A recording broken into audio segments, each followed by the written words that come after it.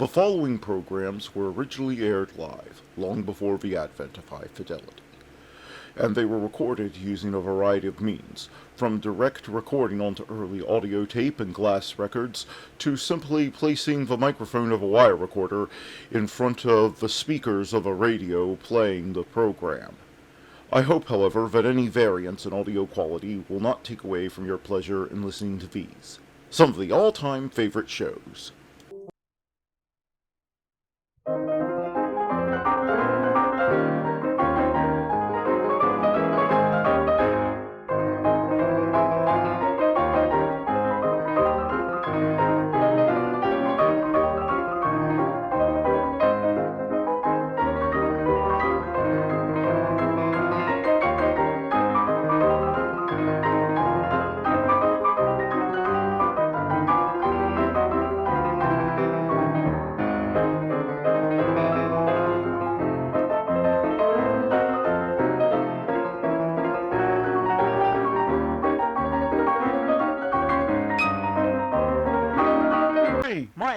Who's on first?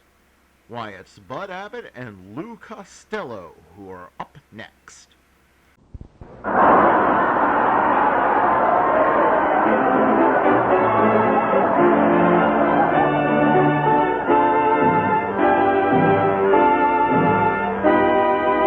The Abbot and Costello program. Listen to the rhythms of Freddie Rich and his orchestra, the swingy singing of Connie Haynes, and that brave youth who bore through snow and ice a banner with this strange device. Hey, Abbott!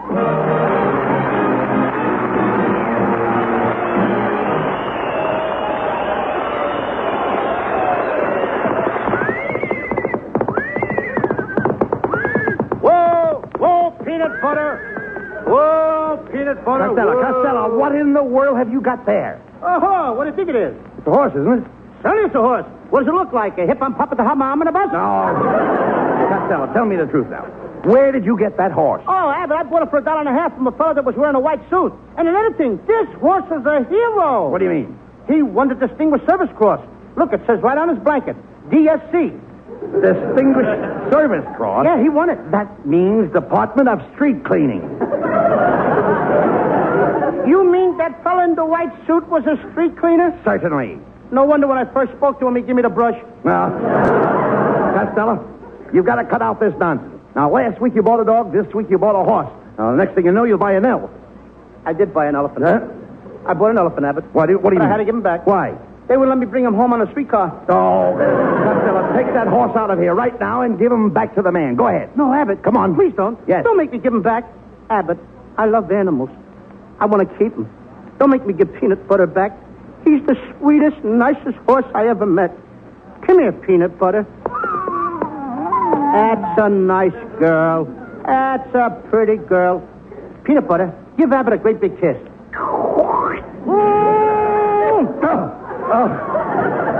Sure cools you off, don't it? Costello, take that horse outside right now and turn him loose. Wait a minute, Abbott. No, I can't do that. Peanut Butter is hungry, and I got to feed him. Hey, what does a horse eat? A horse eats his fodder. He eats his fodder? Certainly. Well, that's fine. And what does the horse's fodder eat? He eats his fodder. Well, what do you know? And what does the horse's mother eat? She eats her fodder. What are they, cannibals? Certainly not. Every horse has to eat his fodder. Oh, I see. He eats his fodder, yeah. And then his father eats his fodder, That's it. And then his mother eats her fodder, and the next thing you know, there won't be no fathers left for Father's Day.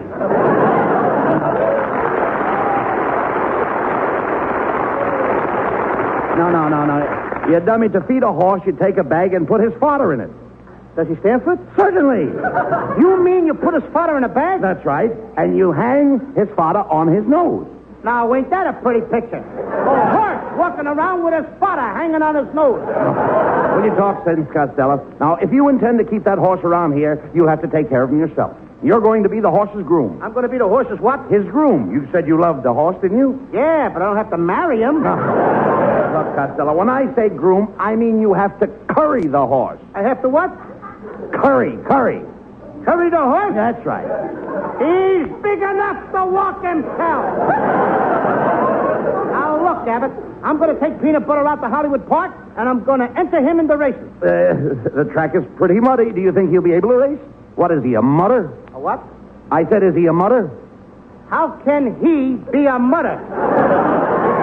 Ain't a she always a mutter? Well, certainly not. Sometimes a he makes a better mutter than a she. What do you know? Look, Abbott, suppose a mama horse has little horses. Don't that make her a mutter? Well, that depends on her feet.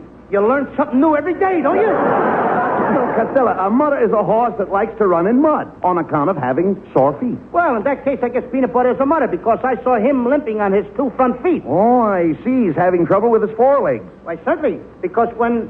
What'd you say? I said he's having trouble with his forelegs. I just got through telling you he was only limping with his 2 front legs. Costello, your horse's forelegs are in front. His forelegs are in front? Yes. What are those things in the back? Look, you don't understand. Your horse has forelegs in front and hind legs in back. 4 legs in the front and hind legs in back? That's right. What, I got a centipede? Look, Costello, your horse only has 4 legs. I know, but he Well. only races on 3 of them. What does he do with the other leg? He trips the other horses. Costello. He's a dirty horse. I can imagine that. He cheats. Yes, I can see that. But look, Costello, that broken down horse doesn't belong on a racetrack. Who'd ever bet on a nag like that? Look at it. I would. You would. I'm going to take all my money out of my piggy bank. I'm even going to sell my erector set and my ping pong paddles. You're going to sell all that for what? And my nickels and marbles, and I'm going to bet every cent of my money on my horse. No, that's ridiculous, Costello. Putting all your money on a horse. Big gamblers don't do that. Oh, no? Well, No. the biggest gambler that ever lived did it. And just who was the biggest gambler that ever lived? Lady Godiva. Lady Godiva was a gambler. Yep. She put everything she had on a horse.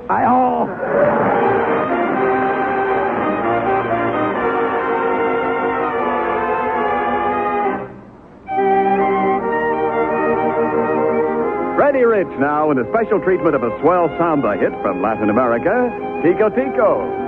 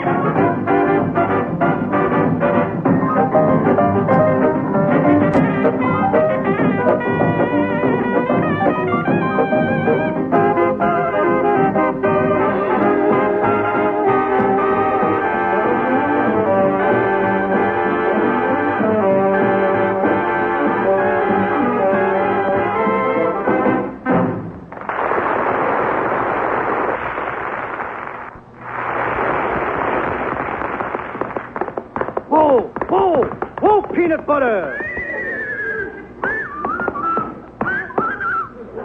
Costello, where did your horse learn that dance step? Oh, he's a hostess at the Hollywood Canteen. Look, Lou, not horses. You mean hostess.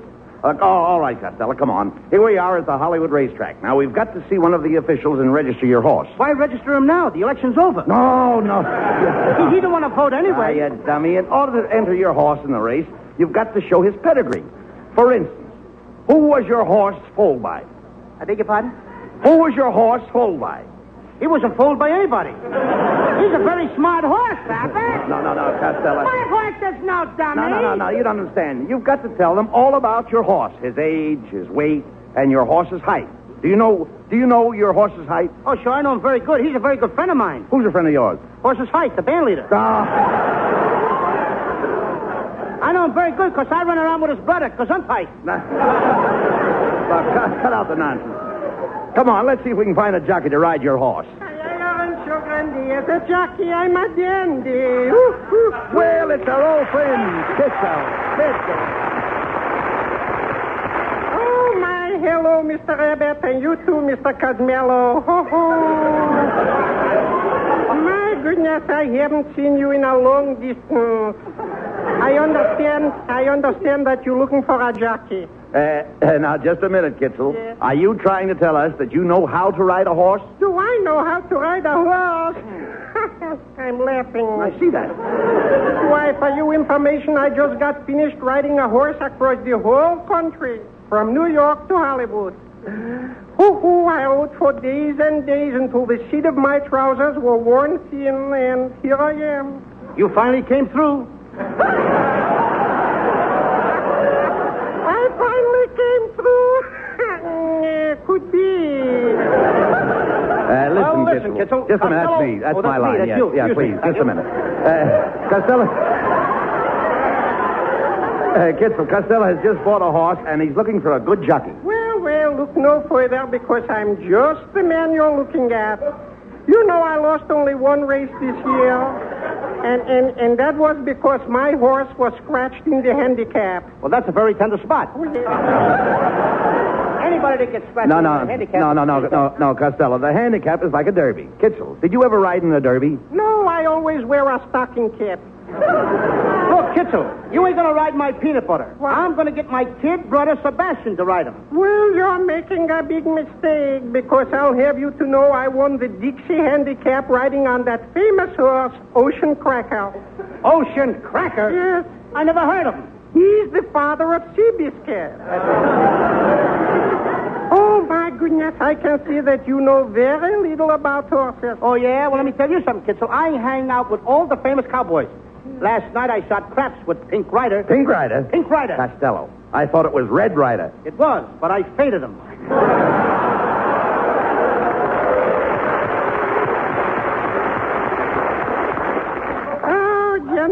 Gentlemen, I can see that you doubt my ability as an equestrianer. Yes, I can see it. But I'm going to give you a sample of my fancy riding on my own horse. You see, that's him over there with the wooden saddle. You ride a horse with a wooden saddle? Oh, certainly. I like a wooden saddle. Watch me jump into it. Ow! Fibber!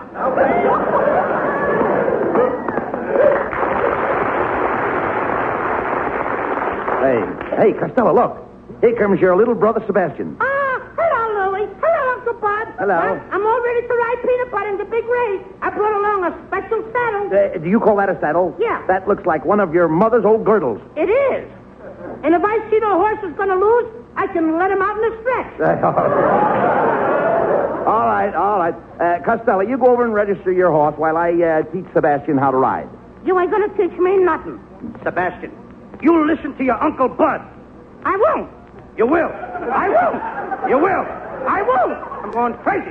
You will. I won't. Well, that was a photo finish. Oh, go on, Costello. I'll take care of Sebastian. You go ahead. Okay, see you later. All right, go ahead. Now, Sebastian, we're going to give the horse a workout. All right? Now, hold still, Peanut Butter. That boy. Now, Sebastian, put that harness over his head. That's it now. Now, give him a bit in the mouth. Give him a what? Give him a bit in the mouth. Give him a bit in the mouth? Yes. What kind of English is that? You mean give him a bite in the mouth? Never mind that. Now you've got the bridle on. What happens to the reins? They go away when the sun comes out. No, I mean the reins on the horse. Oh, let it rain on the horse. What do you want me to do? Hold an umbrella over him? Sebastian, why must you always be a smart aleck? I don't know. Your brother is depending on this horse race. He's depending on this horse to win it. And what are you doing? What are you doing? You stand here and ridicule this poor old horse. A horse that probably has a large family. He wants to win this race and go back to his green pastures, don't you think? And you won't help him. What's the matter with you? I don't know. Oh, you don't know. Uncle Bud, I don't know. Oh, you don't know. I guess I possess a cruel streak. I got a warped nature. I have no consideration for dumb animals.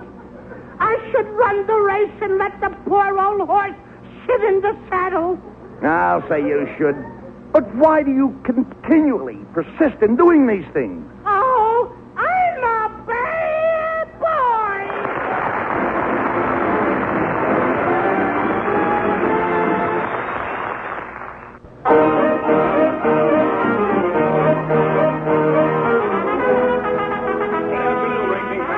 Welcome to the Hollywood track. The races will start in 15 minutes, and we hope you'll have a wonderful day here at the cleaners. At the racetrack. And above all, ladies and gentlemen, beware of pickpockets. Don't let them get your money. Save it for us. Hey, Abbott, we're in trouble. What do you mean? I just came from the stable. They don't want to let my horse run. They said he wasn't in condition. Who told you that? The track vegetarian. And not vegetarian, you dope. That's veterinarian. Veterinarian? Yes. That's what my grandfather is. Your father is a horse doctor? No, my grandfather. He's a veterinarian. A veterinarian in the Spanish-American War. Oh, talk Spanish. What did the doctor say was wrong with your horse? He said he was bugs. He said he had the crickets. He didn't say crickets. Your horse has rickets. Rickets? That's what my father drinks every night. Your father drinks rickets? Yeah, slow gin rickets. Oh. Costello, quiet. Here comes the doctor now. Good afternoon, gentlemen. I am Dr. Nazaro, the racetrack veterinarian. Well, I'm glad to meet you, doctor. Is it true that Costello's horse can't run this afternoon? Well, I suppose he could run if he had the proper medical treatment. I'll tell you what you do, Costello. Run over to the drugstore and get a tube of Saparis, a little Capiris, and a water for Sailormite to take the seat of report. Then you buy a hypodermic needle and shoot the medicine in the left vertebrae right above the brace. Between the Capiris, you bring all the frost. Don't buy any capsule because that'll be the seed. Then you push in the shoulder forces right and put it right below the twan. I beg your pardon? I said you put it right below the twan. I could never do that for my horse. You've got it, Costello. Now take your pencil and write this down. Okay. Dear druggist, Yeah. please give Costello 1 tube of saturase with little drops of course and 1 bottle of cassicipahittensterate and a jar of passive salt-free crystalline horpus-ribitin. Now, have you got that written down? I got it all but one part. What part did you miss? The part that comes after Dear Druggist. That's because you're not paying any attention, Costello. Yes, I simply told you to get a little bit of a saturol device that you can rub on the case. I could tell you to get some hyperface with the hidden secrets, but why should I pay this all to me? You even did some unwanted. And I know what I'm talking about.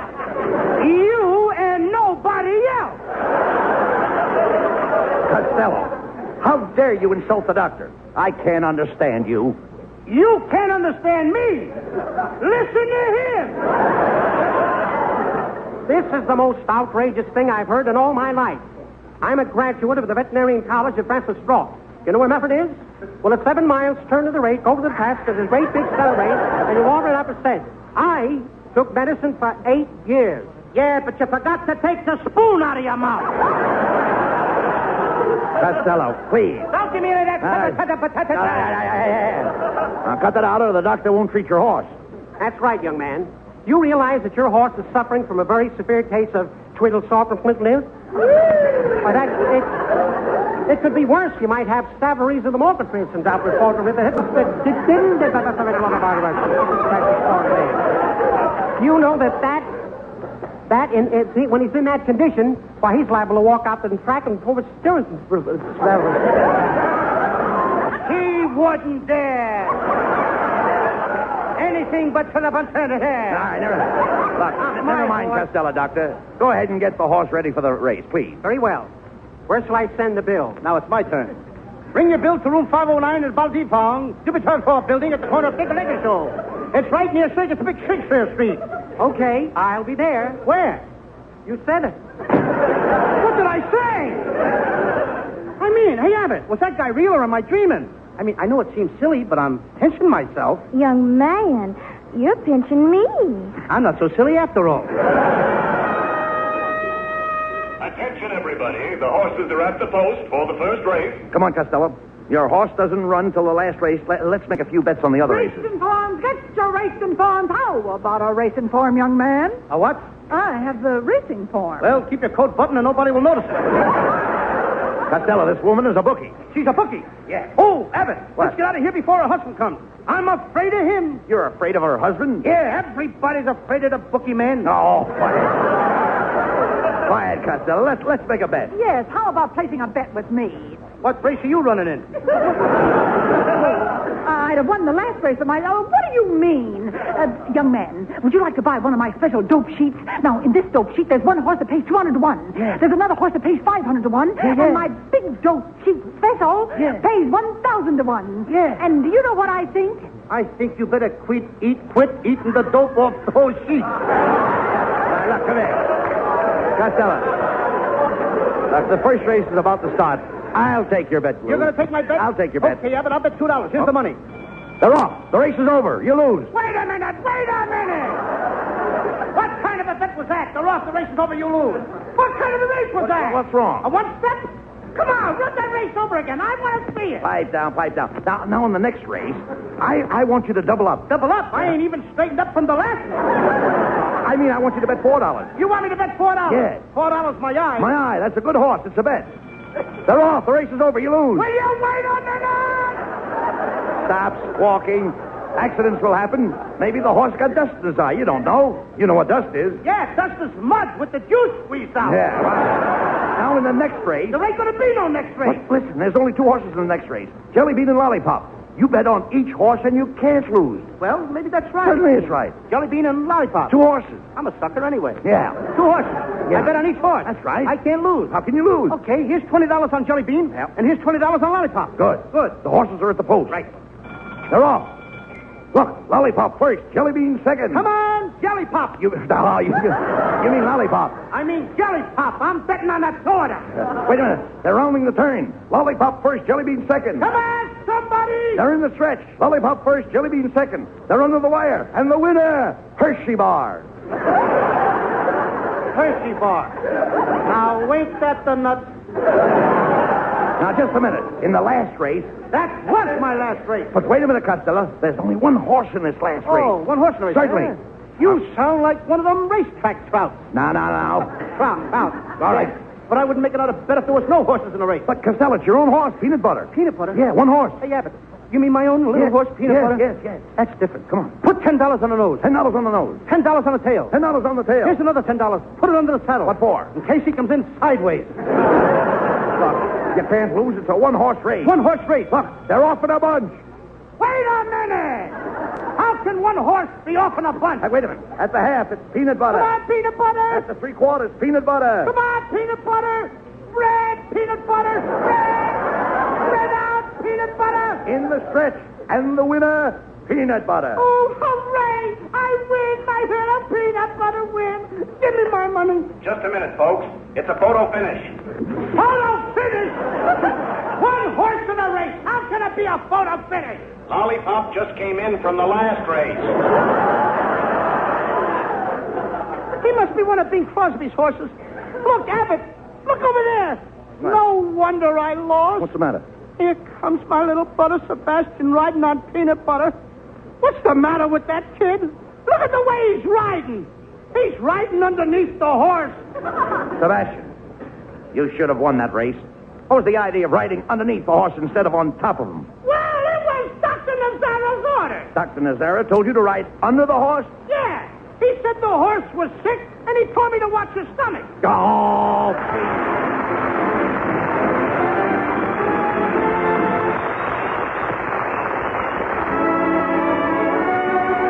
Let's all take a ride with Connie Haynes on a trolley car.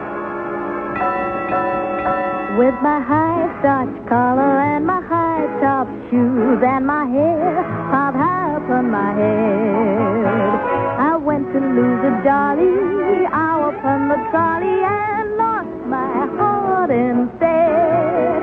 With his light brown derby and his bright green tie, he was quite the handsomest of men. I started to yen, so I counted to 10, then I counted to 10 again.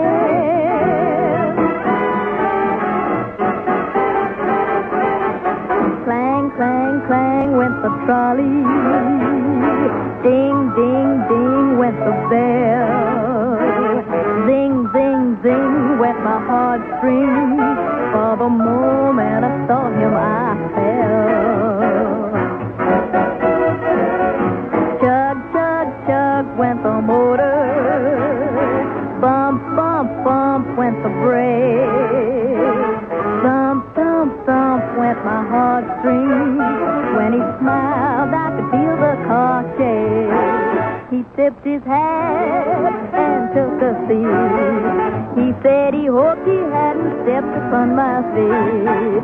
He asked my name, I held my breath. I couldn't speak because he scared me half to death. Buzz, buzz, buzz went the buzzer. Flop, flop, flop went the wheel. Stop, stop, stop went my heartstrings. As he started to leave, I took hold of his sleeve with my hand. And as if it were planned, he stayed on with me, and it was grand just to stand with his hand holding mine to the end of the line.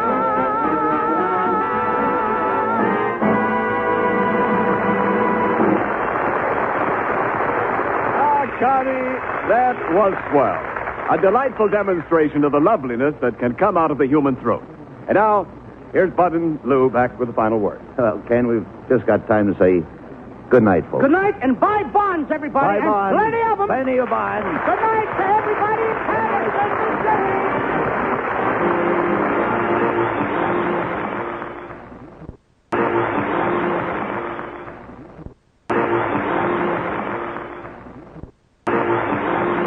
Can I take your order?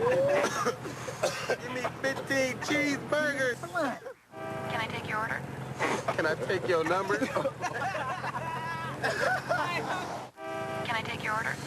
You got any egg?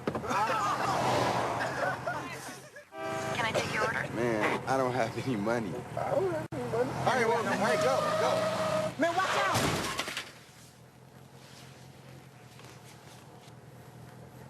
Away from the sound of music. And Bing Crosby is up next. A happy Tuesday to one and all. May your day shine like penny shine. Say, Rose, you got a song to dazzle the folks? Sure, how's this? I feel a song coming on, and I'm warning you, it's a victorious, happy and glorious new strain. I feel a song coming on. It's a melody full of the laughter of children out after the rain.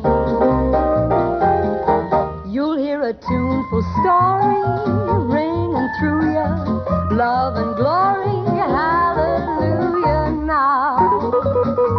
That my troubles are gone. Let those heavenly drums go on drumming, 'cause I feel a song coming on. You'll hear a tuneful story ringing through ya, love and glory, hallelujah now. That my troubles are gone. Let those heavenly drums go on drumming, 'cause I feel a song coming on. Who's the shoeshine boy in your family? Who makes with the muss and fuss? The rags, the brushes, the box, and the messy polish that stains hands and clothes and gets all over things. Well, from now on out, that whole shoeshining bit is as out of date as Aunt Bertha's bustle. Anyone can now spray a 10-day shine on any pair of shoes. You can do it in about 10 seconds.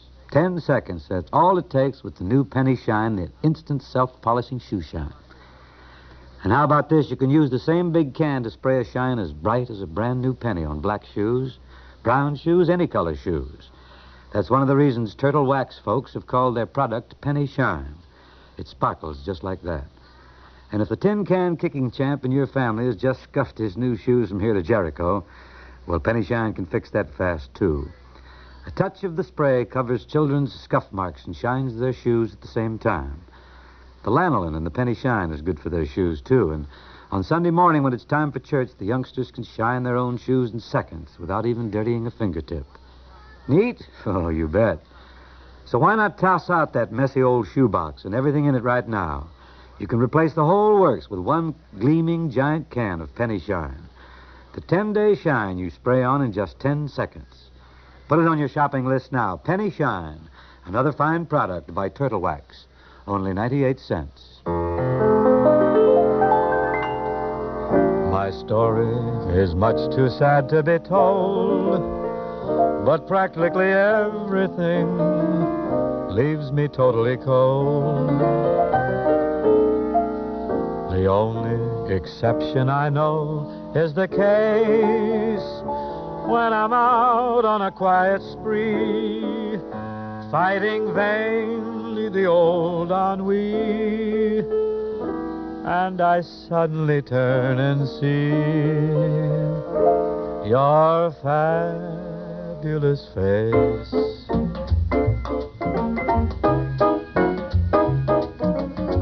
I get no kick from champagne. Mere alcohol doesn't thrill me at all. So tell me, why should it be true that I get a kick out of you? Some like the perfume from Spain. I'm sure that if I took even one whiff, that would bore me terrifically too. Yet I get a kick out of you. I get a kick every time I see you standing there before me. I get a kick, though it's clear to me you obviously don't adore me. I get no kick in a plane,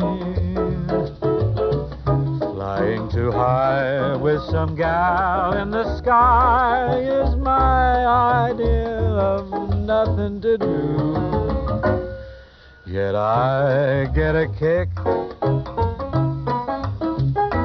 out of you.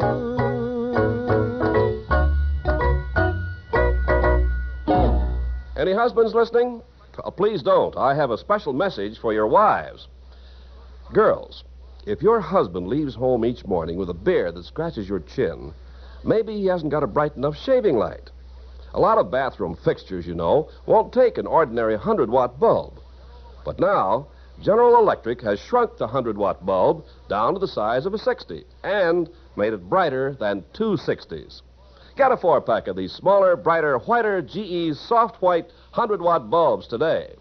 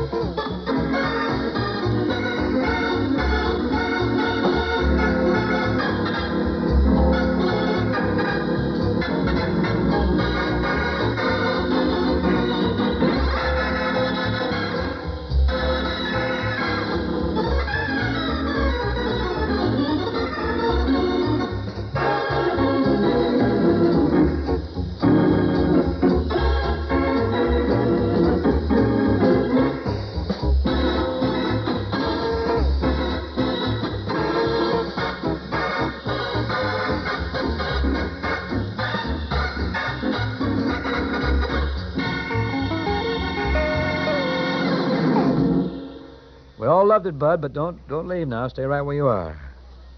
Now, what's next here?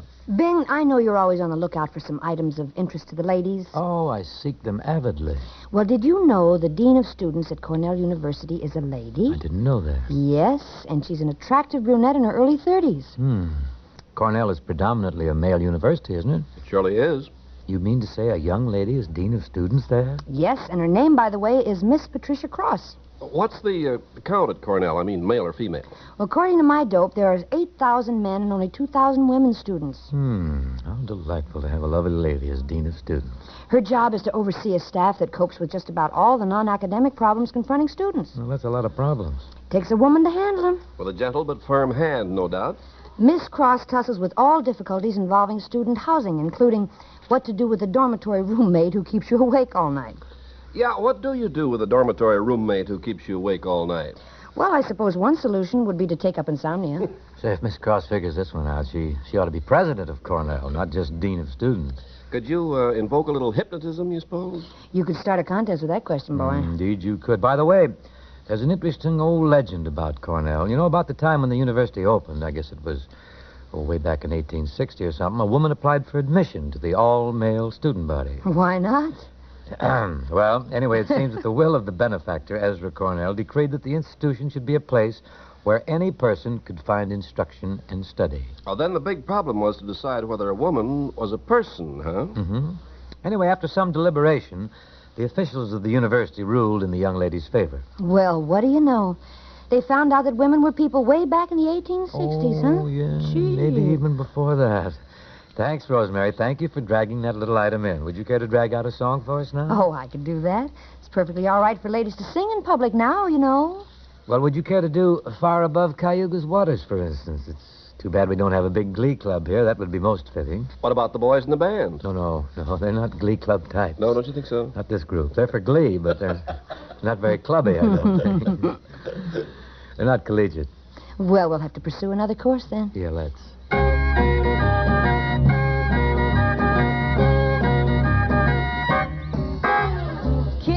You say and I kiss you. Go, I go, but I miss you. You got the Indian sign on me, the Indian sign on me. Smile, and boy, I'm in stitches. Frown, I'm down in the ditches. My friends and relatives all agree. You've got the Indian, Wild West Indian sign on me. I bluff and bluster, blow and bleat to prove each move is mine. But I'm like Custer, I can't beat that old Indian sign. Wink, I babble and bubble. Call, I'm there on the double. You've got me dreaming I'll take your name and live in the same teepee with 2 little Indians, 3 little Indians, 4 little Indians. Gee, you've got the Indian sign on me.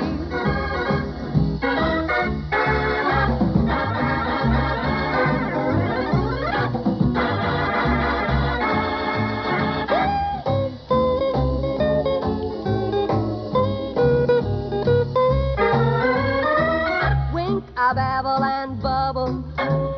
Call, I'm there on the double.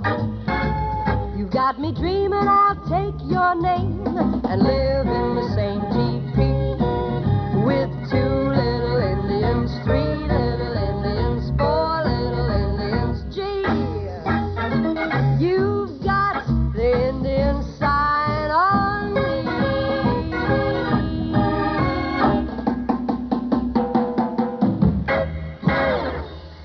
It's time for our duet now, isn't it, Bing? Any old time is duet time for me. I love doubles. Buddy, we're ready.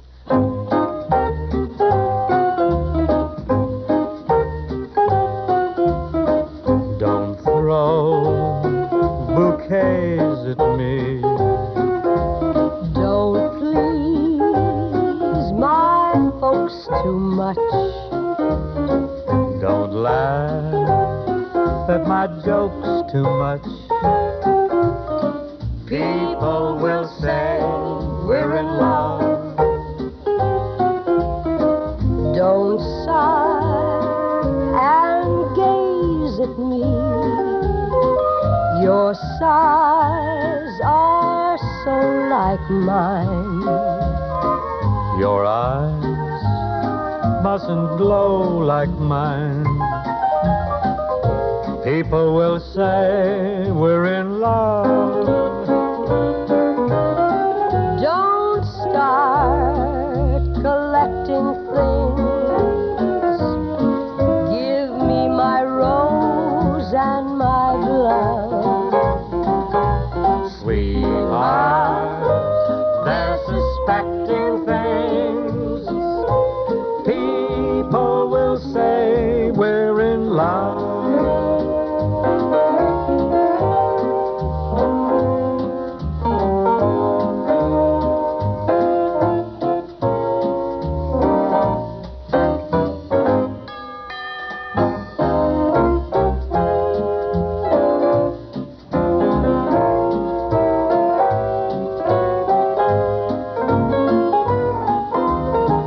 Don't start collecting things.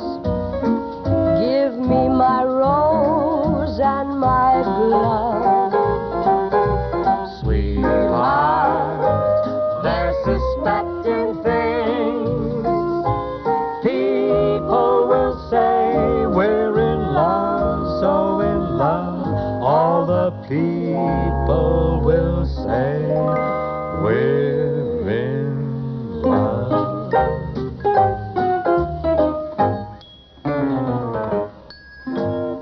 What do you consider the hardest to get out of laundry?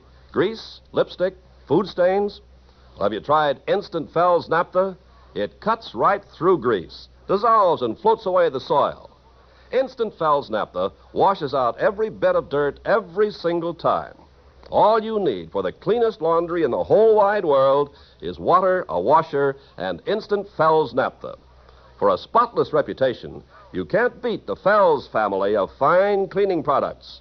F-E-L-S, Fells. One of the loveliest old standards, Scarlet Ribbons. I'd like to do it for you now. I peeked in to say goodnight, and then I heard my child in prayer, and for me some scarlet ribbons for my hair. All the stores were closed and shuttered. All the streets were dark and bare. In our town, no scarlet ribbons, not one ribbon for her hair.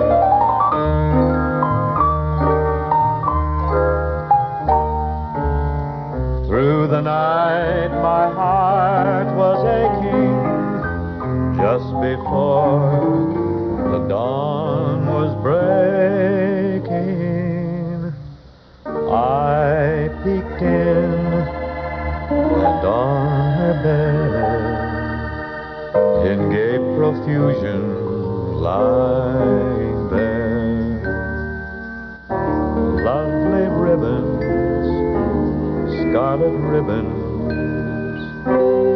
scarlet ribbons for her hair.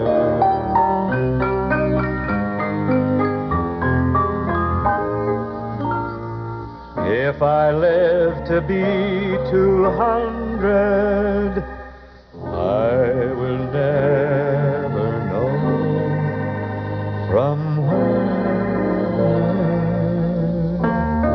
came those lovely scarlet ribbons for her hair.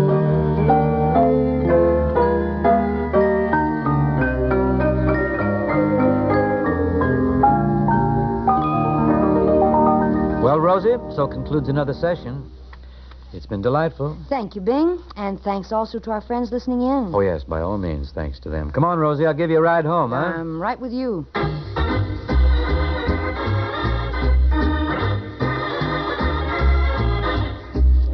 Bing Crosby and Rosemary Clooney with Buddy Cole's music were presented from Hollywood. Produced by Bill Morrow and Myrtle McKenzie.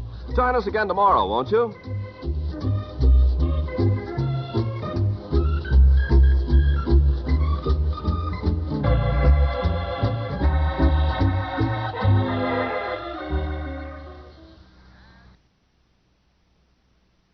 UPN Tuesday. She's the world's coolest wife. It's like you're Mrs. Brady. Did Mrs. Brady have a tattoo? And he's radio's wildest shock jock. We're talking about the perfect storm of butt butane. Kevin is going to light one of his farts. Oh, that was like a human Hindenburg. An all-new Rock Me Baby. UPN Tuesday at 9/8 Central. A true legend of American comedy, Bob Hope, is up next. Starring Bob Hope and his special guest, Herbert Marshall. Here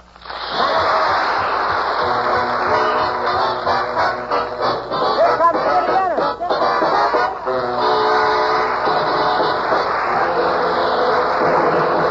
It's only paper moon sailing over cardboard sea, but it wouldn't be make-believe if you believed in me. Yes, it's only a canvas sky hanging over a muslin tree, but it wouldn't be make-believe if you believed in me. Without your love, it's a honky-tonk parade. Without your love, it's a melody played in a penny arcade. It's a Barnum and Bailey world, just as phony as it can be. But it wouldn't be make-believe if you believed in me.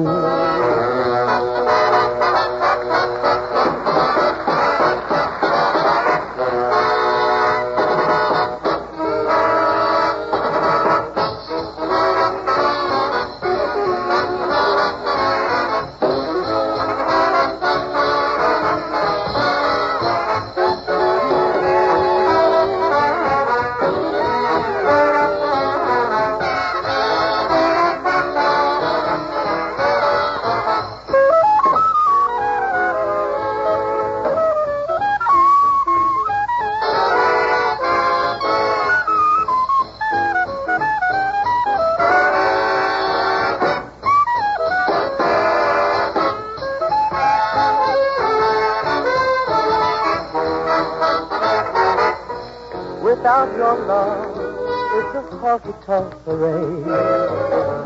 Without your love, it's a melody played in a penny arcade. It's a Barnum and Bailey world, just as phony as it can be. But it wouldn't be make-believe if you believed in me.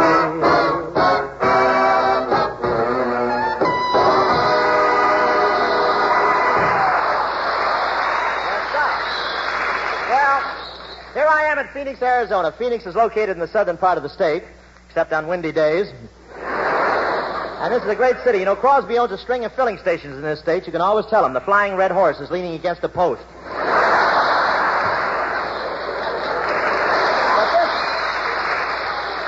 But this is really the Old West. The minute we hit town, there was a quick exchange of shots. The musicians had found the bar.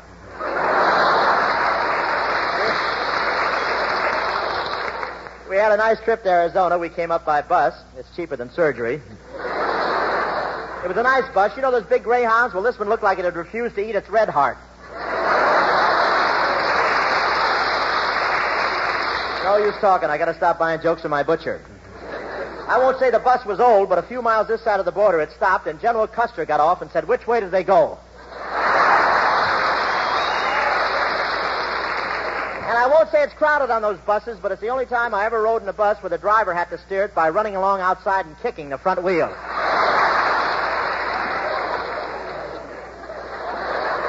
Everybody was so jammed in when we got off. Skinny Ennis was wearing Colonna's mustache. Colonna was walking with my feet, and I was wearing Francis Langford's false eyelashes. And boy, what a reckless driver. The speedometer didn't bother to register the speed. It just sat there shrugging its needle. They had those new reclining seats. You know, you just lean back, push your button, and the next thing you know, the guy in back of you is in front of you. Any questions? But I think I tilted my seat back a little too far. A little boy was sitting in back of me, and he kept dropping jelly beans down my nose. And his father wouldn't let me keep them. You know, there's a lot of petrified forests in Arizona. This is the only place in the country where the woodpeckers lay pebbles.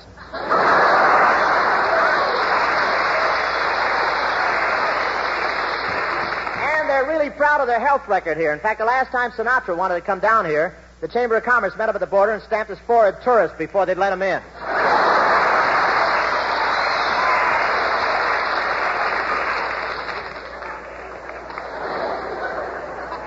It's so healthy around here, the newspapers don't have obituary columns. If someone dies here, they just list them under the lost and not likely to be found ads.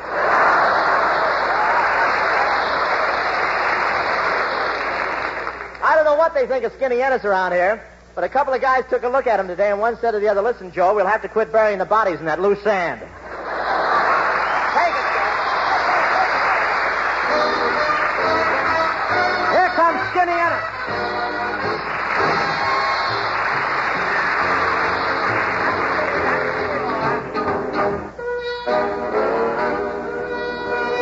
Just a little fond affection is all I'm thinking of.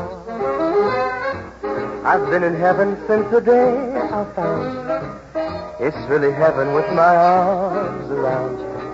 Just a little fond affection cheers me when I'm feeling blue. Just a little love, a little affection, dear, from you.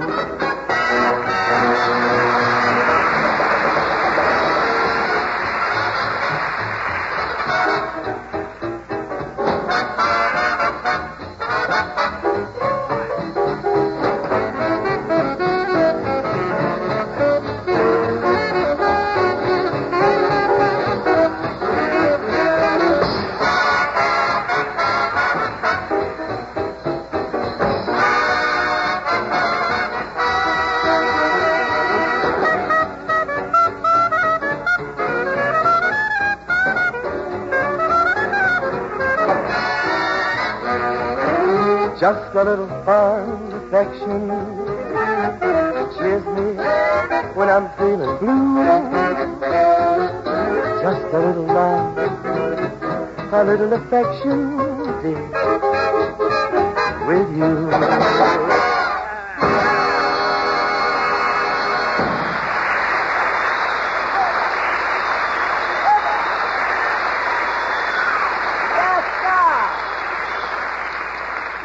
That was Skinny Ennis, the poor man's Gregory Reck. Yes, sir. The only man I know who makes a living out of asthma. Well, how do you like Arizona, Skin?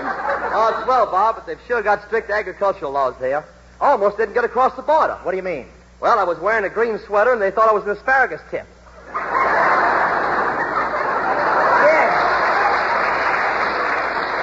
Skin, you should have stuck your chest out. And I did. They won't let any avocados in either. Now that you're in Arizona, why don't you buy yourself some Western garb? I did, Bob. The first thing when we arrived, I went out and bought myself a 10-gallon hat. Skin, you're going to wear a 10-gallon hat? Man, who said anything about wearing it? I'm going to move into it. Yes, sir. And you can take sun baths on the brim. Hello, Bob. Hi, Skid. Well, Francis Langford, ladies and gentlemen. There you go.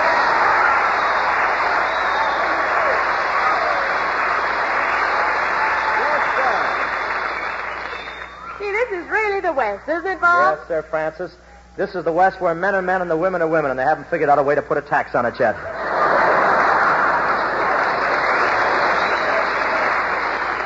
But it really is wonderful here, isn't it, Bob? Oh, I don't know. What's the matter? Couldn't you get a date?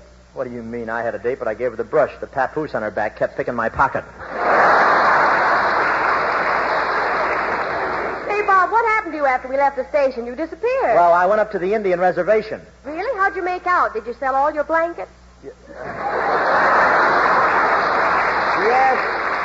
Yes, but the moccasins didn't go over very good. I'll have to use a finer needle on my beadwork. But I did all right selling those victory bonds here in Phoenix this afternoon. Yes, I saw you talking to that redhead, but I didn't think much of your salesmanship. Why, I was just explaining about the 2%. Yes, but you were showing the wrong kind of interest.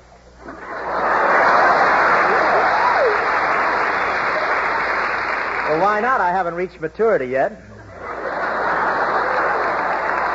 Mentally, thought I'd get that in there before you did.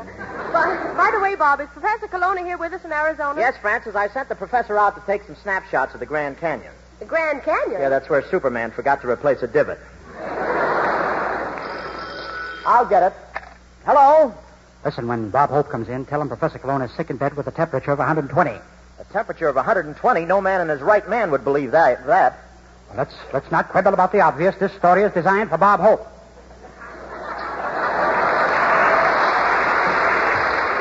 Professor, this is Bob Hope.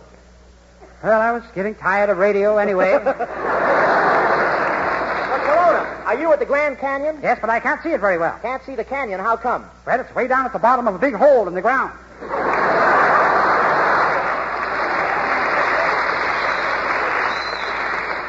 Colonna, get busy and take some pictures of that country, will you? 1 minute, Hope. I think I have a beautiful shot. A real Hope-Eye Pinto pony. A real Hope-Eye Pinto pony? What was that? Pinto just had a pinto. I'll see how this picture comes out, Hope, and call you back. Roger, over and out. Boy, that Colonna would make a great cowboy. He carries his own wide-open spaces with him in his head. Do you think you'd like to be a cowboy out here, Bob? Not me, Francis. Those longhorns look dangerous. How'd they ever get such longhorns anyway? I really don't know, but don't brood about it, Bob. Yours has a much cuter twist in it.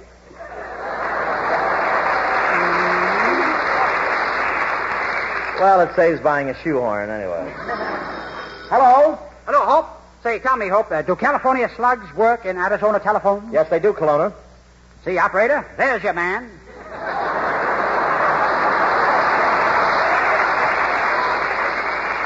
Colonna, are you still at the Grand Canyon? Yes, and I can't understand it, Hope. They only charge a quarter to look at it. For a hole that big, they ought to get at least $1. Well, how do you figure that out, Colonna? Well, I get 50 cents for the one in my head.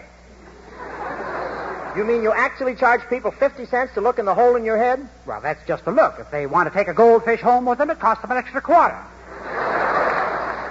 Isn't that right, honey? Colonna, have you got a girl with you there? Well, yes, I have. Hope she's lovely. Her hair is just like the setting sun. Her eyes sparkle like the stars at night. And her voice, her voice. Put her on the phone. This I gotta hear. Hello there. Well, you can't have everything. Say, come again. I think a Boy Scout was rubbing those wires together. Hello, how are you, Mr. Hope? I found her here at the Grand Canyon. Be more specific, Colonna. Under which rock? Colonna, come over right away and bring that girl with you. I gotta see that. Well, we're on our way, Hope.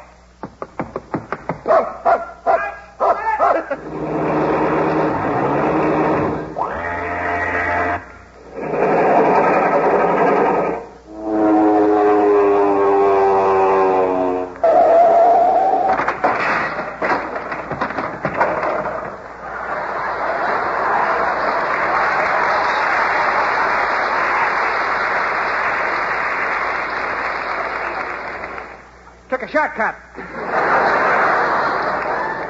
Well, Colonna, introduce me to your girlfriend. Hope, this is Raspy. Yes, they named me after Rasputin. Believe me, the resemblance doesn't end there. Say, did you always have that voice, or did you forget to close your mouth during an Arizona sandstorm? Well, anyway, the professor likes me. Of course, Hope, we get along very well. You do? Yes, the frog in her throat likes to jump through my mustache. Why, Professor, how can you say that? I have a lovely voice. Oh, do you sing? Sing? Listen to this. Kiss me once and kiss me twice. It's been a long, long time. It's been a long, long time. It's been a long, long... Shortened it for her, didn't I?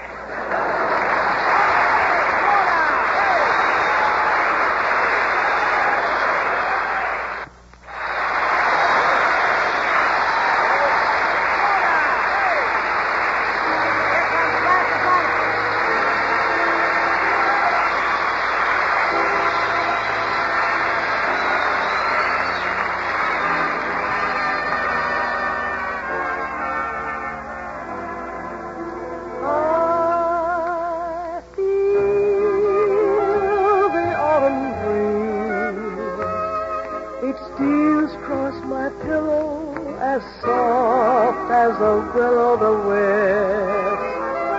And in its song there is sadness because there's no you.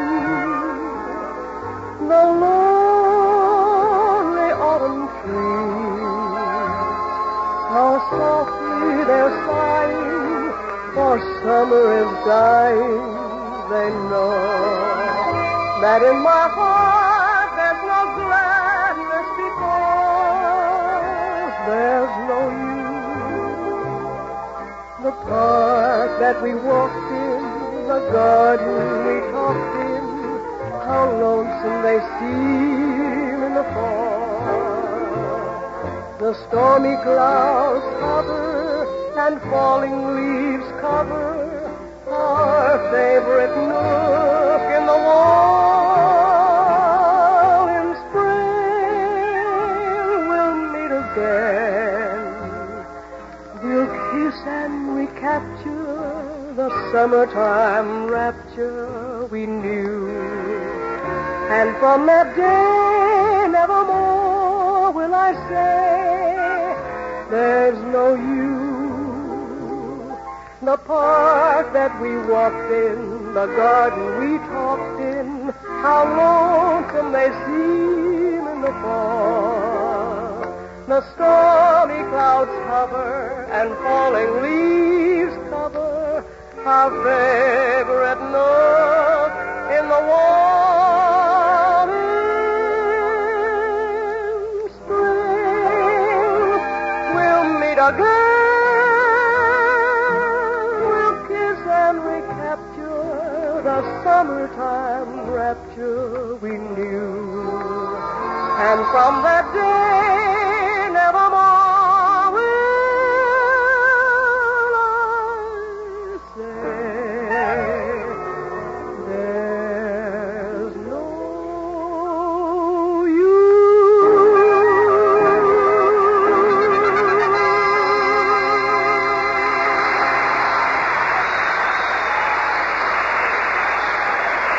Now it gives me great pleasure to present a charming British gentleman who's lent his suave touch to many a successful picture and has done likewise with many of our programs. Here he is, Herbert Marshall.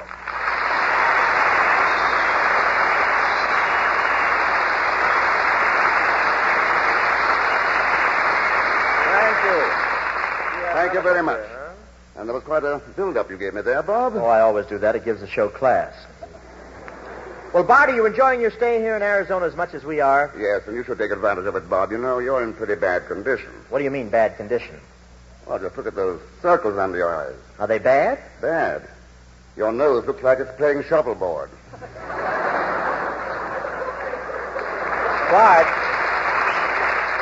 Bart, those aren't circles under my eyes. It's that cheap mascara I've been using. But you're looking great, Bart. Well, yes, I've been putting a lot of time on my dude ranch down here. By the way, thanks for letting me stay at your ranch. Oh, it's nothing, Bob. Well, I appreciate it a lot. How did you come to think of inviting me out to your place? Oh, it occurred to me the other morning, Bob, when I looked out my window and saw your trailer parked in the yard.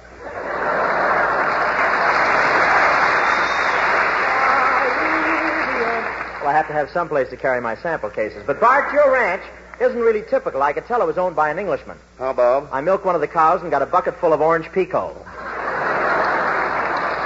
Well, I certainly enjoyed staying at your place, Bart. Everything is so informal. I love going downstairs in the morning and having breakfast before I get dressed.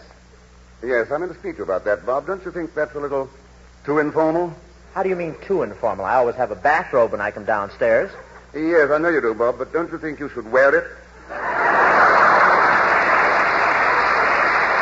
Are you kidding? If I do that, I can't take it back to Goldwater's.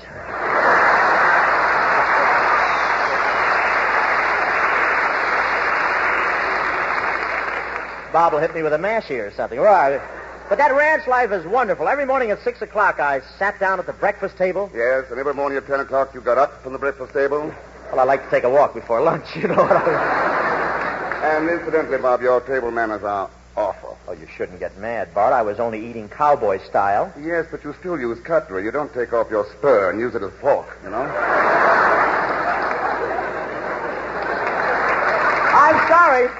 I'm sorry, Herb, but I tried being like the other cowboys. I even tried rolling a cigarette with one hand. How did it turn out? Perfect, but I couldn't smoke it.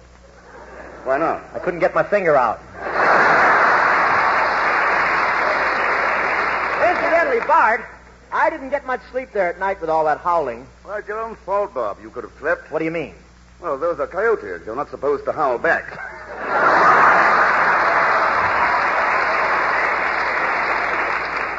See, you mean I haven't got a date tomorrow night after all? But, Bart, you're getting to be a regular cowboy now, aren't you? Yep. I remember just last week my foreman, Tex, and I were out on the range. Hey, boy. I want to drink my java from an old tin can while the moon is shining high.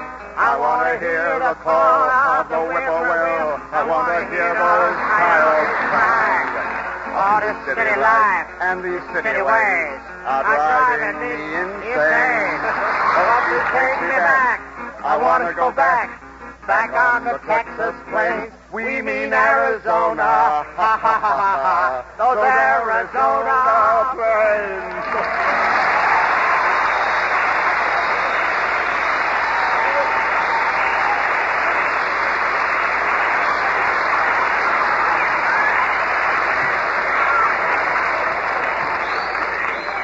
Well, come on, Tex. Let's go look over the herd. Okay, partner, what'll it be this time? The Biltmore or the Wigwam Inn?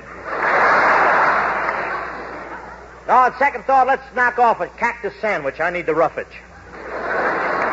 Say, you're really a rootin' tootin' cowboy, ain't you, Tex? Sure am. It's in my blood. Runs in my family. You mean your father was a cowboy, too? No, he was a chorus boy in Oklahoma.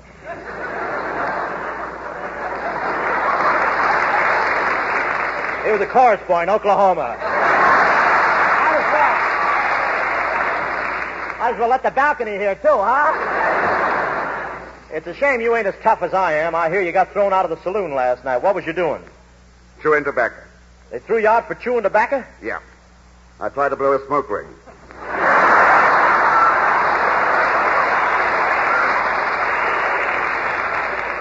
Well, you should take me with you when you go into those places. You ought to try it anyway. You know, Two Gun, I'm the toughest cowboy in these here parts. You're the toughest cowboy in these parts? Then how come you can't ride a horse? That ain't the part I'm tough in.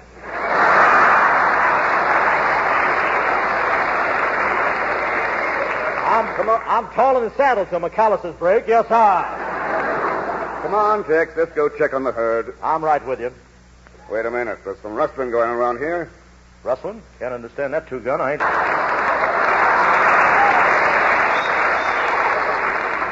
I ain't kidding, Tex. Somebody stole one of my cows and cut it up into steaks. No kidding.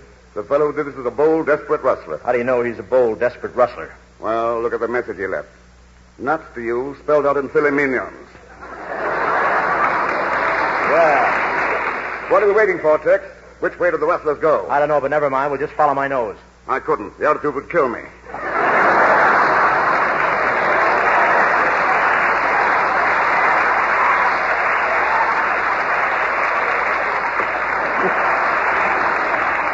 Come on, Tex. The trail goes this way. Let's follow it. Hey, Two Gun, I'm getting tired. Let's stop and wait for the horses. Here they come. Let's get on. You have a mighty funny way of riding a horse, Tex. Well, it may look funny, Two Gun, but it's sure nice and shady under here.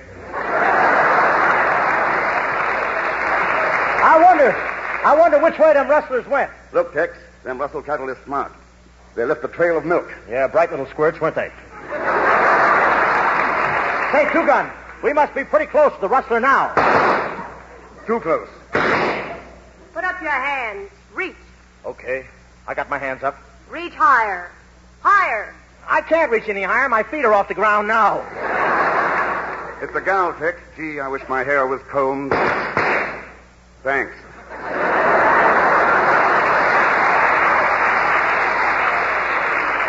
So you're the rustler, huh? Yes, Cactus Sue. I'll steal anything that walks on all fours. Two Gun, get up off your knees. Yeah, I got her. I'm going to slip the cuffs on her. Watch out, Tex. She's toting 38s. Yeah, and she's got guns, too.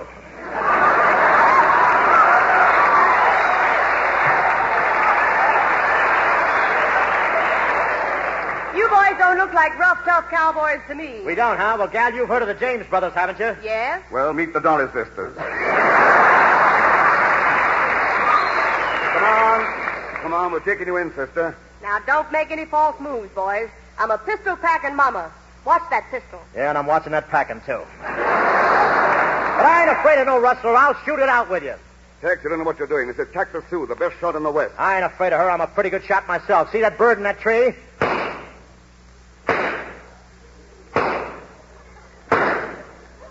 Looks pretty up there, don't he?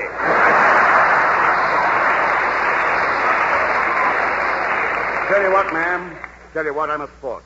I'll let you go if you give me a kiss. Okay, it's a deal. Here. Well, how was it, Tex? I think I found something to replace the branding iron.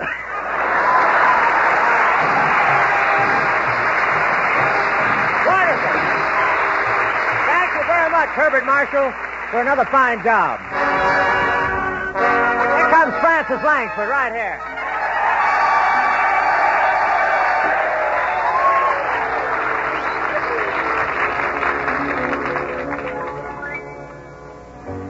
If I loved you time and again, I would try to stay. All I'd want you to know.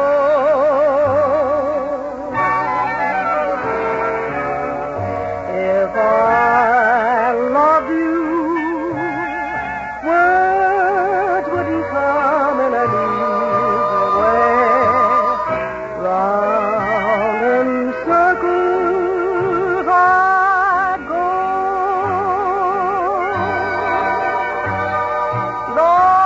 longing to tell you, but afraid and shy. I'd let my golden chances pass me by. Soon you'd leave me. Off you would go in the mist of day. Never, never to know.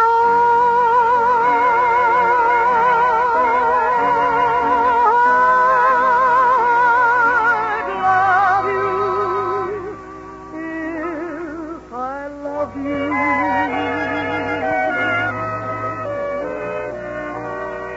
Longing to tell you, but afraid and shy. I'd let my golden chances pass me by. Soon you'd leave me. Off you would go in the mist of day. Never, never to know.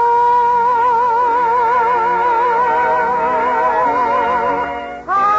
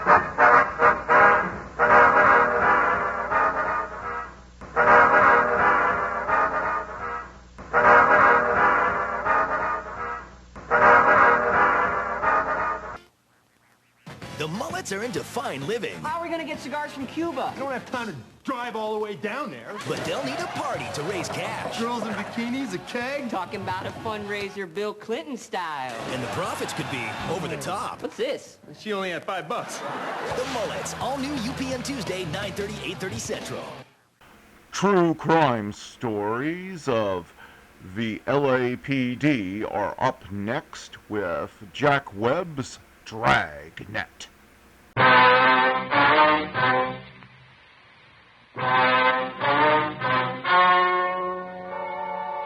story you are about to hear is true. The names have been changed to protect the innocent. Fatima Cigarettes. Best of all, king-size cigarettes brings you Dragnet.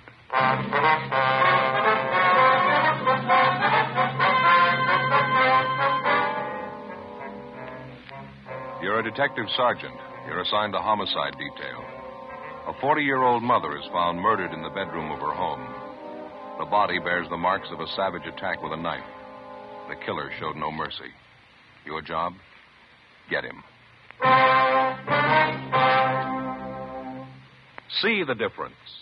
Taste the difference. Smoke the difference. You'll find that in Fatima, the difference is quality. Quality that gives you extra mildness. A much different, much better flavor and aroma. Yes, in king-size Fatima, you get all the advantages of extra length, plus Fatima quality, which no other king-size cigarette has. Fatima, best of all king-size cigarettes. Definitely the best quality in its class, but the same price as the cigarette you're now smoking. Remember, thousands of Americans are switching to Fatima. Insist on Fatima quality. So why wait? Switch to Fatima today. Look for the sunny yellow pack. Buy Fatima. Best of all, king-size cigarettes.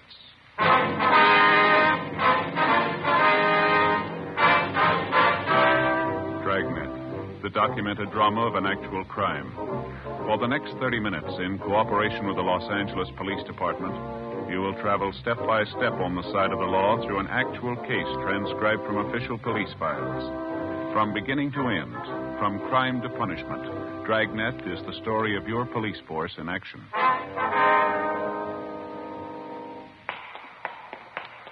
It was Tuesday, February 18th. It was cold in Los Angeles. We were working the day watch out of homicide detail. My partner's Ben Romero. The boss is Thad Brown, chief of detectives. My name's Friday. It was 10:43 a.m. when we got to Woodview High School, the vice principal's office. Good morning, ma'am. Yes? I'd like to see the vice principal, please. I believe her name is Harmon. Miss Harmon? I'm Miss Harmon. What is it you wanted? Police officers, ma'am. Here's our identification. Oh, yes. This is my partner, Sergeant Romero. My name's Friday. I see. How do you do? Well, we'd like to talk to one of your girl students, Miss Harmon, Roberta Dixon. Understand she's registered here? Roberta Dixon. Oh, yes, I believe I know her. Would you mind calling her out of class, please? We'd like to talk to her. Well, we generally don't like to do that, officer, not unless it's absolutely necessary. It's pretty important, ma'am. We've got a message for the girl. I see. Couldn't it wait until after school hours? I'm afraid not, Miss Harmon. It's about the girl's mother. It's pretty serious. Oh, has she been taken ill? Is that it? No, ma'am. She's been murdered. 16-year-old Roberta Dixon, the daughter of the murdered woman, was called out of her classroom and brought downstairs to the office of Miss Harmon, the girl's vice principal. She was a thin, dark-haired girl in sweater and skirt. With the help of Miss Harmon, whom the girl seemed to know fairly well, Ben and I broke the news of her mother's death as gently as we could. At first, the 16-year-old girl seemed to take the shock with some composure, but suddenly she broke down weeping and became hysterical. When she recovered sufficiently, the girl agreed to come downtown with us to answer a few routine questions. Miss Harmon agreed to accompany her. 11:05 a.m. We checked back in at the office. Ben and I completed the 311 dead body report while Miss Harmon and the daughter of the murdered woman waited in the adjoining room. What was that time discovered, Joe? You got a note on it there? Yeah, let me look. 8:55 a.m. Oh, thanks. Hi, Joe. How are you? Oh, hi, George. How you doing? I can't complain. Got some checking out to do. I wonder if you'd help me. Well, I'll give it a try. Ben, you know George DeCoven, don't you? Reporter from the Daily News? Oh, yeah, sure. Seen him around. Hi. So I understand you two are working on that knife murder out on Pico, the dead woman they found this morning? Yeah, that's right. There are a few things I'd like to check with you before I do the story. The victim's name was Florence Eleanor Dixon, that right? That's right, George, yeah. A couple more things here. Stop me if I got it wrong. Mm-hmm. The victim was 40 years old, divorced, one child, daughter 16. Body was discovered 9 o'clock this morning by a next-door neighbor. Mm-hmm. Let's see, the neighbor's name is Esther Fenwick. No, I think the name's Fenmore, George. Oh, thanks. Fenmore. I understand you haven't got much to go on. No murder weapons, no other leads. No, not much of anything so far. We just started on this thing. How about the husband of the dead woman? You get anything there? Well, he divorced Mrs. Dixon 2 years ago. There's no line on him yet. We're still checking him out. We might have some word later on in the day for you. Mm-hmm. Any other possible suspects in mind, or do you want to say? No, I don't think so. It's still wide open. How about a motive? That been established yet? Could have been one of a dozen things. We're going to have to do some digging before we can say definitely. It doesn't look like it was a robbery motive. Well, that's about all we can tell you for sure, George. Mm-hmm. See, I was over at the morgue when they brought the body in. It's the worst I've seen in a long time. Brutal. It's pretty bad. I suppose there's nothing from the crime lab yet. No. I think they just got back from the house a few minutes ago. If you want to drop by later on this afternoon, we might have something new for you. Okay, thanks. Brad. Oh, say, I saw you bringing the girl in a few minutes ago, the victim's daughter. I'd like to get a couple of pictures of her. Well, how about making a little later, huh, George? Kid's still upset. Pretty much of a shock for you, you can understand. Okay, I'll be waiting out in the hall with the photographer. Okay. You give me a call, huh? Just a couple of shots. It won't take a minute. You betcha, George. We'll call you. Okay. You about finished with that report, Ben? Yeah, all done. Guess we better talk to the girl, huh? Yeah, all right. The morgue say when they're going to post the body? Sometime today. We ought to have the results first thing tomorrow morning.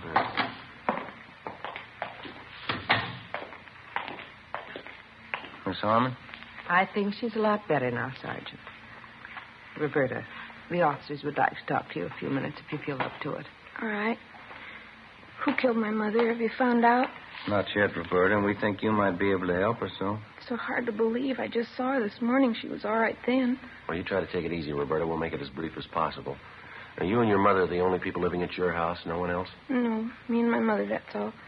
My father used to live with us. He doesn't anymore. And how long has it been since your father left? I'm not sure. About 5 years, I think. He and Mama didn't get along. They got divorced. Mm-hmm. Do you see your father at all anymore? I mean, does he ever come to your house to visit? He did once. It was about a year ago, I think. It wasn't much good. He and my mother argued all the time he was there, and he left. He hasn't been back since. Has he been in contact at all with your mother? Do you know? Does he write her letters, call her on the phone? No. The last time was when he came to our house. I haven't heard anything about him since. I don't even know where he is. I don't care, I guess. I hardly even knew him. Uh-huh. I'd like to have you think about this carefully now, Roberta. Did your mother have any close friends who used to come to the house quite a bit? Yes, 2 or 3 women friends of hers at work. Any men friends? No. Mama didn't have any men friends. She didn't like men. She said they were all no good. She used to tell me that all the time. Mm-hmm. Do you have any relatives we can contact? I don't know about my father's side. My mother has a brother and sister in West Virginia. Dresses at home. What am I going to do? Why would anybody kill my mother? All right, now you try to take it easy, Roberta. Everything's going to work out all right. Look, now, do you think you can give us a list of most of the people your mother knew, friends around the neighborhood, the people she knew at her work? Yes, I think so. Most of them are in her address book. I think I know where it is. All right, fine. Just before you left for school this morning, Roberta, was there anyone in the house besides you and your mother? No, just the 2 of us. Was your mother expecting anyone? Not that I know of. Your mother was all right, was she? There didn't seem to be anything bothering her? No. She acted all right to me, just like any other morning. We got up at 6:45. I got dressed. Mama took a shower. I fixed breakfast. We ate, and then I left for school. About what time was that, Roberta? A little before 8:30, usual time. I have my first class at 9 o'clock. Mm-hmm. When I left Mama, she was just finishing her breakfast. I said goodbye. It was the last time I saw her. Can we talk after a while, please? Maybe I'll feel better. Can't talk now. Oh, sure, that's all right. Would you like to rest here? I don't know why I'm crying. It's stupid. I don't care anyway. No reason to cry. You better get some rest, youngster. No reason. It doesn't make sense crying about Mama. How's that? I'm not sorry. I'm glad she's dead. Early that afternoon, after she'd rested sufficiently and recovered herself, we had another interview with Roberta Dixon, the teenage daughter of the murdered woman. Miss Harmon, the vice principal, went back to the school, and a policewoman was called in to be present during the interrogation. Again, she insisted that she wasn't at all sorry that her mother was dead. She said that privately she didn't have any love for either one of her parents, least of all her mother.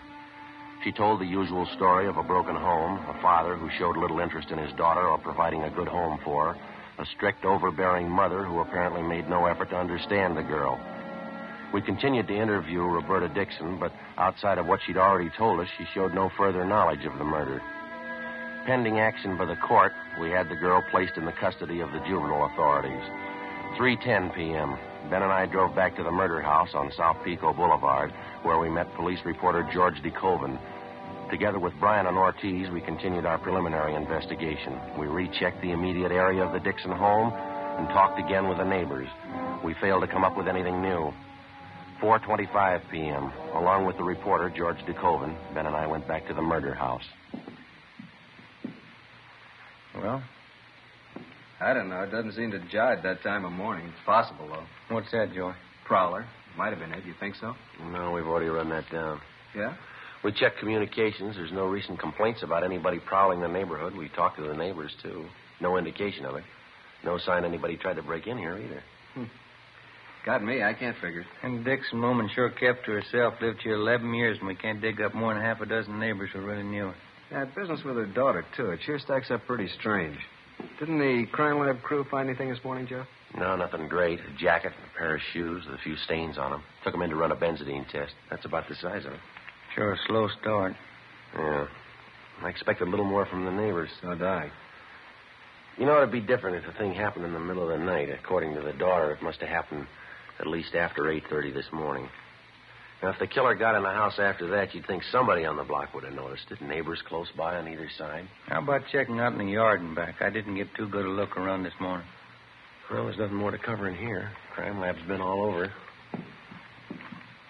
Yeah, how about where this Mrs. Dixon worked, Joe? Anybody tag base there? Yeah, Tommy Bryan did. Hotel down on South Grand. She worked in the linen room. A couple of people she knew there, they couldn't tell him anything. How about some of her other friends? No, nothing yet. We're still checking. Go ahead, Joe. Thanks. Oh, it's a big backyard. Kept it nice, didn't they? You want to check alongside here, Ben, with the house? I'll give the back of the yard a look, huh? Yeah, okay. Well, good-sized garage, huh? Pretty hard to find them like that anymore. Pretty good-sized lot, too. She sure must have worked at keeping it up. There's not a weed on the place, is there? Yeah. More you can say for the neighbors. Yeah. Have a look, George, down here. Huh? Flower bed here. 2 little mounds of dirt. You see them? Oh, yeah. The ground looks like it's been recently turned, wouldn't you say? Fairly recent. Wonder what that's supposed to mean. Yeah. Oh, small wooden crosses pressed down in each one of the mounds. Queer one, huh? Looks like a couple of small graves, doesn't it? You want to reach me that stick over there, George? Oh, yeah. Here you go. Thank you. Have a look here. Nice. Nothing on my end. How are you doing? What's this? Oh, we're not sure ourselves. Wait a minute. Uh-huh. What is it? Wait a minute. Yeah, all right. There you are. A bird. Little canary. How about that? Hasn't been buried long. Look here. Look at the breast. What do you think, a knife? Could be. Sharp instrument of some kind. Just a minute. I'm going to try this other mound here. Wait a minute, Joe. Yeah. It's another one. Yellow canary, same thing. Look at the breast. Neither one's been buried for more than a few days. Funny one. The Dixons raise canaries, you know? I don't know. I don't think so. It sure doesn't make any sense to me. If they didn't want the birds, you'd think they'd give them away. Why go slaughter them like this? Yeah, well, it works both ways. Deep wounds in the chest. Some kind of sharp weapon. Yeah. The Dixon woman. She died the same way.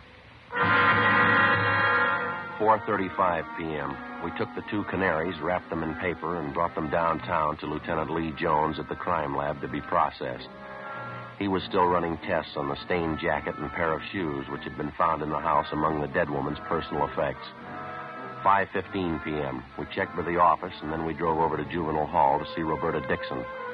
Apparently, she was in a much better frame of mind. I talked to Miss Harmon this afternoon, our vice principal. She wants me to come and stay with her for a while. Hope she can arrange it. It'd sure be nice. Mm-hmm. We were back at your house this afternoon, Roberta. We found something we'd like to ask you about. What's that? Well, do you keep any pets in your house? I mean, either you or your mother? Well, no, not usually. Why? Now, how do you mean, not usually? Well, we didn't up until a week ago. Mama didn't like animals. She didn't want them around. Mm-hmm. Then I got these 2 canaries. I bought them with my own money. I work after school, you know. I see. I bought a cage for them, too. My mother was mad when I brought them home. She didn't like any kind of animals. She kept preaching at me. She finally made me get rid of them. How'd you do that, Roberta? I got a knife and I killed them.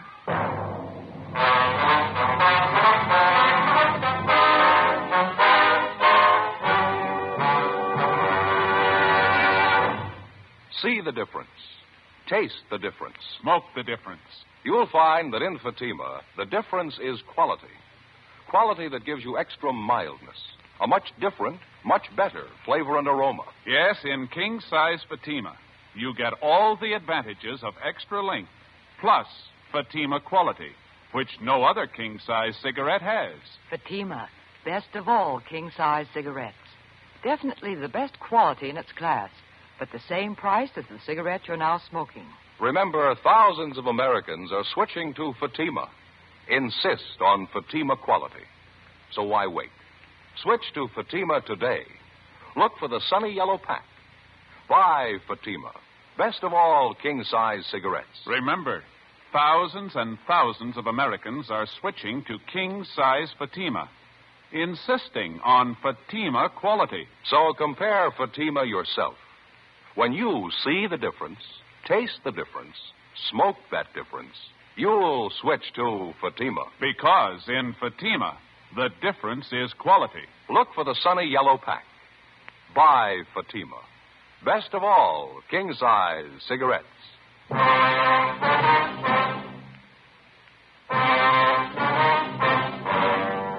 February 18th, the Dixon girl was released to the custody of Miss Harmon pending action by the juvenile court, 9 p.m. Ben and I double-checked with Lieutenant Lee Jones at the crime lab. He showed us the school jacket and a pair of shoes which had been found in a closet in the home of the murdered woman, Mrs. Florence Dixon. Apparently, the clothing belonged to the daughter, Roberta. There were several dark stains on each of the articles. They'd been checked thoroughly. First, a benzodine test to determine if they were blood stains, then a biological precipitant test to classify them further. There wasn't any doubt in Lee's mind that the stains were recent, but they were made by human blood. The same blood type as that of the murdered woman. It was a little hard to believe, but the evidence on hand pointed to only one prime suspect, 16-year-old Roberta Dixon. Early the following morning, we checked back in at the office. Ben went across the street to see if the coroner's autopsy report was ready.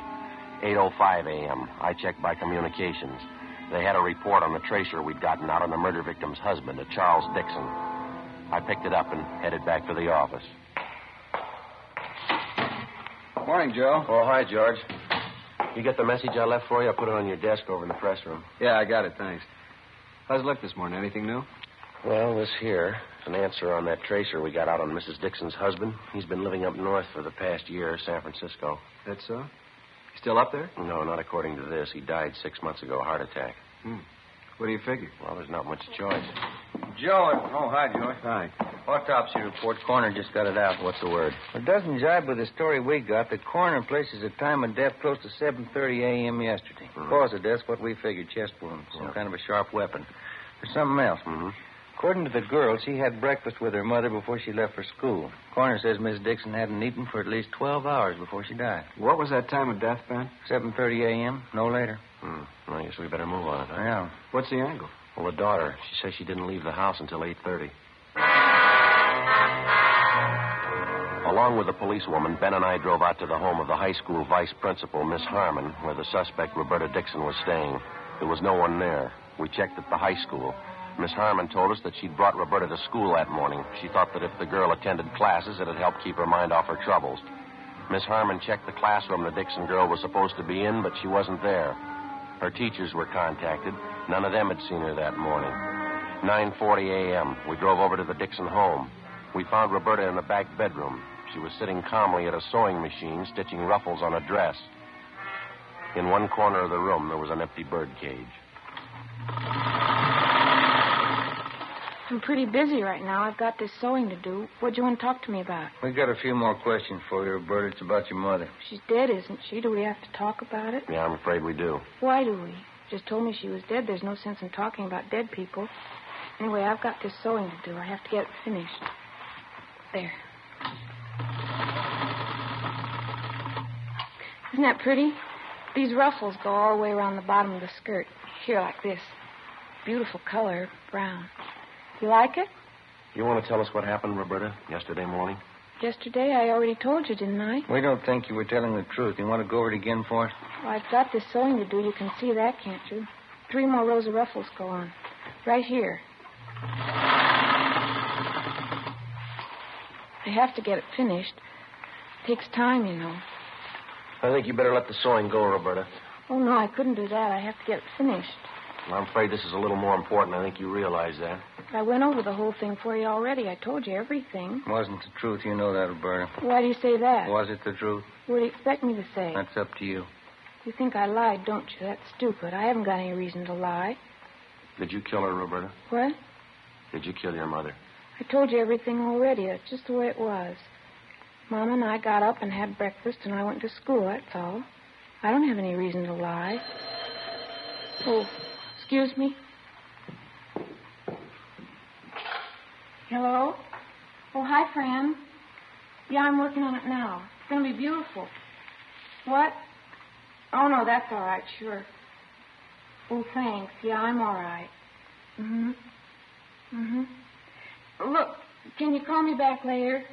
Yeah, I'll be here. Okay, honey, bye. I'm sorry, officers. My girlfriend, Fran. She's a good friend of mine. She can vouch for me. She'll tell you I'm not a liar. Do you own a pair of brown and white saddle Oxfords, Roberta? No, why? How about a school jacket? Green plaid? No. I don't like green. Brown's my favorite color. The green plaid jacket was found in the house here. It was stuffed back in the hall closet. It had your name stenciled on it. Oh, yeah. That old thing. I don't even wear it anymore. Look at that. Won't it be pretty when I get it finished? That jacket of yours, Roberta, they found bloodstains on it. On the shoes, too. Roberta?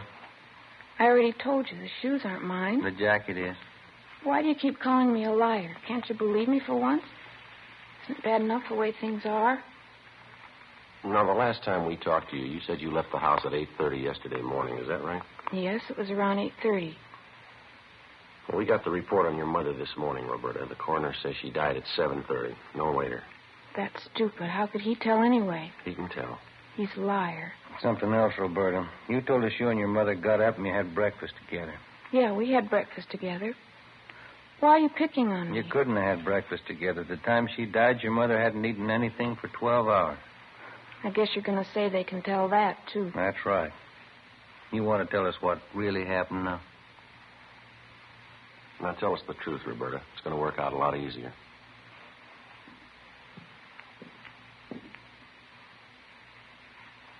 These are some of the toys I had when I was little. I saved almost all of them. My best doll. I had a lot of dolls. I loved them. Guess I still do. I love them more than her. You mean your mother? I wasn't fooling. I don't care if she's dead. She didn't mean anything to me. She never did mean anything. These are more of my dolls here. I dressed them all myself, every one of them. What was the matter, Roberta, between you and your mother, I mean? I don't know. I guess she just didn't mean anything. Not like anybody else's mother. She didn't mean anything at all. Same as my father. We were in the same house, that's all. Nobody cared for anybody else. It wasn't anything but fighting, or just not saying anything at all. I'm glad she's dead. You killed her? Is that what you want to say? Here's a little piano I had. I got one Christmas, I think. Look, still plays. You want to tell us from the beginning?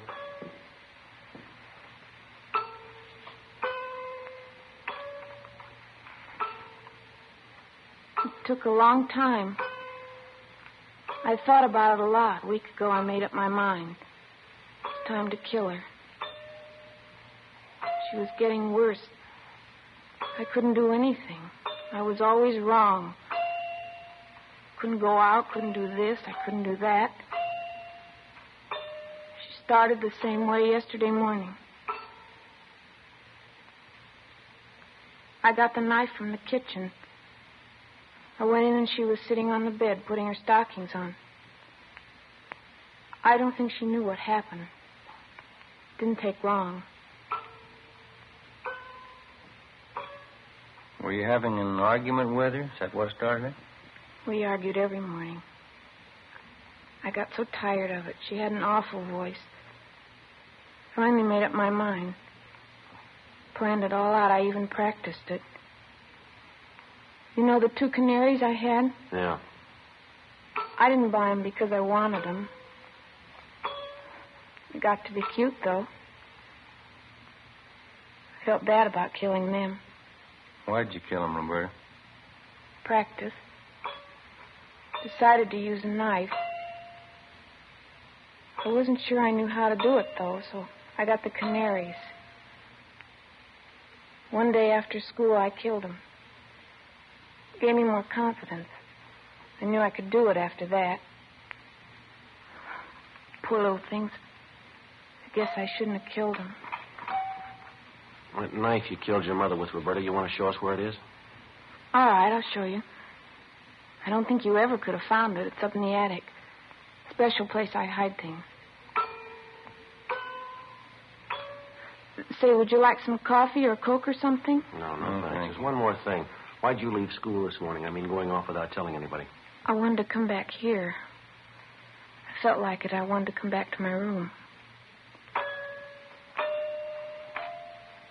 It's the only place I really like to be. I've lived in this house all my life. And this has always been my room. Toys I had. My dolls.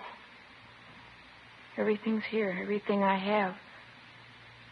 My books. All my dolls.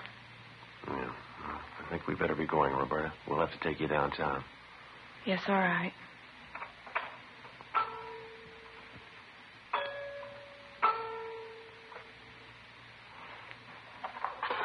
I'll get my coat. Then I'll show you where the knife is. All right. Officers, could I ask you one favor? What's that? It probably sounds silly.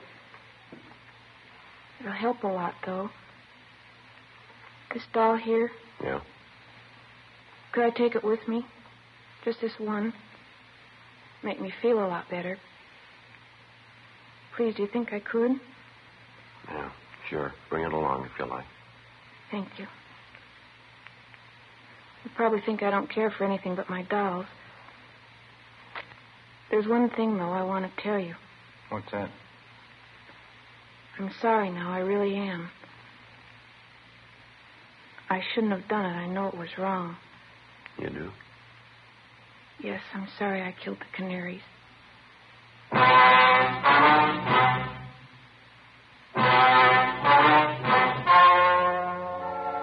The story you have just heard was true. The names were changed to protect the innocent. On May 6th, the hearing was held in Juvenile Court, Department 38, City and County of Los Angeles, State of California. In a moment, the results of that hearing. Now, here is our star, Jack Webb. Thank you, George Fenneman. Friends, I'd like to take just a moment this evening to tell you about Fatima's Christmas gift carton. When you visit your dealer, take a real good look at it. I think you'll agree with me that it's the smartest of all Christmas cartons, just as it should be, because Fatima is the best of all king-size cigarettes. This Christmas season, I'm buying Fatimas for all my friends, and I hope you will, too. Compare Fatima. See the difference. Taste the difference, and then smoke that difference. Because in Fatima, the difference is quality.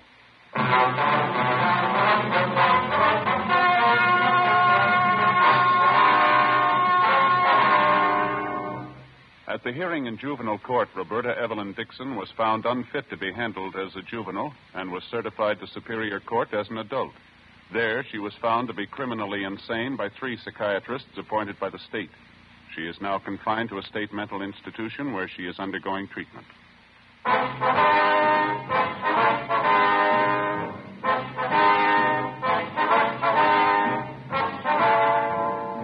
You have just heard Dragnet, a series of authentic cases from official files. Technical advice comes from the Office of Chief of Police W.H. Parker, Los Angeles Police Department. Barton Yarborough is Sergeant Ben Romero. Also heard was Joyce McCluskey. Script by Jim Moser. Music by Walter Schumann. Hal Gibney speaking. Fatima Cigarettes, best of all king-size cigarettes, has brought you Dragnet, transcribed from Los Angeles.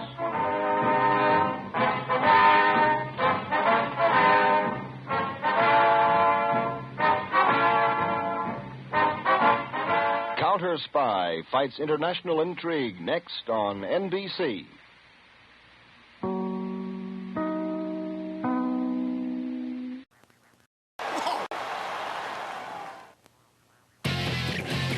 Standing on the corner, watching all the guys go by. Standing on the corner, giving all the guys the eye. Old Navy painter's pants at a price that really turns heads, starting at just $20 for men. Brother, you won't find it tough to painters. Old Navy painter's pants go by. And now, let's drop in to Duffy's Tavern.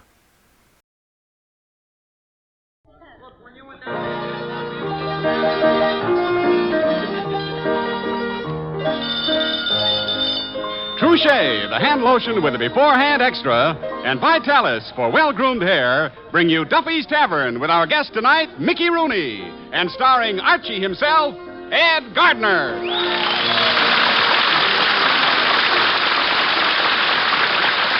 Here's the proven way to keep your hair well-groomed. The way successful men in both sports and business keep their hair looking its very best. It's Vitalis and the 60-second workout. See how the Vitalis workout helps your hair, helps stimulate your scalp. See how it prevents dryness, routs loose dandruff, and helps check excessive falling hair. And see how Vitalis keeps your hair handsome and healthy looking with never a trace of a greasy patent leather shine. For there's not a single drop of mineral oil in Vitalis. So try Vitalis and the 60-second workout. You'll like it, and you'll like what it does for the looks of your hair.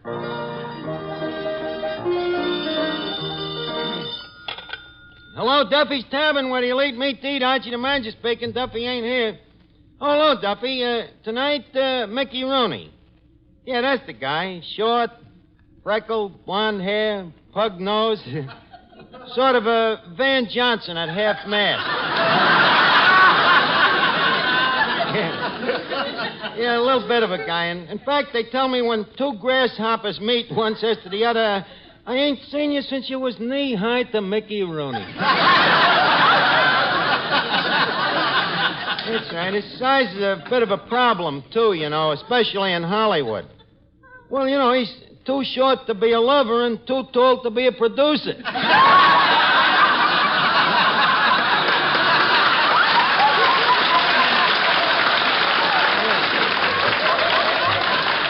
He's coming down to the tavern tonight to star in a new television show I'm writing. Television, Duffy, you know, TV, or as they call it in the trade, voodoo. Huh?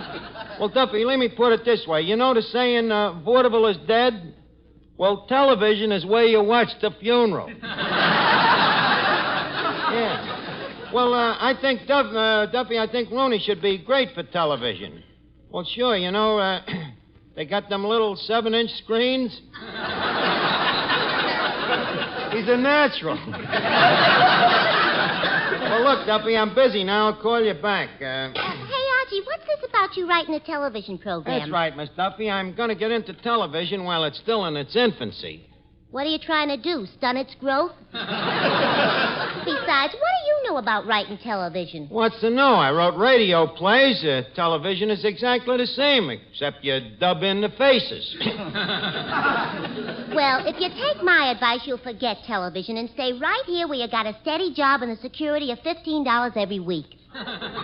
You call that security, Miss Duffy? I've had me back to the wall so long, the handwriting is on me. Now, look, Miss Duffy, Hello, Miss Dodge. Oh, hey, did you hear the... Hey, did you hear that news? There's no reason you shouldn't hear it twice. read 2 newspapers, don't you? Eddie, may I repeat? Yeah. Go Did you ahead. hear the news? Archie's writing for television. Ain't they having enough trouble? Look, don't laugh television off, Eddie. It's a big thing. In fact, I often wonder how people ever got along without it. I don't know. Just lucky, I guess. Eddie, from the tone of your inference, I gather you don't like television. Oh, it's all right while you're sitting at a bar watching it. Just that I don't like the after effects. You mean the eye strain? No, the hangover. Yeah, you're right, Eddie. Speaking personally, I'll still take radio. Radio. Miss Duffy, I see you're still living in the medieval ages. Why don't you get up to date and realize that the future always progresses the past? We got to advance. The television is to radio what the caliper is to the old-fashioned slide rule. What does that mean?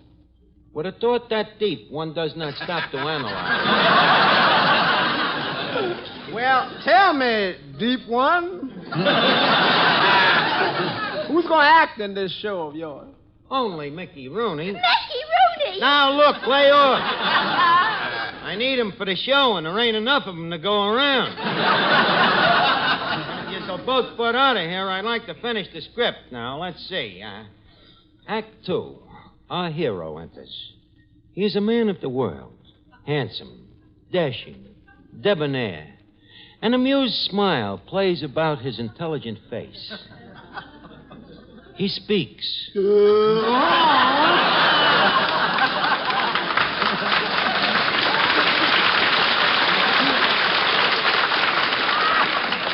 Hello, Finnegan.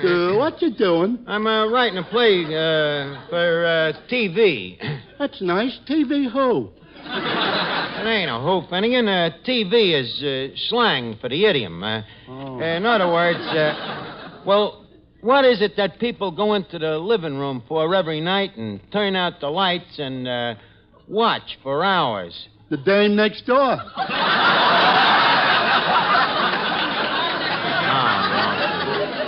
I'm talking about a different kind of entertainment, television. Oh, that. Uncle Louie's got one of them things. Oh, yeah? You like to watch it? Well, I can't make up my mind, Arch. I don't get to see much of it, thanks to me sister. How come? Well, Uncle Louie's set's got a 7-inch screen, and me sister's got a 12-inch head.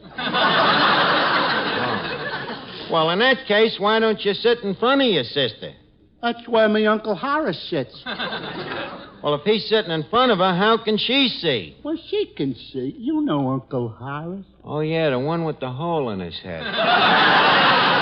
Yeah. He thinks television is wonderful. He would. By the way, what's this television show that you're writing on? Well, it's sort of a soap opera. Arch, I wish you wouldn't use that word. Opera? No, soap. Every time I mention that word around the house, me old man washes me mouth out with dirt.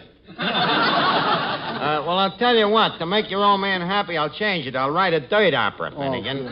Hi, Arch. Well, Joe Moran. Hey, Joe, you're a radio guy.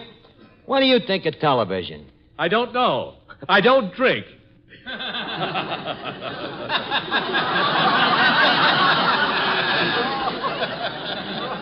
think I'll send that to Fred Allen. But I asked you a question. Well, frankly, Arch, I think television is going to kill the motion picture business. I thought the motion pictures did that themselves.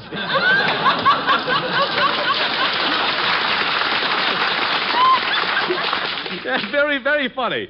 Mind if I send that to Fred Allen? Where do you think I got it? Well, anyway, when I'm driving that, Joe, you know I'm writing a television show. Oh? Well, when does it start? Well, as soon as I find a sponsor. A sponsor, huh? Yeah, you know, a censor with money. Well, any chance of a job in this show, Arch? Acting? Yeah. It could be, but would you mind first giving me an audition? Oh, not at all. I'd like to make sure that you can run the gimlet of emotions.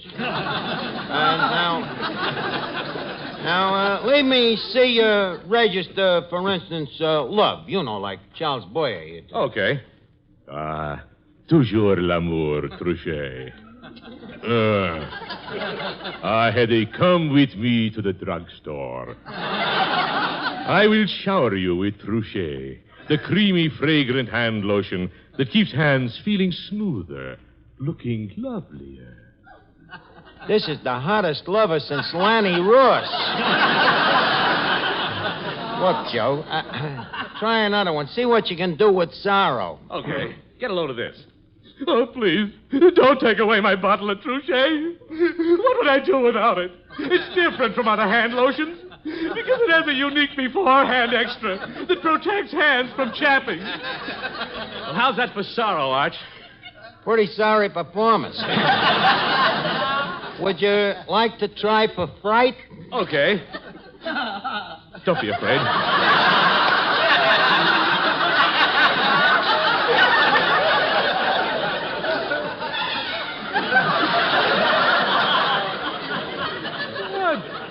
Don't be afraid. Joe. As long as Trouchet is on your hands, before you do dishes or go outdoors, they're guarded against chapping.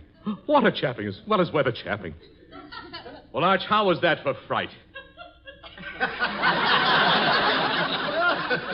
Frightful. Well, Arch, you mean my acting leaves something to be desired? It leaves something, Joe, but it ain't to be desired. Hey, wait a minute. Excuse me, Joe. Eddie, look who just come in. Mickey Rooney. What? There, walking in under the swinging doors. Eddie, watch me flatter the guy. Well, Gary Cooper.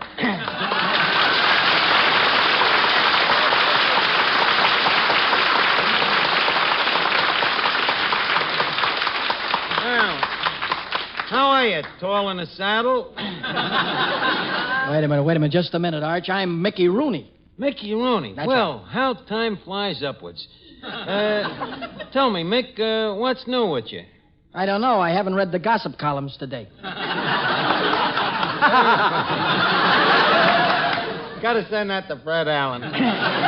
Well, Mick, it certainly is good to have you down here to the tavern. Tell me, how come you never visited us before? Well, up to now, Arch, my studio has been very strict with me. Yeah, huh? What do you mean? Well, my contract says I can't bail out of a plane, jump into a volcano, or go over Niagara Falls in a barrel, or be seen in Duffy's Tavern. Think I'll send that one to Milton Berle. Tell me, Mickey, speaking of television, as we do in circles, is it true what they say in Hollywood? What's that, Arch? That the movie business is falling apart? Arch, if things get any worse, the studios are going to produce the popcorn and hand out the pictures in the lobby. That's what. Yeah. Things are pretty desperate out there in Hollywood, huh? Desperate? Do you want to know a secret? What? Do you know what they're planning to do? What? Turn out good pictures. No. Mick, they wouldn't dare. It's the last resort. Well, I guess what they say is true. There's no business in show business. But you're a trooper, Mick. You ain't got nothing to worry about. Incidentally, how did you ever start in show business anyhow? Well, that goes back a long time, Arch. You see, when I was a baby, Mom and Dad wanted to find out what I was best suited for. Uh-huh. So right after I was born, they had the nurse give me a test. Test, huh? Yeah. On one side of me, she put a doctor's satchel, and on the other side, a lawyer's briefcase. What did you reach for? The nurse. I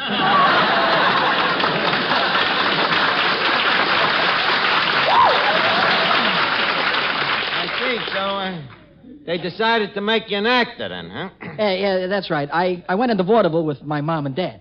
Yeah, huh? How old was you then? 2 years old. 2 years, huh? What'd you do before that? Well, Arch, to tell the truth, I just loafed a little bit. But those were the days, good old vaudeville, the Chinese jugglers, the tightrope walkers, Weber and Fields. Yeah, Gallagher and Sheen, Hammacher and Schlemmer. I used to love them acts. You know, I often wonder whatever happened to them corny old vaudeville jokes. You really want to know? Yeah. I sent them to Fred Allen. Sorry,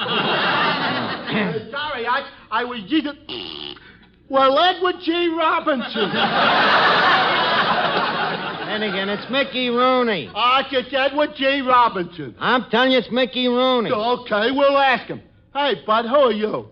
Never mind who I am, see? I'm the fellow that asks the questions around here, see?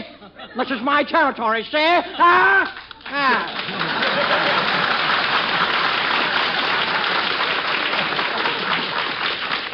you're right, Arch. It's Mickey Rooney.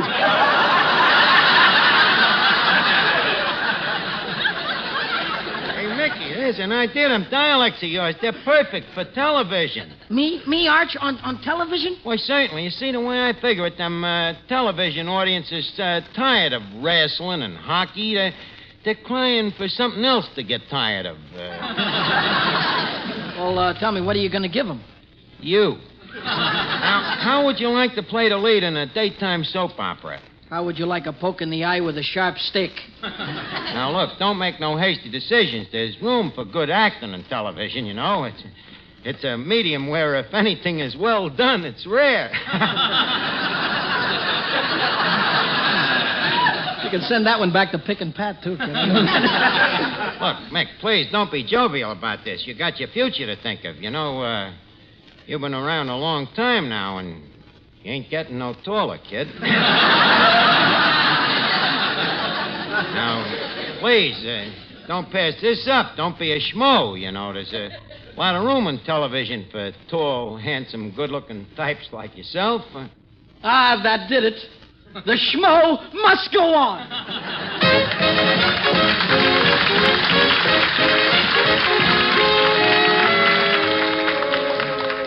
Well, Mickey, did you read me television script? Yeah. Uh-huh. What'd you think of it? It should happen to Butch Jenkins. We're saving him for the Hardy family. Look, this thing just, it just looks bad on paper. Wait till you hear it. Now, leave us run through it. You see, in the first scene, you play a married man. By the way, you've been married, ain't you? Arch, pound for pound, I'm the most married guy in Hollywood. That'll help you handle a part. Now, you're the husband, and Finnegan is your rival. Finnegan is the rival. I say, well, who finally wins the girl, Arch? You do, the husband. Who plays the girl? You do. I'll play the rival. Look, Mick, in television, they all look like that. Okay, we'll switch it around. You play the rival, Mickey. Now, places, everybody. Mr. Melnick, fanfare, please. Thank you. Okay. Now, Eddie, you exit from the left and read the opening announcement there. Ladies and gentlemen, to those of you who are watching this television program at home, I say greetings. And to those of you who are watching it in bars, I say order a double. You'll need it. Please, just read what's wrote there, will you? Okay. Now I give you the director of our Voodoo Playhouse, Mr. Cecil B. DiArchi, our head villain. Hey, good. Thank you. Thank you. Good evening, Mr. and Mrs. America and all the ships at sea.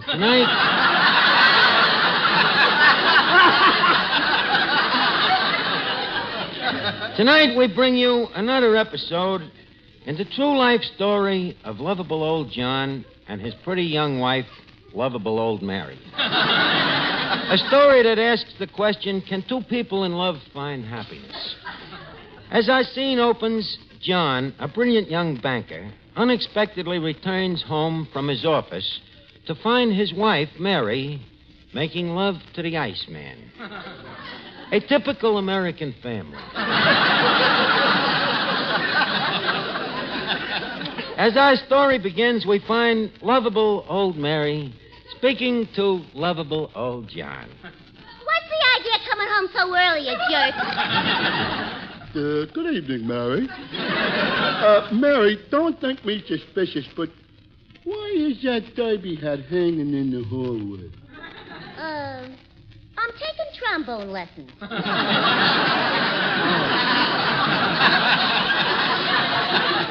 Well, what about them ice tongs on the couch? Ice tongs? I borrowed them from a neighbor. I lost my eyebrow tweezers. Mary, would you think me suspicious if I just asked one more question? What is it? What are you doing on the Iceman's lap? John, you mean you put 2 and 2 together? Yeah, and it adds up to 4. I'm sorry, John, but I've loved him for years. Loved him, do you hear? You mean all this time you've been cold to me? You've been warming up to the Iceman? John, let's be civilized about this. Let's not make a scene of it, shan't we? Mary, it's too late. We gotta have a showdown. Iceman, tell me, do you love Mary? I'm asking you. Speak now or forever hold my wife. Mickey, that's your cue. Give out with a love scene like Clark Gable. Oh. Okay, Finnegan, give him the cue again. Iceman, do you love my wife? All right, you ask me. I'm going to tell you, sure, I love your wife. I love her, do you hear? That's the way it is, and that's the way it's going to be, brother. Why, you cad! Take your cold hands off of her. John, I'm afraid it's too late. You mean? His hands are no longer cold. And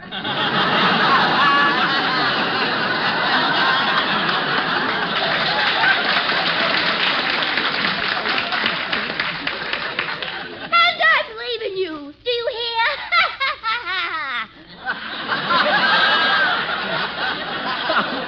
You might as well be a man about this, lovable John. I'm taking Mary away with me. Away, do you hear? Lovable old Mary. Is this true? Yes, lovable old John. This is the end. The bitter? The bitter. Well, it had to happen to somebody. Good luck to you. Well, so long, sucker. I hope there's no hard feelings. Sucker, huh? Little does he know I didn't pay the ice bill.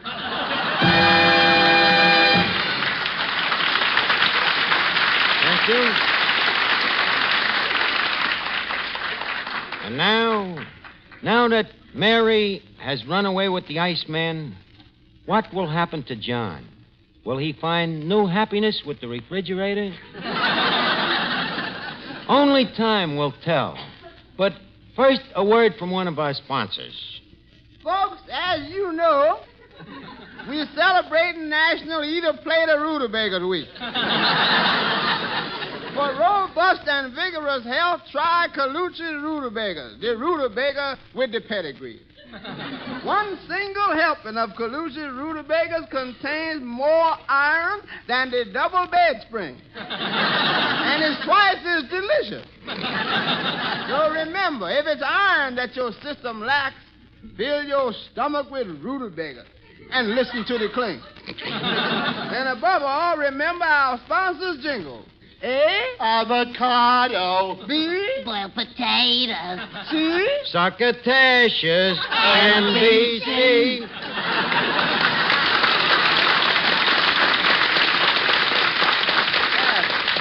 And folks, back to our smell-o-vision. I'll ignore it. And now back to our story. The scene is 20 years later. Lovable old John has sank lower and lower. He has tried everything to forget. He's drifted from job to job. Western Union boy, song plugger, lighthouse keeper, general in a South American army. But all the time his mind was elsewhere. In desperation, he finally tried the want ads. And that was how John became a doctor. As luck would have it, Mary, in the meantime, had become a nurse. Our next scene is in the hospital. The head of this hospital is the famous Dr. Gillespie, played by Mickey Rooney. That's you. I thought I was the Iceman. We're short of actors. As our scene continues, there is a patient waiting on the operating table as Dr. Gillespie speaks. Now, see here, Nurse Mary. I want you to prepare this patient for surgery. Looks like it's going to be a very delicate operation. Then only you can operate, Dr. Gillespie. You, with those skillful, highly trained, sensitive surgeon's hands. Will you do it? No, hang it all. On my last operation, I seem to have sewed my fingers together. Then who will operate? I'll find out, nurse. Is there a doctor in the house? I say, is there a doctor in the house? I am a doctor.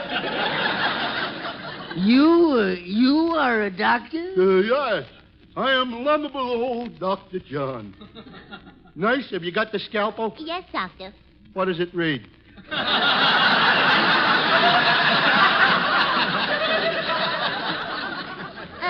His temperature's down to 108. 108? That's pretty low. We better put him back in the sun. But first, let me look at the patient. Yay, Hossafats. It can't be. Who? My rival, the Iceman. Yes, there was the Iceman on the operating table. Lovable old Dr. John's hated rival that had took his wife away. What should John do? What would you do? In Dr. John's trembling hand was a scalpel, sharp as a surgeon's knife. One tiny slip of this scalpel, and the operation might be a success. Dr. John moves slowly toward the operating table. He looks down at his helpless victim, his mind racing blindly. Slowly, he raises his scalpel. And then... But first, a word from our sponsor. If you thinking on kicking the bucket, see Cavendish, the smiling undertaker. Ask him about his free trial plan. Only 20 easy payments. Folks, here's your chance to drop dead and save money. And remember our slogan, have a Cavendish funeral while you are still young enough to enjoy it. And now, back to our television play. Thank you, Eddie Green. Scalpel poised in midair, Dr. John hesitates as he faces the most momentous decision of his life. He thinks of Mary and the Iceman, and words from the past streak up through his subunconsciousness. I'm taking Mary away with me. Away, do you hear? Yes, John, and I'm leaving you. Do you hear? Dr. John, snap out of it. What's the matter, Doctor? Hearing voices? Yeah, but don't worry. I hear them all the time. Well, tell me, have you made up your mind, my boy? Will you operate? Yes. Even though the Iceman is my hated rival, I'll still operate. Ah, stout fellow. Doctor? Yeah? Shall I burl the instruments? No, let's just fry him for a change. Dr. John? Yes? Dr. John, we'd better hurry. The patient seems to have trouble with his breathing. I'll soon put a stop to that. Quick, nurse. Quick, ether. Ether. Ah, that clears me head.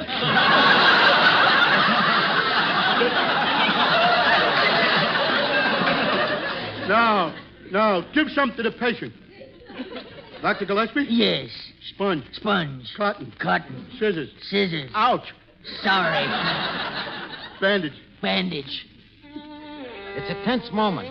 Dr. John begins the operation. First, he sutures the hemostat. Then, his sensitive fingers working swiftly but carefully, he stitches a hole in the epidermis and skewers up the dorsal fin.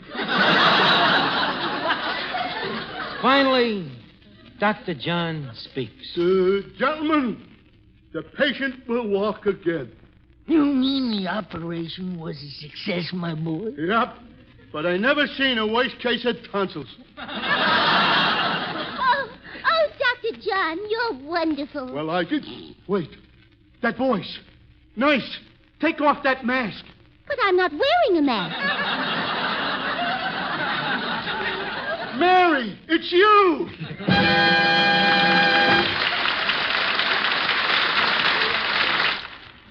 Men, the quickest way to discover something better is to try it. That's why I want you to try Benex Brushless Shave Cream. Benex is a new wonder shave with a sensational beard softening formula that has brought better shaving to thousands of men. Benex Brushless leaves your face feeling extra smooth and comfortable. And Benex doesn't clog your razor or drain either. But don't take our word for it. Just try Benex yourself. Get a tube at your nearest drug counter. Or we'll send you a trial tube free. Write your name and address on a postcard and mail to Benex, B-E-N-E-X, Empire State Building, New York, 1, New York. Remember, buy Benex Brushless. Or try it free by writing Benex, Empire State Building, New York. Hurry. Offer limited. Mickey Rooney will soon be seen in Quicksand and appeared by arrangement with Metro-Goldwyn Mayer, producers of the Technicolor picture Little Women, starring June Allison, Peter Lawford, Margaret O'Brien. NBC, the National and Broadcasting Elizabeth Company.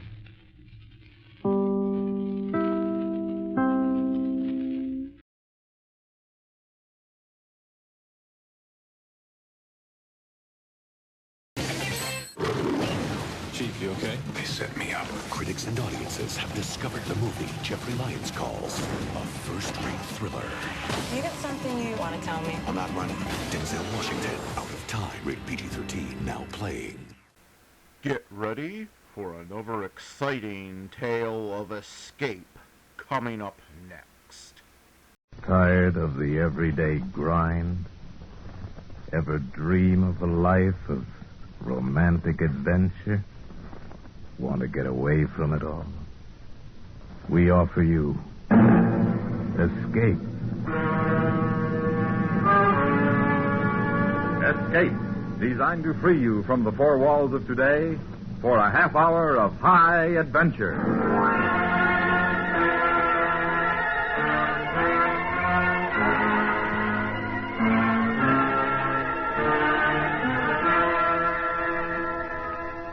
You are drifting along the muddy reaches of a South American river. Your diving gear in readiness, the air pump going. Yet you know that in the murky depths below you, waiting in the slime there for you, is a mortal enemy from whom there may be no escape. Listen now as Escape brings you Tony Barrett's story, Bloodwaters.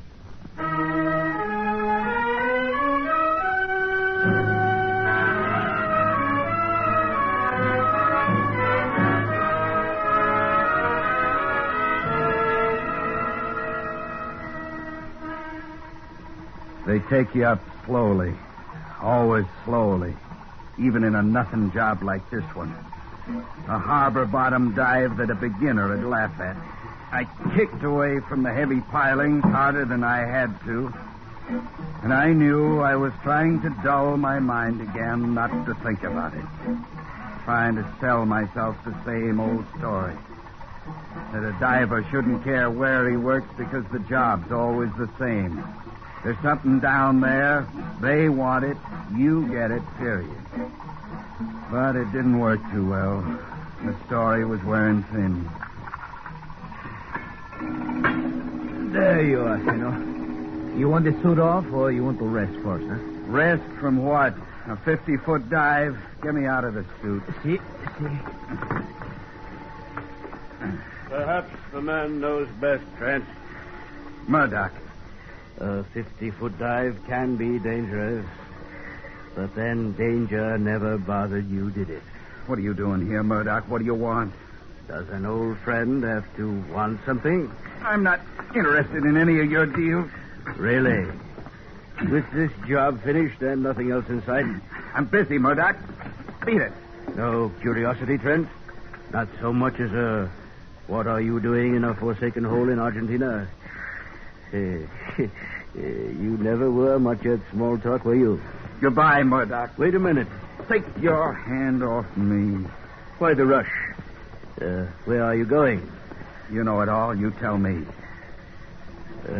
All right. I will. What you do between now and tonight does not matter. But at 9 o'clock, I shall expect you at the Café del Rondo, promptly. And if I don't come? Can you afford not to come, Trent?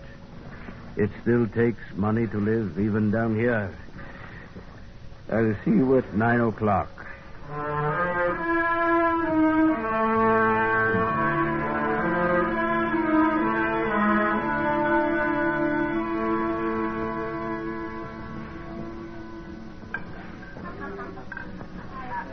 You've been talking for an hour now, Murdoch, and you haven't said anything. Get to it. You have no social graces. Pity.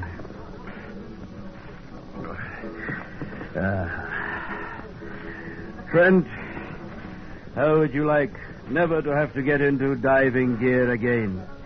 To be rich, really rich.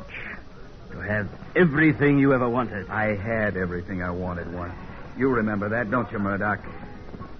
How long have you been away from the States, Trent? What's that got to do with it? How long? 3 years. 3 stinking years. And don't you want to go back?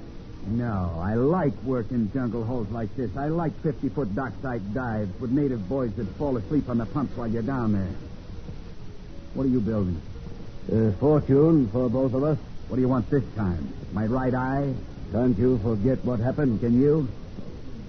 You're being stupid. You're out of your territory down here, Murdoch, so talk nice to me. Look, Trent, in 2 months, we can both walk out of here with more money than you ever dreamed of. I don't dream anymore. Gold, Trent. If I told you how much, you would think me mad. You want to give me half?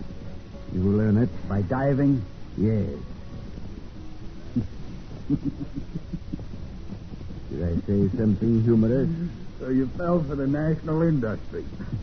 Don't you know there's a peddler on every corner down here selling maps of sunken treasure? I love that. The smooth Vincent Murdoch is a tourist.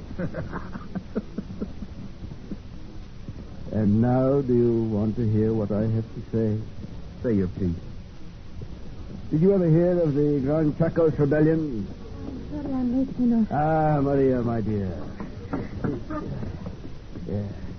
May I present Senor Trent Hall? This is Maria Sandoval. Senorita? Senor? Sit down, Maria. Something to drink? No, gracias. You said something about a rebellion. 40 years ago, to be exact. Bolivia and Paraguay were at each other's throats. It's in the history books. I didn't know you were a reader, Murdoch. The Paraguayans were getting the worst of it. So they loaded a small boat, the Santa Rosa, with millions in gold for shipping up the Paraguay River. It was to go to Brazil for safekeeping. Well? After the boat left Puerto Pinasco, it was never seen again. Nor was the gold. It's true, Senor. Gone? They never even found survivors. Besides, where would they look? Have you any idea of the length of the Paraguay River? 2 governments can't find the gold, but you can. That is correct. I can. What do you got? Charts? Better than that. What then? I said before that they never found survivors. I did. The only one. Interested, Trent?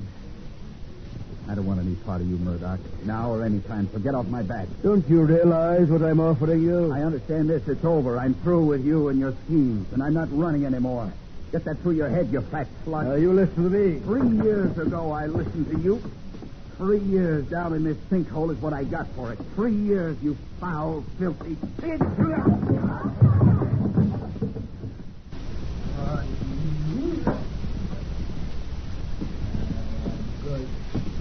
You and you throw. I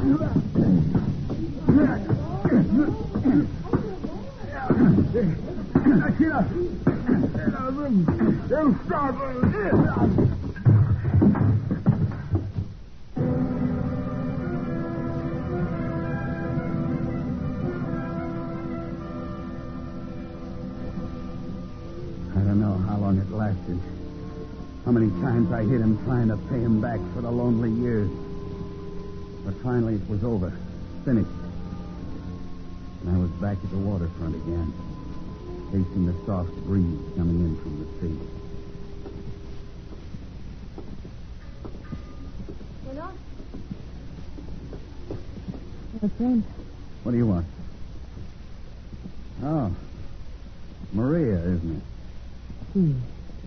Maria. Sorry if I messed up your friend Murdoch. He's all right now. Besides, I have seen men fight before. Yeah, I'm sure you have. You always follow the winners? Anger forces words the tongue does not want to say. My name is Trent, not Murdoch. Plain enough. I know your name, Senor. Oh, there is a scratch on your cheek, Senor. A little blood. Let me. The woman knows how. Senor. Senor. Is that the way it is, Murdoch? Your eyes, Paulito. The anger is still there. And it shouldn't be, not after that, huh? Paulito. Who are you really kissing, Maria? Me or him? What do you want, the gold, Murdoch? Everybody wants something. What's yours? I want you to come with me, Senor. No more Paulito, huh? Please, come with me, please. I'll show you what I want. She turned and moved away without ever once looking back, as though she was sure I'd follow her. And she was right. The shack she led me to was less than a half mile away, no different than any of the others around it. She turned to look at me once as she opened the door, and her eyes were 1,000 years old. She lit a lamp, and I looked where she was pointing. He lay on a bed in the corner, a little Portuguese, maybe 50, cackling softly to himself as though he knew a joke that nobody else would ever know. His hair was pure white, the kind that comes from too much terror, too much shock. And then I saw his hands. From fingertips to elbows, they were a mass of little scars, ugly, needle-like scars that spoke of some past moment of horror. We moved closer, but he never looked up. Just sat crooning softly to a bottle of whiskey cradled in his arm. Bria? Who is it? Have you never seen a man who has lost his mind to fear? Look well, for he is not alone. Pobrecito. Estoy aquí por el bueno.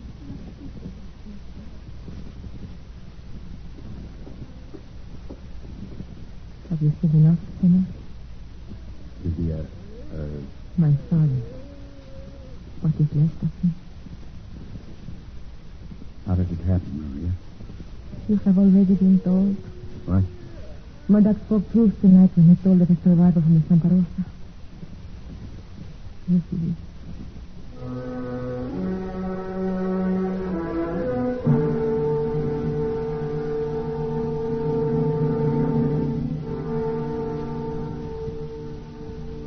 Later, as we sat staring out at the water, she told me all of it. And it wasn't hard to follow.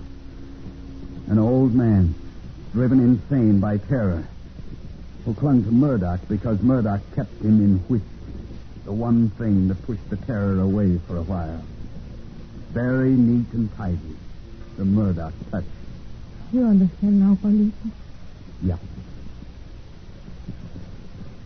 What do you want me to do, Maria? Make the trip with Murdoch as his diver? Is that what you want? My father is a child now. Murdoch will use him and then... Oh. That's all you wanted from the beginning, isn't it? For me to be a watchdog. He is my father, Paulito. Yeah. I never asked. You going along? Sí, I go. All right, Maria. I'll dive for Murdoch. Oh, gracias. Muchísimas gracias. It's all right. Paulito. Kiss me, please.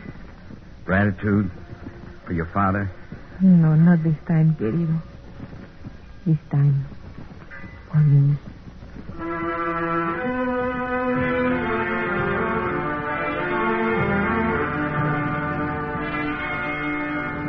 Murdoch was all sweetness and light next morning when I told him he had a diver. You'd have sworn we were old buddies. He balked at only one thing, my wanting to take along Jose, the kid who'd handled pumps for me on the harbor job. But I wasn't about to do any diving without somebody I trusted handling lines. Murdoch didn't like it, but he couldn't afford to argue. Jose turned out to be a real good investment before we ever got started. That night, as a matter of fact. Senor? Oh, you finish up, Jose? Yes. All finished, Senor. You watch him crate the gear? I did it myself. I should have known. Thanks. Senor, how well you know this Senor Murdoch? Too well. Why? Well, come on, Jose. What is it? While I was taking care of the gear, he was getting the permisos. How you the say? Permits? Government permits for the interior? Si. You supposed to name all the people that go. I know that. What about it? I saw the papers, senor. Well? It's every name there except yours. I see. But why? Why does he do a thing like that, senor? What reason? To save explaining. Later. Okay. Murdoch's got it all figured out, Jose. No, I still do not understand. Why are you not on that list? It's real simple. A man who doesn't make a trip can't be expected to come back from it.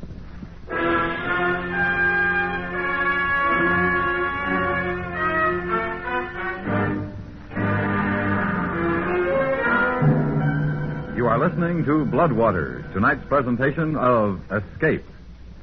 Millions in Asia living on inadequate diets and additional millions in free Europe fighting for post-war recovery are the beneficiaries when you give to CARE, C-A-R-E. Send a $10 CARE package or the $6.95 budget package. For further details, write CARE, New York. That's CARE, New York. And now, Escape and the second act of Bloodwaters.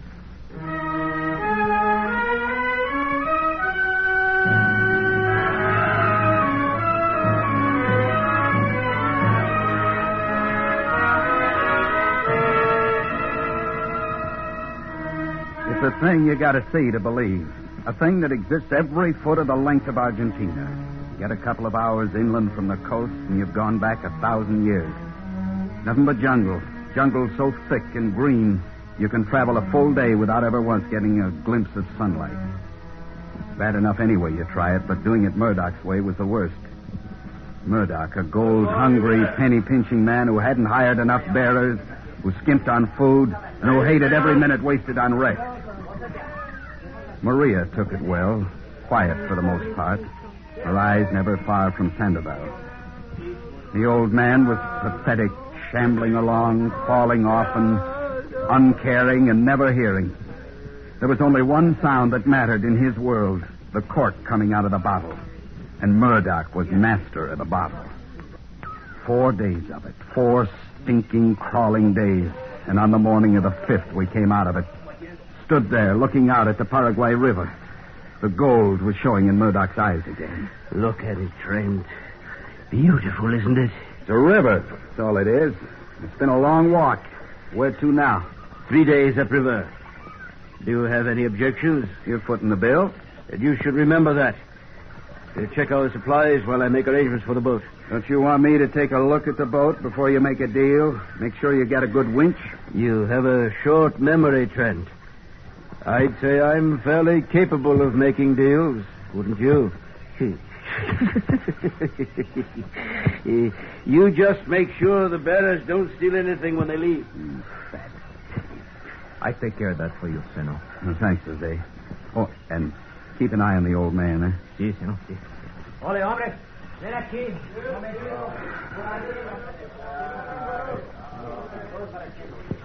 Paulito. Oh, Maria, you all right? Sí. Oh, I'm so grateful to you, querido. For what? For everything. Everything. Paulito, you take care with Murdoch. He's a dangerous man. Yeah. Now listen to me. From here on, it's going to be different. Different? We'll all be on a small boat for days, maybe weeks. I won't always be around because of the diving. Here, take the gun. Just take it and hope you don't have to use it.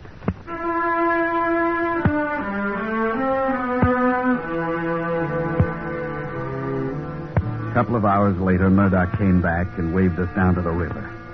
Instead of being alone, now he had a native with him. A big man he called Batu. A lot of man. Even through the paint on his face, you could see the combination of Mayan and Inca. The 1,000-year-old dignity as he stood looking at us. Trent, this is Batu. I've just arranged for the boat, and he's going upriver with us. To help with the loading, Batu. But to help. What are we taking him for, Murdoch? He wants to go upriver to his people, and he will work for his passage. We can use him. You keep adding people, somebody's going to have to swim alongside. That ain't much of a boat. Now, Trent.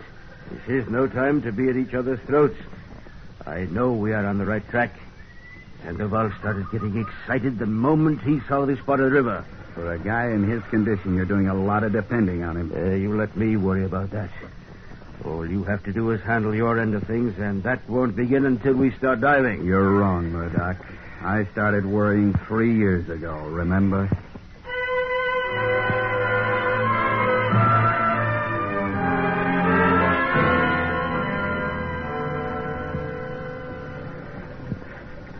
Two days on the river. 2 long days with Murdoch never once taking his eyes off Sandoval. Watching each slightest reaction. The bottle always ready. And the old man needed that bottle now. His terror growing by the minute. And Murdoch loving it because it told him we were getting closer.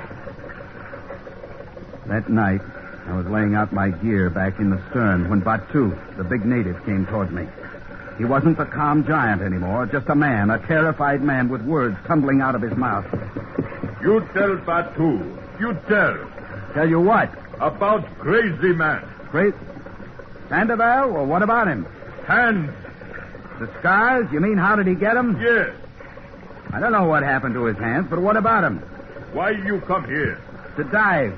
To bring something up from the water. Why? No. Not go in water. No.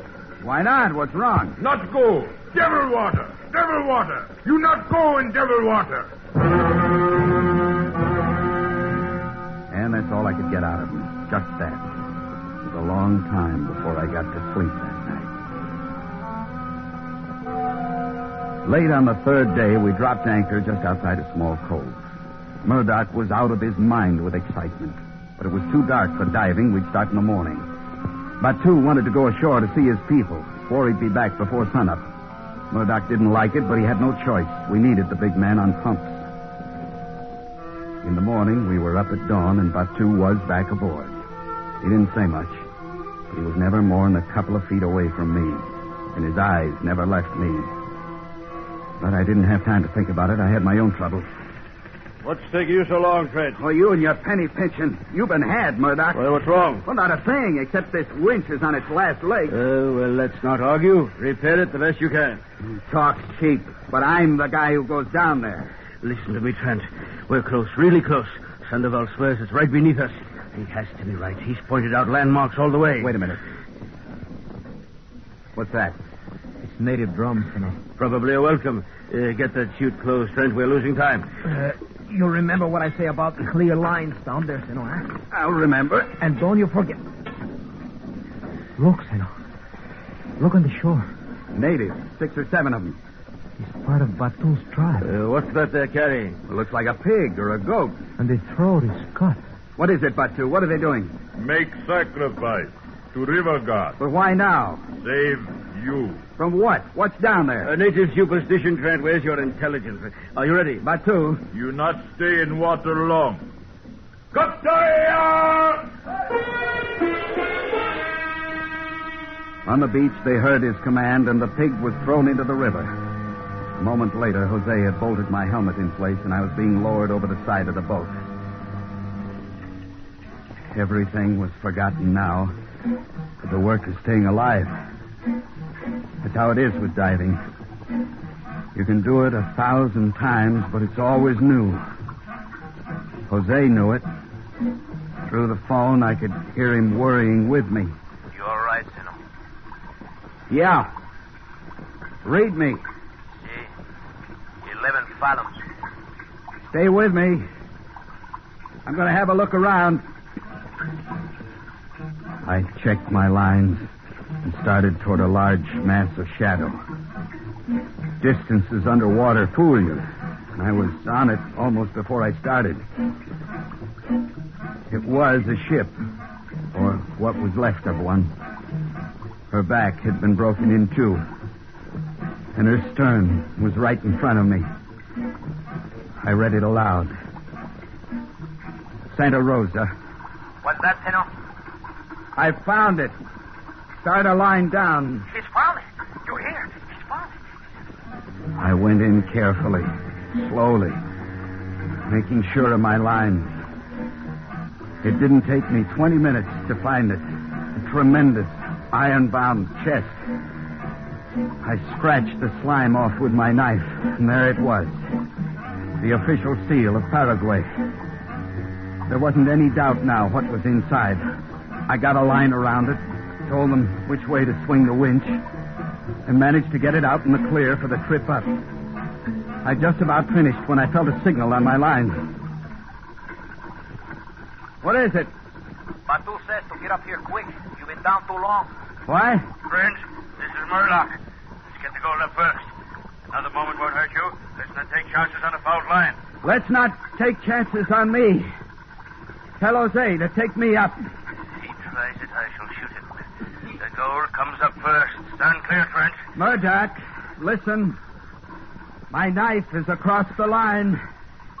You turn that winch and I'll cut the line. You hear me? You're insane. I could cut your air hose. Go on, cut it.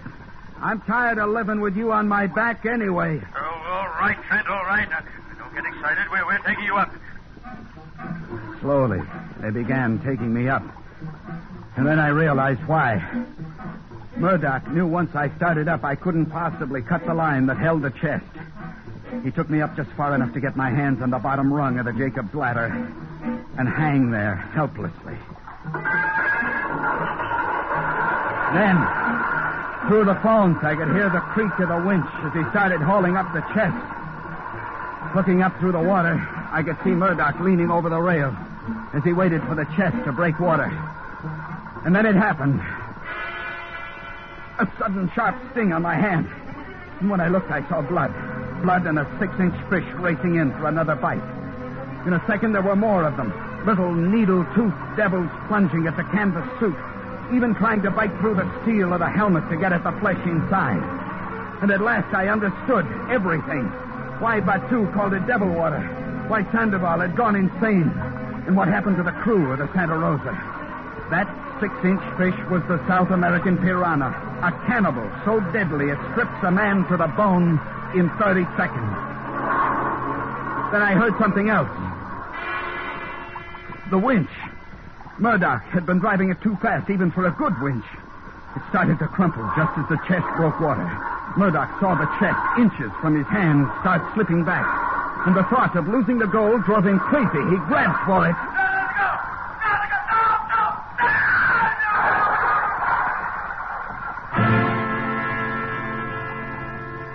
Even as the chest pulled him down past me, he was still holding on to it. Even as the piranha left me to strip easier pickings than steel and canvas, he held on to it. And I knew he'd never let go. How could he? Hadn't the gold pulled him halfway around the world? And then climbed out of the water to get him?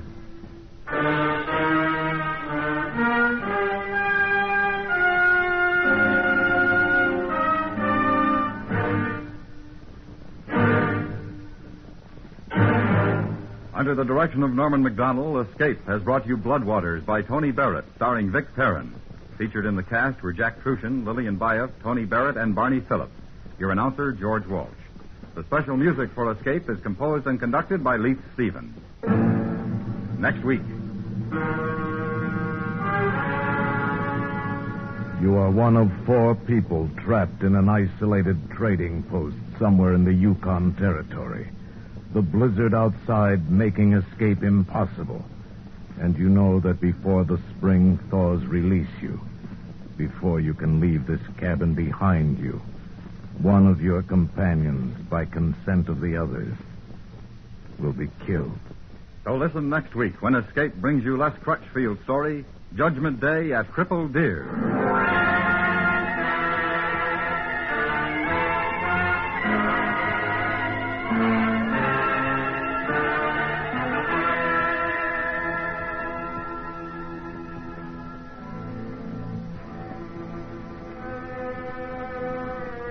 Every weekday for 90 solid minutes, Arthur Godfrey Time presents that redhead himself, coming up with one surprise after another.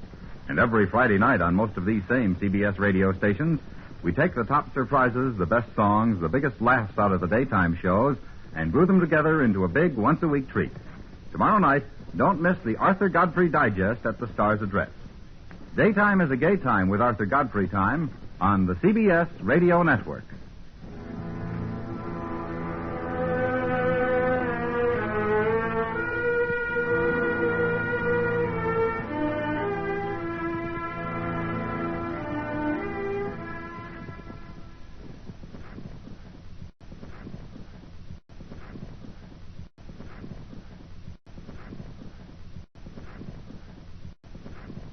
I really wanted a new TV. You know, one of those big ones.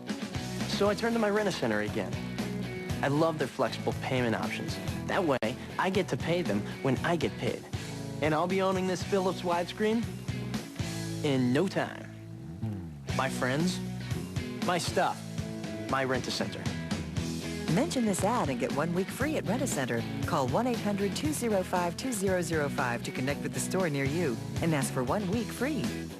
Hey, man, how about we check in with Fibber, Magee, and Molly next? That sounds good to me. The Johnson Wax Program with Fibber, Magee, and Molly.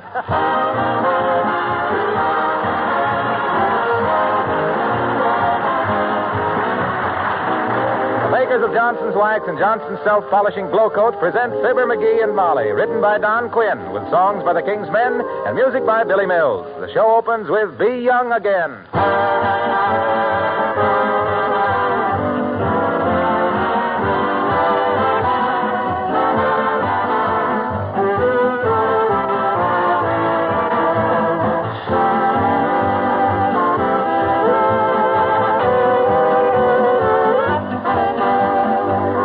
Gentlemen, we should like to read a letter addressed to Mr. H.F. Johnson, Jr., President of S.C. Johnson & Son, Incorporated, from the Treasury Department. Quote, Dear Mr. Johnson, the Treasury Department would like you to pass on to the employees and to the management of S.C. Johnson & Son, Incorporated, its appreciation for their wonderful cooperation with the Treasury Department's Payroll Defense Savings Plan, and a very special honorable mention of the fact that 82 6/10% of your home office and factory people already own defense bonds. If all job holders in this country put a small percent of their earnings into defense bonds through a payroll defense savings plan, then the Treasury Department will be successful in its efforts to finance our national defense through defense savings. The dollars and quarters of your payroll defense savings funds are providing guns for our Army, warships for our Navy, airplanes for our Air Corps, weapons that aid the fight for freedom everywhere. And defense savings funds do even more than this. Every person who subscribes gains a steady growing nest egg of savings. Once again, thanks to the employees of S.C. Johnson & Son, Incorporated, one of the many great concerns which are cooperating splendidly with the Treasury Department's Payroll Defense Savings Plan and entire defense savings effort. Sincerely, Harold N. Graves, Assistant to the Secretary. Unquote. And all of us on the Fibber, Magee, and Molly Show are happy to subscribe to this plan also.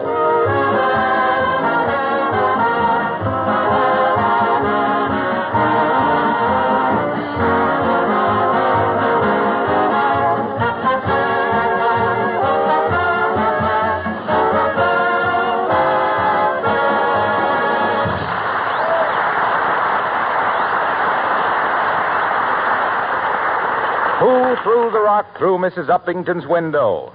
That is a mystery which bids fair to go down in history with those other immortal enigmas, such as where did the swallows go from Capistrano? And who threw the extraneous matter into Mrs. Murphy's chowder? And here at 79 Wistful Vista, still discussing the matter, we find Fibber, Magee, and Molly.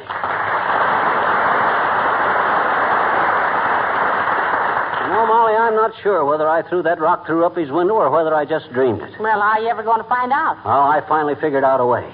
And you know what I'm going to do, Molly? What? I'm going to reenact my dream. Oh, how on earth can you reenact a dream? Well... I never had two of them alike myself. Mm-hmm. Though there was one about Gary Cooper that I wish I could... But But never mind that. Explain yourself. Look, remember the night I had the dream about busting Uppy's window? How could I forget it? I haven't seen such a turmoil since you sat on the bear trap down at the hardware store. Well, I asked myself, what caused me to dream like that there? And I answered myself, it must have been something I ate. Then I asked myself, if I ate the same thing again, would I dream the same thing? And I answered myself... Oh, look, dearie, look. Huh? I hate to break in on your one-man basket. But do you remember what you ate that night? Sure I do. Every bite. Well, you tell me and I'll fix you the same supper now. Okay. Before dinner, I snagged 3 olives and a slice of ham out of the refrigerator. Yeah? Oh, yeah, and a glass of grape juice and an apple. Then when you sent me over to the store for the extra 2 pork chops, I dropped into Kramer's drugstore for some cigars. I had a pineapple soda. Well, I'm surprised there's a window left in the neighborhood. Proceed. And then on the way home to dinner... On the way home to dinner? Yeah. On the way home, I had a candy bar. Well, just a little one. Then for dinner, we had pork chops, mashed potatoes, green beans, biscuits and honey, upside-down cake, and coffee. Well, heavenly days, if I have to prepare all that, I better get started, dearie. Okay, Molly. Now, let me see. After dinner, I listened to Lum and Abner on the radio... because I'd sent them a card saying program coming in fine, and I wanted to see if they'd read my name over the air.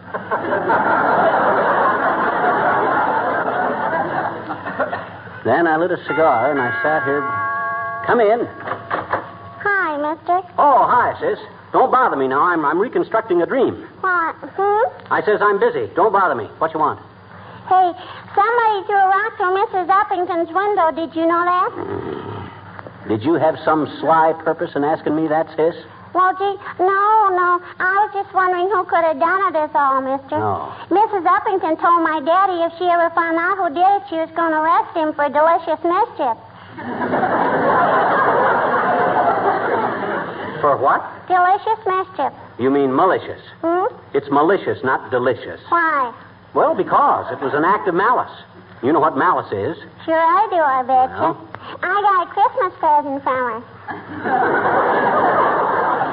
From who? From Alice. Oh. Yeah, she's my cousin. A great big beautiful doll, too. Oh, she is, huh? I said she is, eh? No, she did. Oh. Okay. Let's get back to Mrs. Uppington's window. Oh, gee. And peek in, No. I mean, let's discuss the matter further. You got any idea who could have done it? Have you? I asked you first. Willie Toops owns a slingshot. Oh, he does, eh? Yeah. Well, now we're getting someplace. So Willie Toops has got a slingshot, has he? No. Huh? You says Willie has got a slingshot, and then you says he hasn't. No, mister, no. He owns one, but he hasn't got it. He loaned it to somebody. Aha. Well, we're still hot on the trail. Who did he loan it to? You. Me? Sure he did, I bet you. Huh? Last summer when you said that cat was keeping you awake all night, remember? Oh, my gosh. That's right. He did. Yeah. Willie and I talked it all over, and we thought people might think you did it if they knew you had Willie's slingshot. And I said, well, gee, Willie, I said, we mustn't tell on Mr. Magee because he's always been so nice to us, and he's always given us 50 cents for a soda. 50 cents? Well, you know how it is with the water, mister, everything going up. And Willie said, gee, when I have a soda, I forget everything I ever knew, he said. And I said... Okay, sis. It's blackmail, but I'll pay. Here's $1. Split it with Willie, the little gangster. Gee, mister, thank you. Oh, boy, a whole $1. Boy, will Willie be happy when I tell him. Well, run on home and tell him then. Oh, I won't have to go clear home, mister. Huh? He's waiting outside. Oh. Hey, Willie, it worked. So long, mister.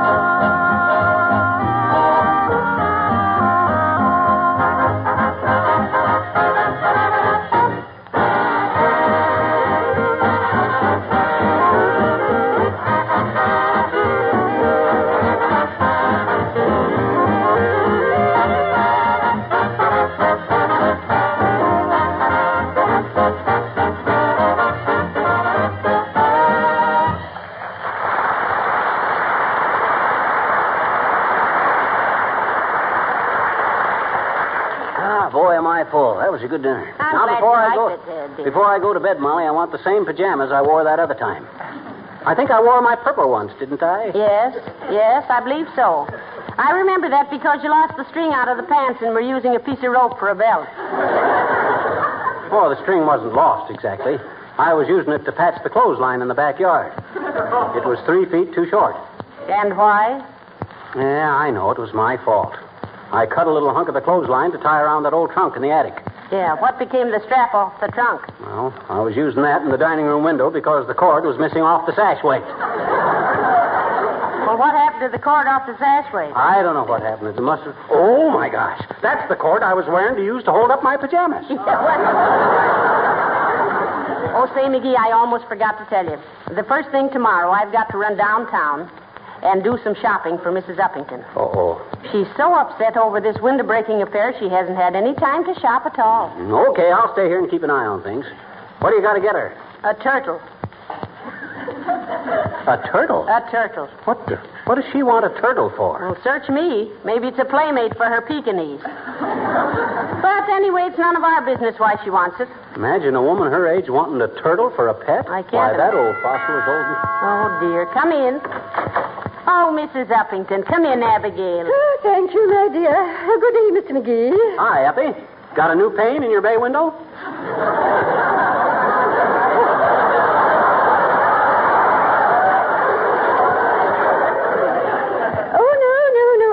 Perfectly splendid, Mr. Oh, my window. Oh, yes, that's all repaired. Oh, but I wanted to thank you, Mrs. McGee, for offering to do my shopping tomorrow. Oh, nothing at all. I'd be glad to do it, Abigail. Oh, by the way, may I use your telephone, Mrs. McGee? Why, certainly, dearie. Right there in the hall. Go right ahead. Oh, thank you. She even walks like a turtle.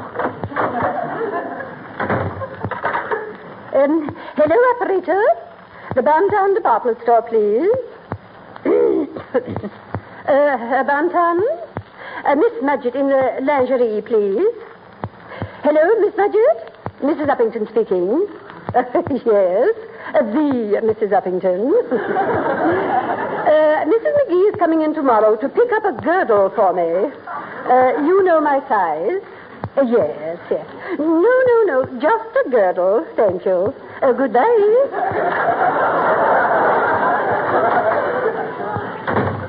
I called the Bantam, Mrs. McGee. You just ask for Miss Magee, and she'll charge it to my account. Well, now, you needn't have gone to all that trouble. I could have paid cash.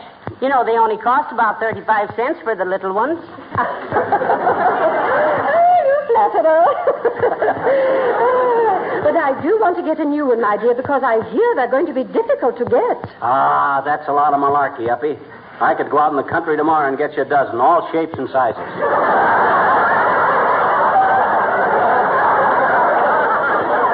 Really? And how do you know so much about such matters, Mr. McGee? Well, he used to have one when he was a little boy, didn't he? Sure, I had one. Had my initials carved on the back of it, too. Why, how silly. I always had mine embroidered. Oh, not really.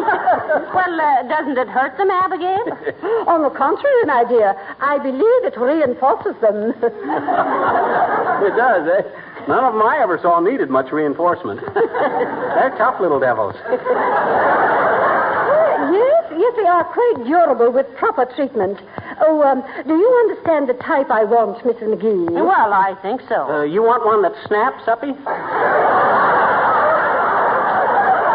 McGee, I think they all do that. Yeah, I guess they do. And they say once they get a hold of you, they don't let go till it thunders. I don't believe I quite understand. You know, McGee says when he had his, it just used to tickle him like everything when it started creeping up on him.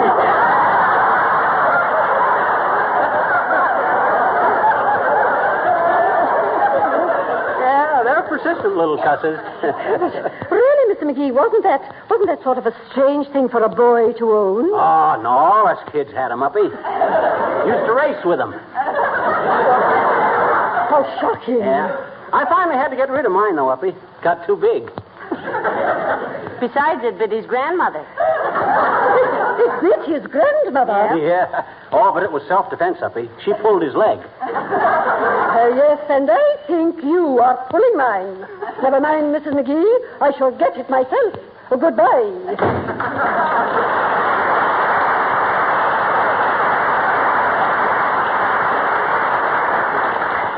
What's she getting so ritzy-snitsy about? Well, I don't know, but it's all right with me. Let her buy her own turtle if she wants one so bad. Yeah, I'd better run upstairs and see if your purple pajamas are back from the laundry. Yeah, and look, Molly. Yes? Let's not discuss the dream at all from now on. I want to keep my mind clear and unaffected. That's very sensible. Yeah. The less it's discussed, the less influence it'll have over your sleeping That's tonight. right. You know, they say... Hey, Fibber, I just came from the police station, and the cops have heard that you had some kind of a weird dream that night about walking over to Uppington's and heaving a rock through the window. We don't want to discuss anything like that, Mr. Wilcox. Let's talk about something else. Yes, but the police... Let's discuss Johnson's self-polishing glow coat, Harlow.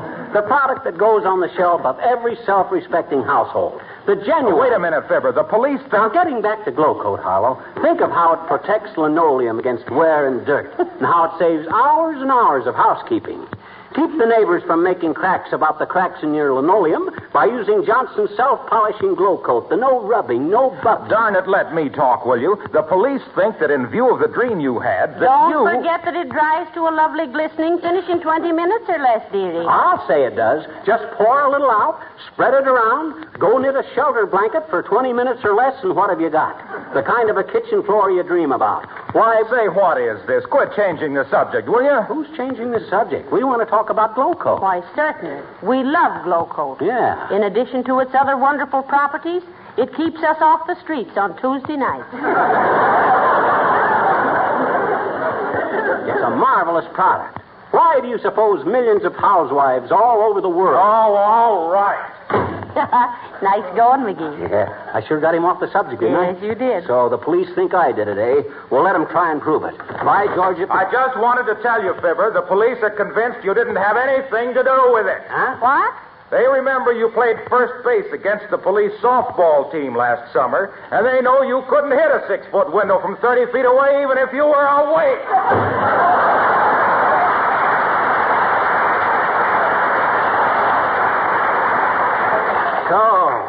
They think I can't throw straight, do they?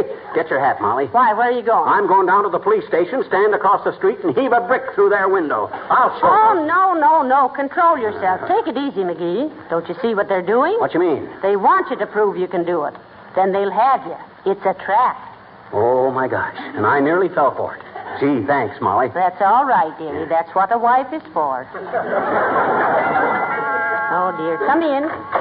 Good evening, Mrs. McGee. Hello, McGee. Mayor Latrivia, good evening. Hi, Latriv. Want to see me about something? No, McGee. I wanted to see Uncle Dennis for a moment. Is he in? I don't know. Is Uncle Dennis in, Molly? I don't think so, Mr. Mayor. I think he's out buying a motorcycle. A motorcycle? Yes. Anyway, he said he had to see a man about a sidecar. Yeah, he gets all worn out walking. He was so tired last night when he come home, he went upstairs on his hands and knees. Yeah. And even then, he was so weary, he didn't know his own room when he got to it. He butted the door open with his head and says, "Does this train stop at St. Louis?" Oh, yes, I know. Great fellow, Uncle Dennis.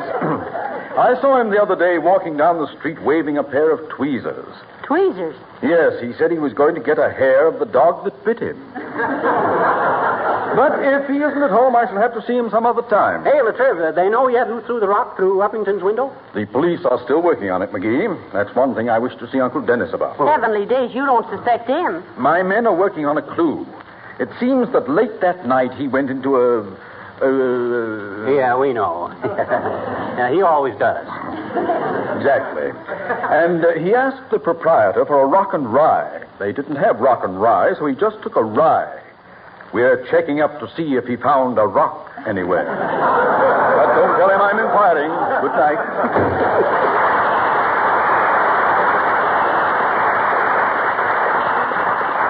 Poor Uncle Dennis. What do you mean, poor Uncle Dennis? He brings it all on himself. Why, that guy has beckoned to more men in white than Dr. Kildare. Wow. Now, what was it? Oh, yeah, my purple pajamas. I'll run right up and get them, dearie. Now, you lock the door.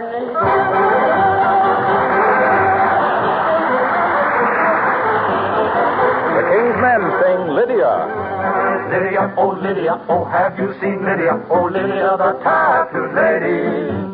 She has eyes that folks adore so, and a torso even more so. Lydia, Lydia, that encyclopedia. Oh Lydia, the queen of tattoo. On her back is the Battle of Waterloo. Beside it, the wreck of the Hesperus too. And never a billboard obstructing the view when you take a look at Lydia.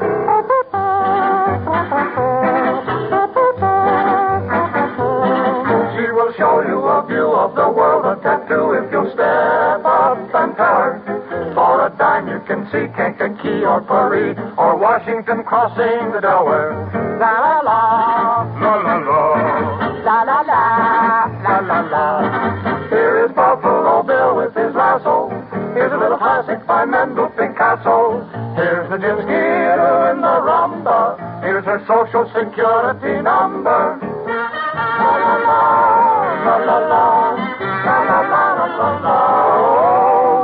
Oh Lydia, oh have you seen Lydia? Oh Lydia, the tattooed lady. Here's the leaning tower of Pisa and the smile of Mona Lisa. Lydia, Lydia, have you seen Lydia? Oh Lydia, the queen of them all. For a quarter she'll dance a mazurka in jazz with a portrait exhibit that no gallery has. And on a clear day you can see Alcatraz. Step over here and see Lydia, the queen of tattoo, tattoo, tattoo, tattoo.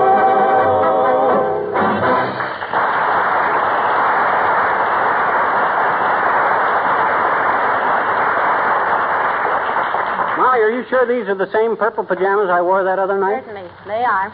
Did you lock the back door? Yeah. Did you wind the clock? Yes. Did you put out the milk bottles? Yeah. Did you empty the ashtrays? Yes. Did you go out to the car and count the tires? Yeah. Well, I guess we're all ready for bed then. I certainly hope that... Oh, for the love of Mike. Hand me my bathrobe, Molly. I'll go see who that is. I'm presentable, McGee. I'll go. No, we'll both go. I don't like you to be going to the door alone at this time of night. Might be a telegraph boy. Well... What harm would there be in that? Well, you always tip him too much. 15 cents is plenty. Okay. We're coming. Oh, Mr. Wimple. Oh, hi, Wimp. Oh, I'm sorry to bother you folks. Really, I had no idea you went to bed this early. We don't ordinarily, Mr. Wimple, but Buck McGee has a nightmare he wants to ride again. Won't you come in? No, thank you, Mrs. McGee. I was just sort of lonesome tonight, and I thought I'd see if Mr. McGee wanted to play a few games of flinch. Or maybe Parcheesi. Gee, I'm sorry, Wimple. Some other night, maybe. And let's make it tiddlywinks. I get too excited playing Parcheesi. How come you're so lonesome tonight, Mr. Wimple? Isn't your wife at home? Yes, but she doesn't like to play Parcheesi, and anyway, she was taking a bath and got her toe caught in a drain pipe. Oh, by the way, have you got a pipe wrench, Mr. McGee? No, I haven't, Wimple. I'm sorry. Oh, that's all right. I didn't think you would have. In fact, I'm asking all the unlikely people first. Say, isn't your wife going to be angry if you take too long getting her loose, Mr. Wimple? Probably, Mrs. McGee. But I don't get a chance to get out like this very often, you know. Sweetie Face is so jealous. Though, goodness knows, I never even looked at another woman since we were married. Tell me, are they still wearing hobble skirts?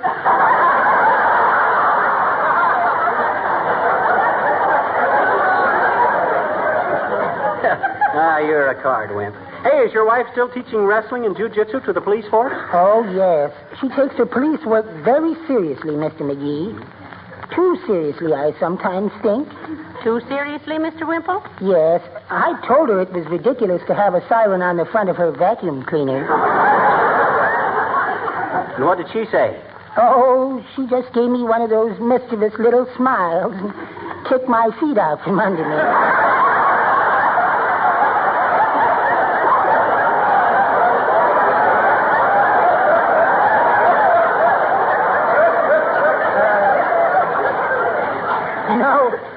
sometimes I think she doesn't know her own strength. And then again, sometimes I think she does. You certainly must have a wonderful constitution, Mr. Whipple. Yes, I have, Mrs. McGee. The only trouble is, I'm always having to go to the doctor and the dentist for some amendments.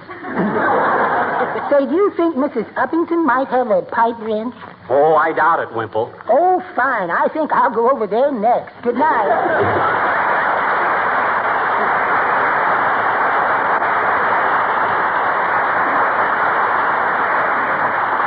Oh, poor Mr. Wimple. You know what he needs is a personal defense program. Oh, well, let's hit the hay. If I'm going anywhere in my sleep, I want to get to bed before my pajamas get all wrinkled. Well,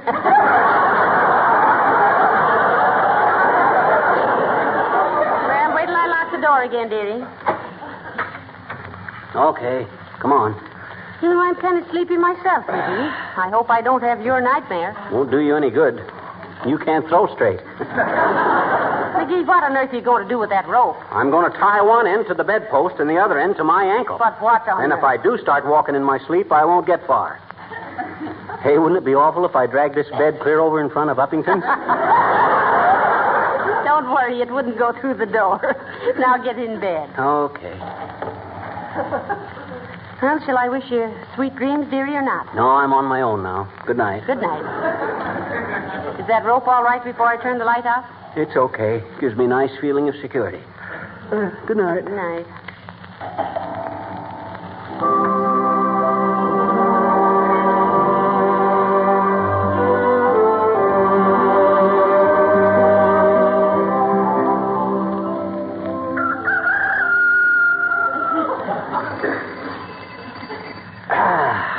Boy, that's the best night's sleep I've had for... Ouch!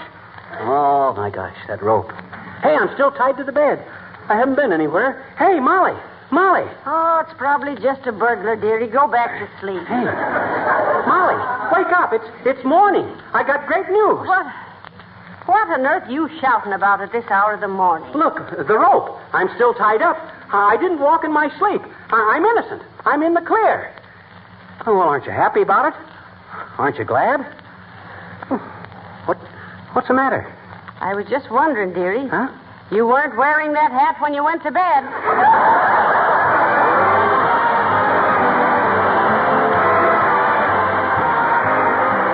Today, North and South American countries are working together to promote closer cultural and commercial relations. It is clear that the more we can use each other's products, the better off we will all be. For many years, an important ingredient of Johnson's wax has been the vegetable wax carnauba, which comes from Brazil. It is, in fact, one of that country's principal exports. Carnauba wax is important to Brazil's economy, and it helps us produce a better wax polish for the protection of your floors, furniture, and woodwork. The carnauba is skillfully blended with other waxes to give you a wax polish that is easy to use, one that adds rich beauty to all finishes, and enables you now to protect and take better care of the things you have. There are over 100 protective uses for this wax polish in your home. You can buy genuine Johnson's wax in 3 forms, paste, liquid, and in the new cream wax. Ladies and gentlemen, on January 30th, President Roosevelt will celebrate his Diamond Jubilee birthday. 130 million loyal Americans have an opportunity to tell the president we're behind him by joining in a cause that is close to his heart. The fight against infantile paralysis. Yes, let's all give as many dimes and dollars as we possibly can in our local campaign. And let the president know that he has every man, woman, and child in the nation on his side. Good night. Good night, all.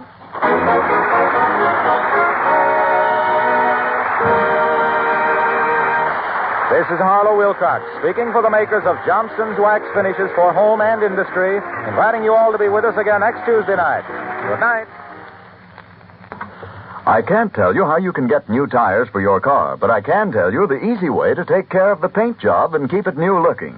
Just give it an occasional treatment with Johnson's Car New, the sensational auto polish that both cleans and polishes in one application, 2 jobs in one. Car New is inexpensive, easy to use, gives your car back its original showroom shine. Don't wait. Buy a can of Johnson's Car New this week, spelled C-A-R-N-U. This is the National Broadcasting Company.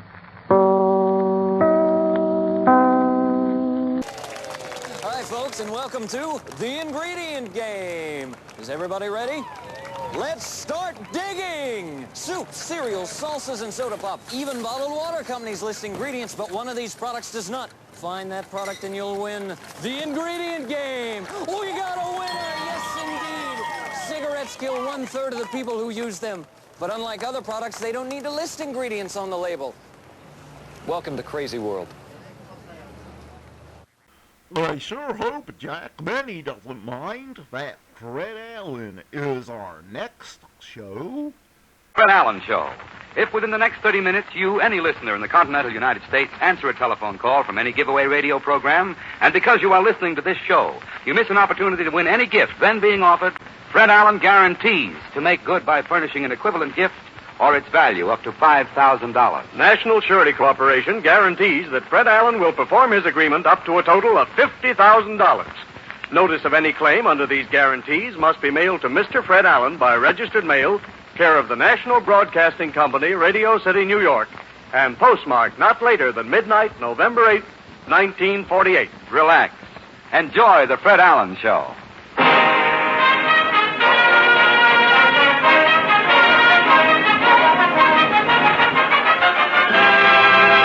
The Ford Dealers of America present the Fred Allen Show.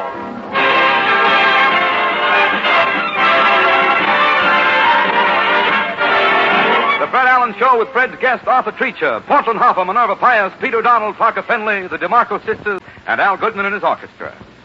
And this is Kenny Delmar speaking for your Ford dealer. Well, they've counted the votes from every last precinct, and I can now announce the winner. It's the same the whole land over. In the new car field, Mr. and Mrs. Public overwhelmingly prefer the new Ford. And why not? With its new low look, marvelous midship ride, high coil and Paraflex springs, and magic action brakes, the 49 Ford is unquestionably, indubitably the car of the year. Your Ford dealer invites you to meet the winner tomorrow.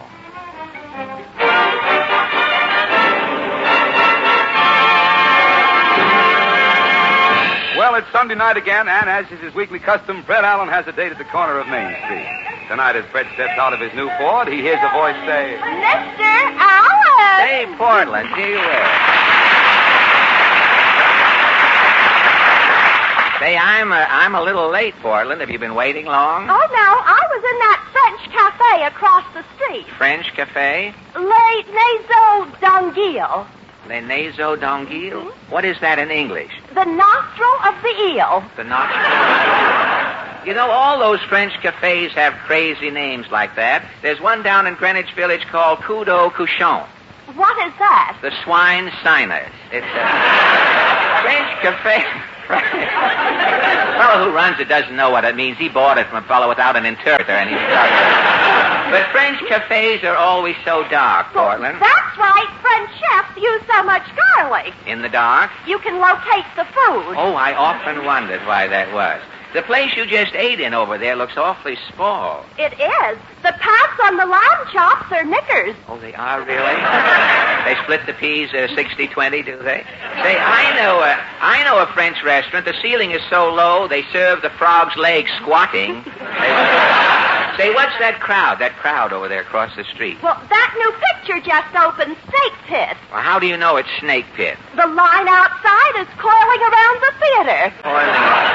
Say, Portland, I just remembered. You know what? I forgot to get the paper tonight. Let's take a walk down Main Street. Well, let's get going.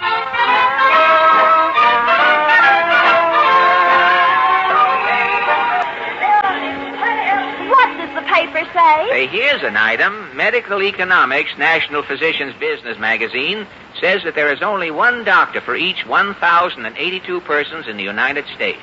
I wonder if people are worried. Well, let's ask some people now as we walk along Main Street. Hey, this man coming with the Leghorn briefcase. Pardon me, sir. Claghorn, say Claghorn's the name, son. Senator Claghorn, that is. Well, Senator? Well, here I go again. I've been laughing since last Tuesday.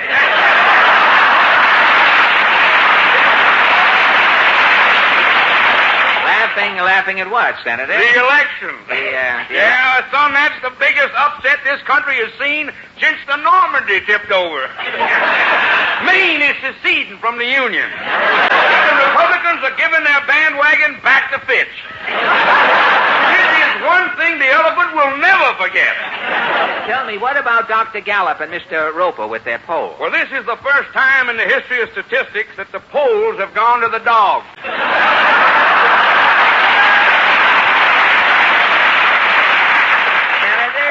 Senator, do you think that, this is off the record, do you think the president had a hunch he would be reelected? Oh, Harry wasn't worried, son. He knew he'd be living in Washington 4 more years. How do you know? 2 days before the election, I seen a piano tuner going into the White House. Well, tell me, Senator, how do you account for the president's reelection? Moving pictures done it, son. Moving pictures? People are so crazy about double features. You mean the president's first term? People want to see everything twice.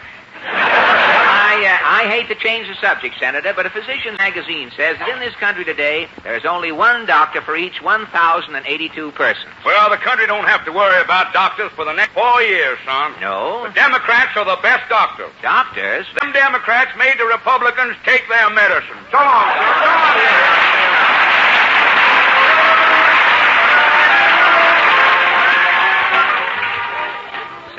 It sure is a swell night to walk down Main Street, Portland. Look at this picture in the barber shop. 2 men wearing toupees. It says, which twin has the phony? Hey, look who just turned the corner. Titus Moody. Hi, Mr. Moody. Howdy, Bob.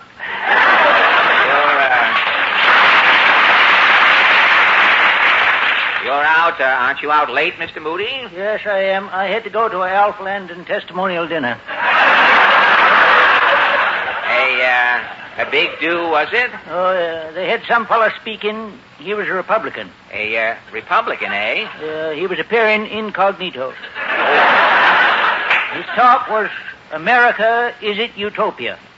Well, do you think America is utopia? Not while I'm paying $3 for overalls, I don't. Well, tell me, Mr. Moody, what about this shortage of doctors? Why, I don't know about human doctors, but vets is going crazy. You mean veterinarians? Cow doctors. Cow doctors.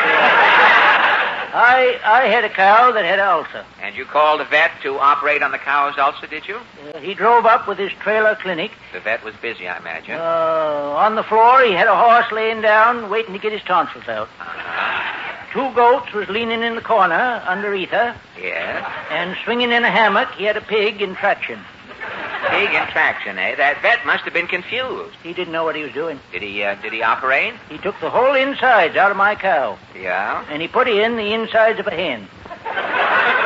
The vet put the insides of a hen in your cow? What happened? Today, before the cow will give a drop of milk, she has to set on her nest. So long,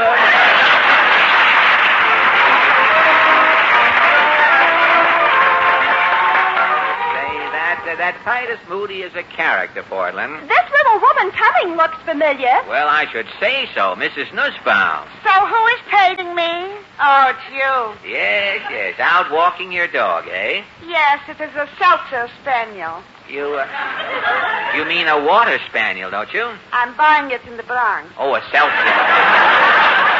Well, tell me, Mrs. Nussbaum, about this shortage of doctors. Who needs doctors? But, I'm taking out group hospitalizing. Oh, group hospitalization? Before they can take me to the hospital, a group is having to get sick.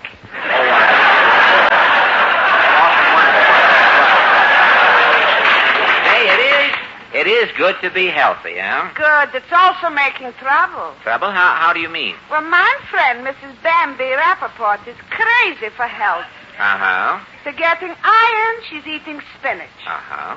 Bambi is getting so much iron, her arm is looking like a niblick. And to making calcium, she's drinking milk. Uh-huh. Well, she's drinking so much milk, in the mouth she's now having 3 sets of teeth. 3 sets of teeth?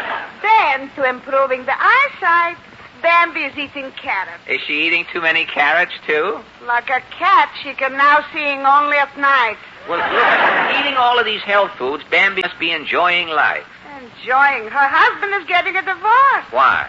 Bambi is too healthy. Too healthy? When her husband is telling Bambi to drop dead, she couldn't do it. Thank you.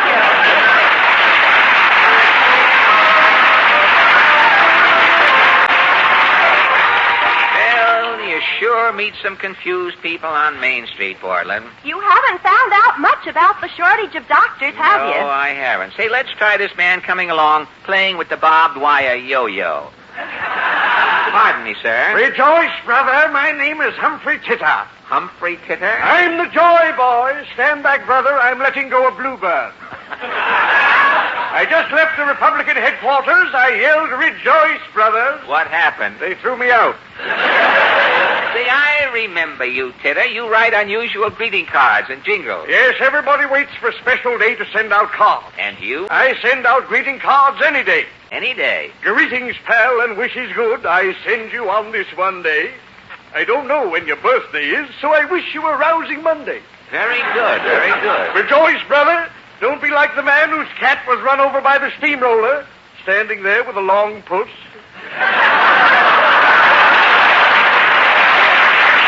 Look, Mr. Titter, what is the country going to do about the shortage of doctors? I shall write a jingle. Take this down. What's the title? Your Doctor. I have it. Your Doctor. Your doctor is your best friend. His skillful diagnosis informs you promptly when you're sick, if it's virus or thrombosis. Your doctor quickly feels your pulse, arrives at his decision, and with his shiny scalpel, he soon makes a long incision. If you don't survive his surgery, your doctor never quakes. For his friend, the undertaker, always covers his mistakes. Oh, so long, Mr. Titter. Rejoice, brother.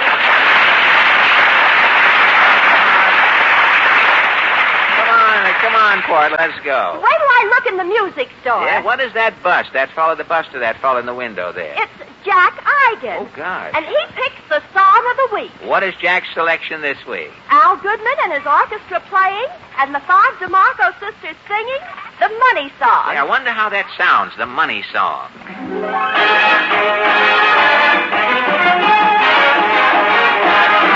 If you got it, you don't need it. If you need it, you don't got it. You don't get it, shame on you. Funny, funny, funny what money can do. Them that have it, get more of it. Less they need it, more they love it. And it sticks to them like glue. Funny, funny, funny what money can do. As the rich man, he'll confess, money can't buy happiness. As the poor man, he don't doubt, but rather be miserable with them without. If you spend it, please be wiser. If you save it, you're a miser. You don't want it, you are cuckoo. Oh, funny, funny, funny what money can do. It's a bad thing, oh yes, very full of germs, unsanitary. Will I have some cheap things? Funny, funny, funny, funny. Funny, funny, funny. Funny, funny, funny. Funny, funny, funny. Funny what money, money, money can do.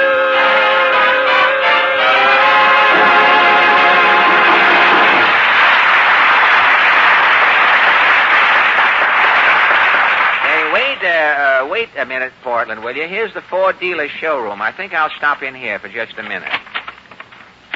Hi there, Fred. Can you give me a hand with this job? Say, what's going on, Mr. Dealer? That stepladder, that hammer, those nails? My wife just finished embroidering a motto, and I want to hang it. Let me see. Oh, it's that old motto, there's no place like home. Yes, huh? Fred, my wife modernized it. This motto says, there's no place like home for Ford service. What beautiful sentiment. Now, if you could only get another motto, you know, like, a man's best friend is his book.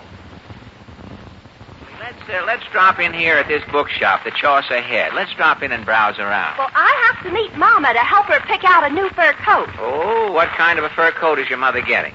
Some man with a push cart tried to sell her a Hudson seal, but Mama was too smart. How do you mean, too smart? Mama knows there aren't any seals in the Hudson. Your mother really? Portland, don't let your mother get a squirrel coat. The squirrel coat will take your mother out in the park and bury her with the rest of the nuts there. Well, I'll see you later, Portland. You gotta go. Good night. Good night.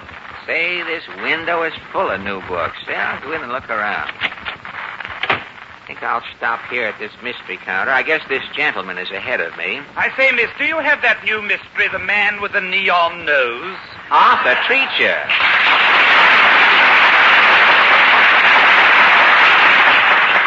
Arthur, what are you doing here at the mystery counter? I'm buying mystery stories to take back to England. I'm going to do a crime program on television in London. You're going to be on television in England? Yes, it is quite possible that at this very moment you're gazing at the British Howdy Doody. Have you found any...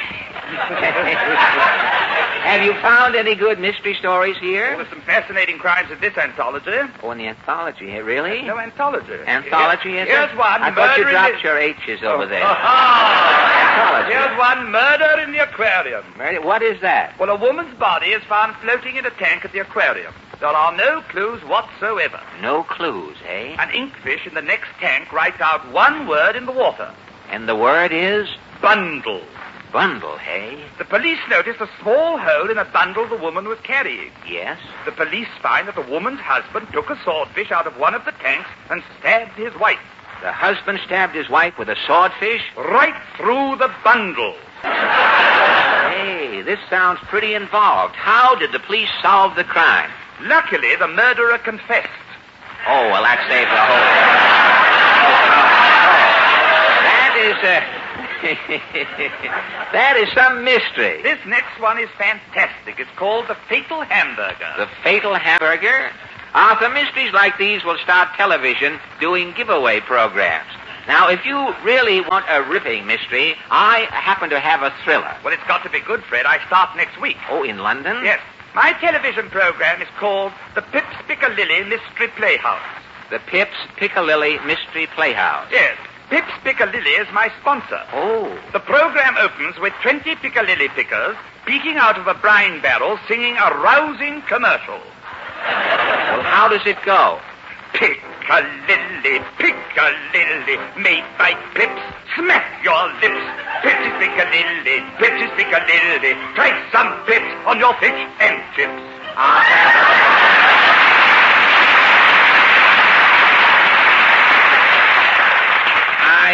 Arthur, my mystery will be great for the Pips Piccalilli Playhouse. Well, what's your mystery like, Fred? Well, the program opens with a lumbering fanfare.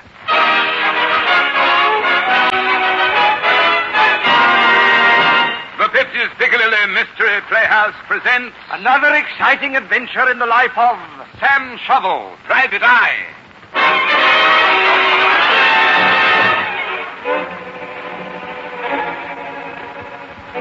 I am Sam Shovel, Private Eye. I've cracked a lot of tough cases, but the toughest case I ever cracked was the case of Sir Hubert Bottomley. One day I'm sitting in my office, dropping some murine in me private eye. I'm just squeezing out the dropper. Hearing a knock, I deduce that somebody's at the door. Well, I say, come in. To-do. Yeah, lady? I'm looking for Sam Shovel, private optic.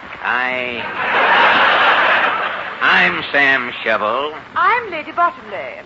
My brother, Sir Hubert Bottomley, is missing. Missing what? He's missing himself. Oh.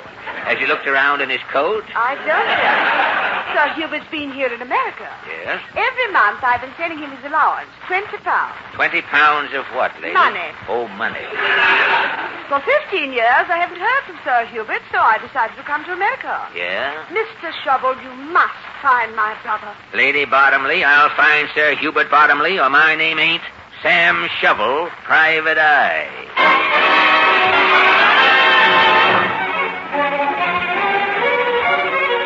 Lady Bottomley told me her brother was a big game hunter. The last address she had of Sir Hubert turned out to be an old brownstone back of a Natick stand just off Madison Avenue.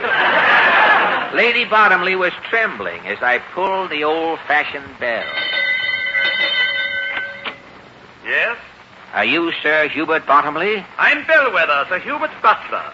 Whom have I the melancholy honor of addressing?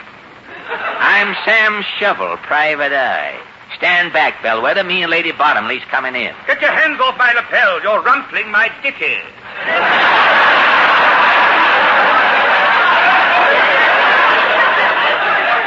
I say, Bellwether, will you announce to Sir Hubert that his sister, Lady Bottomley, is here? I didn't like the looks of Bellwether. From the way he was talking, I couldn't tell if he was English or if he just had bad bridge work.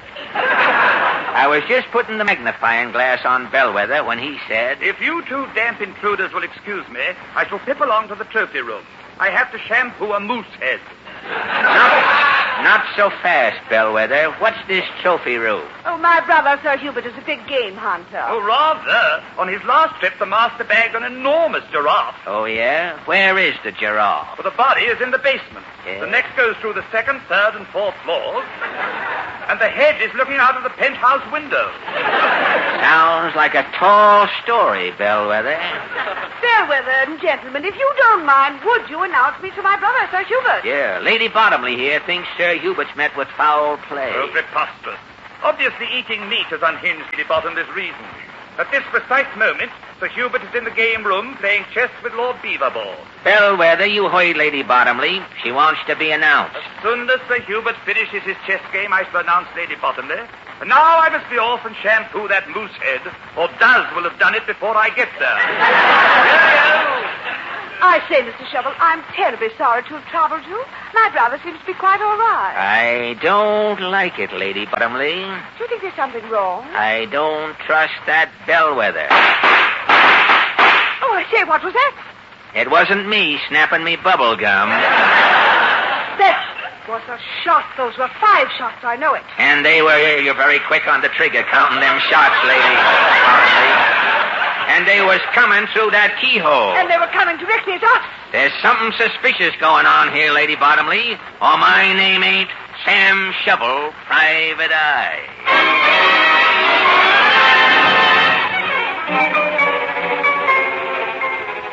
They was shots, all right. Me derby had a crease in it. Me badge had a dent in it. And me coat had 7 new buttonholes. There was only one way to find out who was shooting at us through that keyhole. I opened game room door. Sam Shovel. Bellwether. What's the big idea, firing that shotgun through the keyhole? Oh, I thought you'd get a bang out of it. While Bellwether was amusing himself, I took a quick gander around the game room. Sitting at a table motionless, there were 2 men playing chess. I was just ready to pounce when I heard Lady Bottomley say... Mr. Shovel. Yeah? One of those men playing chess is my brother, Sir Hubert Bottomley. I'll soon check on that, Lady B. Hey, you with the half a pair of glasses. I say, what's all the hugger-mugger? Can't you see we're playing chess? Bellwether. I'm sorry, Lord Beaverboard. I told these 2 fruity intruders that I would announce them when you were finished. Sir Hubert. Oh, Sir Hubert, you recall your sister, Lady Esther? Sir Hubert! Hey, what's wrong? What's wrong, Lady Sir Bottom? Hubert, he's dead! Dead? By Jove, that explains it. Explains what? Well, our chess game, Sir Hubert hasn't made a move in ages. He's just been sitting there holding his bishop. Failure, do you think? No, possibly was bored to death. I'm dull company, you know. No, you're both wrong. What? Sir Hubert's got a hole in his head. Look, this dimple has no bottom to it. You're right. It's a bullet hole. This is moida. Moida? Moida. Nobody's leaving this room. Come clean now, somebody. Who shot Sir Hubert? Well, none of us could have done it, old boy. We were all here in the room together. Hey, that's right. Shovel, there must be somebody else in the house. I can take a hint, Lady Bottomley. Come on, Bellwether. I'm finding that somebody else, or my name ain't Sam Shovel, Private Eye.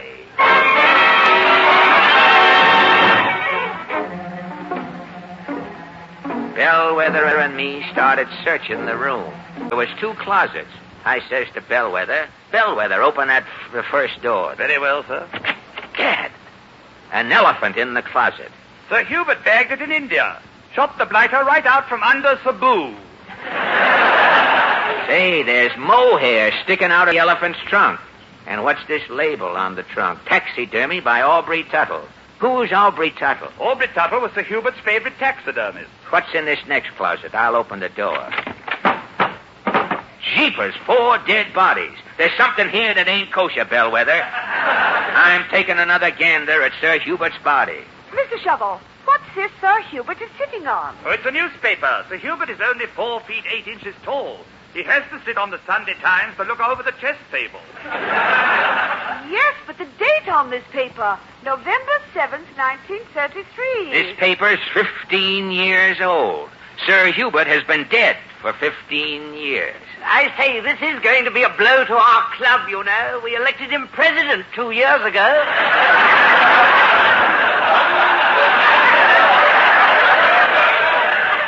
It's incredible. Sir Hubert dead 15 years? Why, he looks the same today as he did 15 years ago. Identically the same. Sir Hubert is the same as he was 15 years ago, Lady Bottomley. What? Look at this hole in his head. What do you see sticking out? Mohair. Mohair is right. Sir Hubert has been stuffed. Look here on his neck. One of them labels that was on the elephant. Taxidermy by Aubrey Tuttle. You mean the taxidermist actually murdered my brother, Sir Hubert, and then stuffed him? Yeah, Lady Bottomley. Extraordinary. Who was the taxidermist? You, Bellwether. But I'm the butler. My name is Bellwether. Hercules C. Bellwether. Oh, yeah? That signet ring on your thumb there. The initials is A.T. A.T.? Oh, that's an abbreviation for Athlete. Rule Britannia. Stop the music! The jig is up, Aubrey Tuttle. You might as well confess. It'll make me very happy. Oh, but happiness is so middle class. Regardless. I do wish you'd confess, Bellwether. I'm famished for a cup of tea. Very well, Lady Bottomley. I am Aubrey Tuttle. I knew it. I killed Sir Hubert. Oh, you bounder. But why? But why, Mr. Tuttle? Well, 15 years ago, Sir Hubert returned from Africa with a boatload of big game. I was his taxidermist. And you stuffed the animals? I put everything I had into them. When I finished, my bill was £2,000. Sir Hubert refused to pay me. You was penniless, I eh? had to have money. I knew Sir Hubert was getting £20 a month from his sister in England, so I decided to murder Sir Hubert, pose as his butler, and collect the money he owed me. What became of Bellwether, the real butler? Oh, he's in the closet with the rest of the staff. You mean them stuffed stiffs of the staff? Why did you kill them and stuff them, Bellwether? I had some mohair left over. Aubrey Tuttle, you are a fiend, definitely. By Jove, my opponent dead for 15 years. It's so difficult to tell in chess. Where are you going, Tuttle? I think I shall step out for a bit of swan-upping. Come back here, you. Unhand me, you succulent mendicant. Right in the peeper. A bit of a shiner. Okay, Tuttle. You're coming with me, or... Or what? Or my name ain't Sam Shovel, Private Black Eye.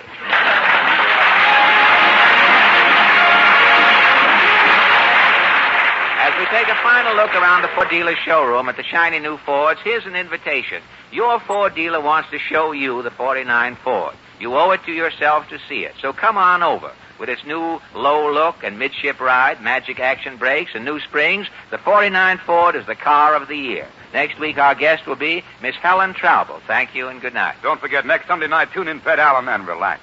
The Fred Allen Guarantee and National Surety Corporation bond will be in effect for Fred Allen's program next Sunday night. Next Sunday night. Next Sunday night. Next Sunday night. Next Sunday night.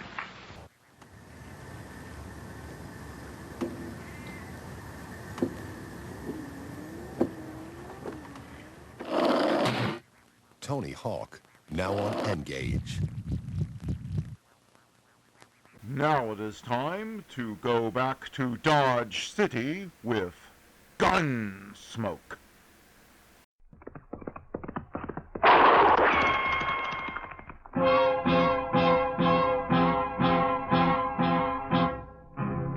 Gunsmoke, brought to you by Chesterfield, America's most popular two-way cigarette. What a pair.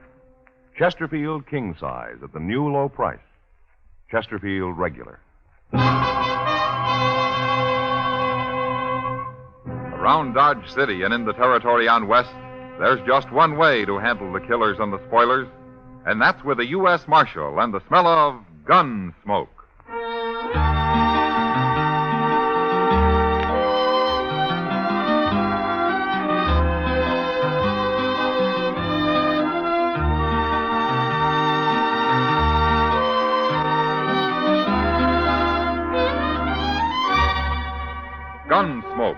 starring William Conrad, the transcribed story of the violence that moved west with young America, and the story of a man who moved with it. I'm that man, Matt Dillon, United States Marshal. The first man they look for and the last they want to meet. It's a chancy job, and it makes a man watchful. And a little lonely.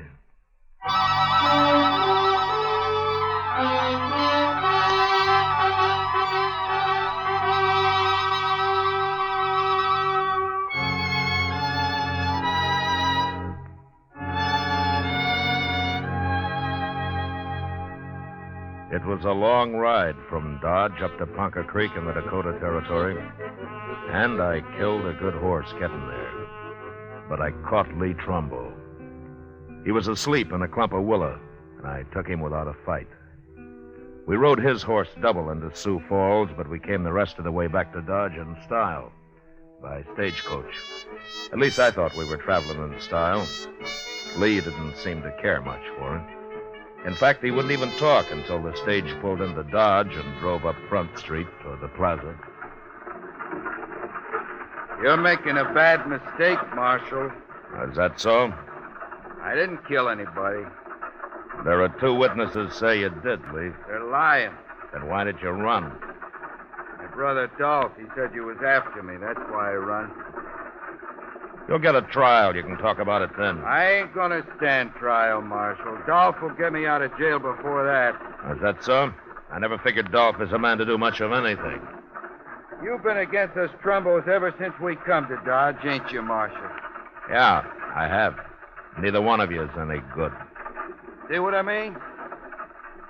Ah, there's your brother Dolph now, waiting to welcome you back. Well, how'd he know I was coming? I wired Chester from Sioux Falls a week ago. That bandy-legged deputy of yours? Here's the mail. Chester's not my deputy. Well, he sure acts like it. Yeah, he does, doesn't he? No. Here we are.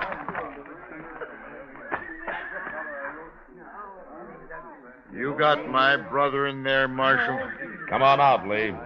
You're going to be sorry for this. Yeah, that's what Lee's been telling me. Come on, Lee. Get on out of there. I'm coming, Marshal. I'm coming. Shoot him, Dolph. What?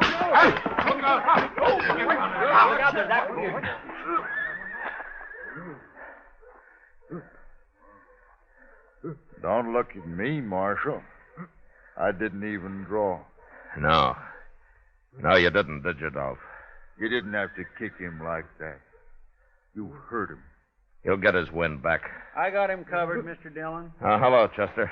Don't you try nothing like that again, Lee. It's all right, Chester. The fight's out of him. You want me to take Dolph's gun? Now, that's funny. I keep forgetting. You do wear a gun, don't you, Dolph? There's nothing wrong with wearing a gun, Marshal. There is the way you wear one. What do you mean? Well, you might run into somebody who doesn't know you're afraid to use it, and he might shoot you before he found that out. You calling me a coward, Marshal? Now, Chester. Yes, sir? I'm going over to the office. When Lee here stops groaning, herd him over and lock him up, will you? Okay, sir. And if Dolph gives you any trouble, shoot him. Now, Marshal. Get going, Dolph. Go on, move. You'll be sorry for this. I'll make you sorry for it. Oh, say, there's a fellow waiting for you over at the office, Mr. Dillon.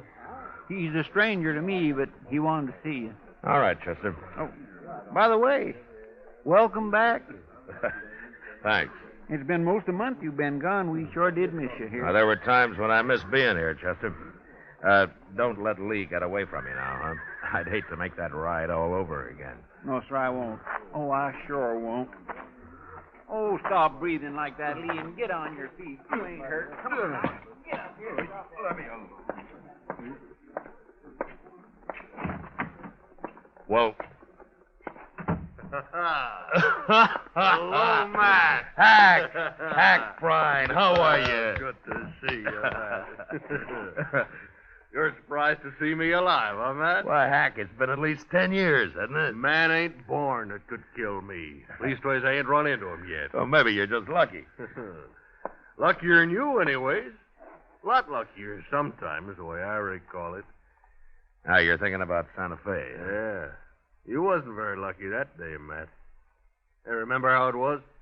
You backed into a corner with nothing but a beer bottle in your hand, and 3 of John Chisholm's drunk cowboys about to empty their guns into you. Yeah. And you walked in and killed every one of them. Yeah. It was real surprised, wasn't it, Matt? John Chisholm's been after you ever since, hasn't he, Hack? Oh, them was just the first of Chisholm's men I've killed, Matt. Been riding with Billy the Kid till about half a year ago. Oh? Why'd you quit? Never could make out if Billy was working for or against Chisholm. Besides, it didn't pay enough. Oh, but you're the one, Matt. When I got to Dodge last night, heard you was U.S. Marshal here, I just didn't believe it. Well, being a marshal isn't that hard a job. Oh, you can handle it all right, I know that. What I mean is kind of sudden. Find a man you used to know being a U.S. Marshal. Well, I got to earn my keep somehow. Oh, sure. Well, what are you doing in Dodge, anyway? I don't know, Matt. I don't know yet. I've been over to Wagon Bed Springs, stretching my legs, sleeping in a bed, doing a little gambling and the like. Yeah. Some fella here sent for me. I ain't seen him yet, but if it's a job he's got, I sure need the money. Well, good luck with it, Hack. We'll get together later and have a drink. Well, Straight ahead, Lee. Right through that door there. The fellas is out What's back. this? Just a prisoner. What'd he do? I didn't do nothing. Shut up and keep walking, Lee. What you locking him up for, man? Murder. That's bad. That's real bad. Murder's always bad. I don't mean that. I mean locking a man up. I couldn't stand that, Matt. I never been in jail. I never ain't gonna be. Well, then you better stay sober around here, Hack. And you're taking it back about that drink. Oh, no. You'll be safe as long as you're with me. Oh. I don't know, Matt. I've been around you when it wasn't so safe. I'll see you later. Yeah, sure, Hack. Oh. Hey, well, come on in, mister. I'm leaving. So long, Matt. So long, Hack. Marshal Dillon? Hello, Ole. How are you? Marshal, I got something I got to tell you. It's my duty the way I see it. Oh, what's the trouble? Hello, Ole. What you doing here? Well, I come to tell the Marshal something, Chester, but I sure don't like informing on people. You understand me, Marshal? Well, what's it about, Ole? Dolph Trumbo, that's what. You got his brother Lee in jail here. We sure have. I just locked him up myself. Well, Dolph's coming to get him out. He's over at the Alfraganza right now talking it up. Talking what up? Well, there's some men at the bar there, Marshal. And Dolph's buying them drinks and telling them his brother's plumb innocent, and they got to raid the jail here and get him out. You mean he's forming a mob? That's what he's doing, and I don't like it. There's going to be trouble, sure. Ole, thanks very much for telling me this, but don't worry about the trouble. I'll put a stop to that right now. Come on, Chester. Yes, sir.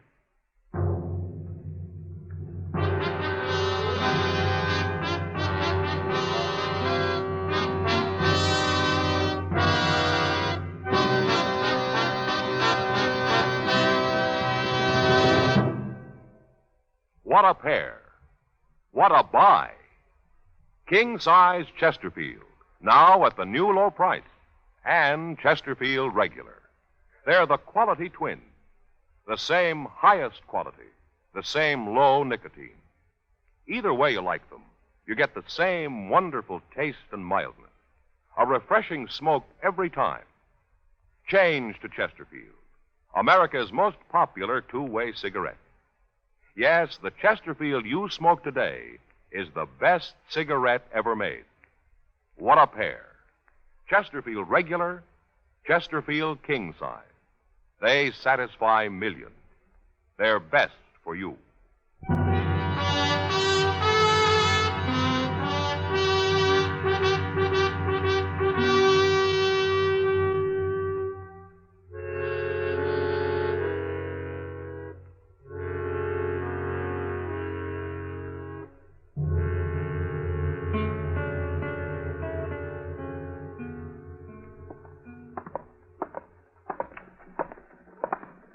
Wouldn't you know Dolph Trumbo do something stupid like this, Mr. Dillon?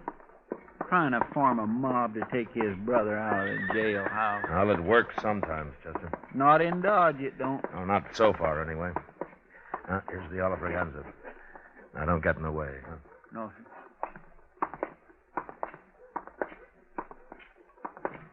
You're right, Dolph. And something else.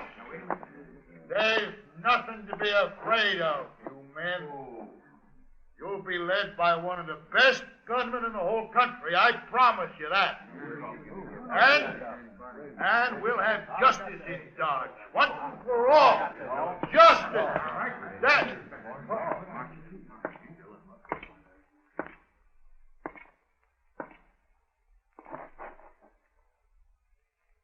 What do you want, Marshal? What are you doing here? Ole told you, huh? I seen him sneak out. I just been talking, Marshal. No harm in talking, is there? Well, Lee's innocent anyway. He shouldn't be in jail. And I'm going to get him out, too. These men here are all with me. And we're going to... Quiet. Shut up! Bartender, this place is closed for the rest of the day. No more liquor. And you men get out of here and don't let me find any of you together again. Not for a long time. Now get moving.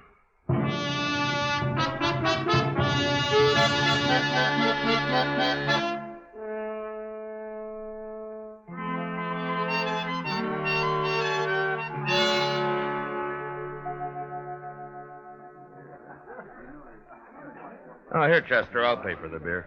You leaving, Mr. Dillon? Oh, Kitty just came downstairs. I haven't seen her yet. I think I'll go over and say hello. Yes, sir. Like for me to go across the street and see if they're keeping the Alfraganza closed? No, it's all right. I told them they could open up again tonight. Oh, well, thanks for the beer, Mr. Dillon. Sure, Chester, sure. Welcome to Dodge, stranger. How are you, Kitty? Fine. I'd be even better if you'd brought 2 beers over instead of 1. Oh.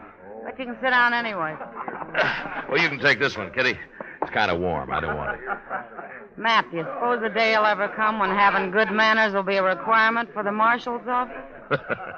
Well, if it ever does, Kitty, I don't guess they'll need marshals anymore. Yeah, maybe you're right at that. Well, how have you been, huh? Everything okay? Well, I was making out pretty good, Matt, till I broke my toe. Broke your toe? Yep. How'd you do that? In the line of duty, right here in this saloon. I got tromped on dancing with a Texas cowboy who should have been spending his trail money on red silk handkerchiefs and soda water instead of me. He couldn't have been over 16. Darn fool kid. There's not much you can do for a broken toe, is there? No. At least it doesn't hurt when I'm sitting down. I hear you broke up Dolph Trumbo's party at the Alfraganza this afternoon. Oh? Huh? You hear just about everything, don't you, Kitty? Men. They talk more than women. This place is full of men, day and night. You think if I closed my eyes and prayed real hard, they'd all go away? Well, if they did, what would you do for a living? That'll keep me awake. Say, there's your friend Dolph now. Just came in. Oh? There's a stranger with him, Matt. Well, I'll be. What's the matter? Who is he? He's a gunman, Kitty. That's so? Yeah. I guess he's about the handiest man with a gun that ever hit Dodge. So Dolph's gone and hired him a gunman. Who is he, anyway? What's his name? He's a friend of mine, Kitty.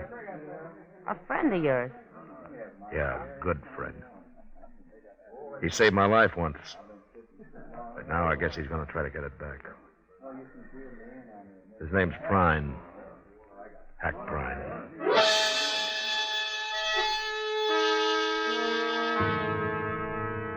The government never did pay me much for enforcing the law in Dodge, but even if they doubled it, there were times when I'd like to have quit. I sat there with Kitty and watched the 2 men at the bar. They had a drink, then they shook hands, and then Hack walked out. I got up, and I followed him.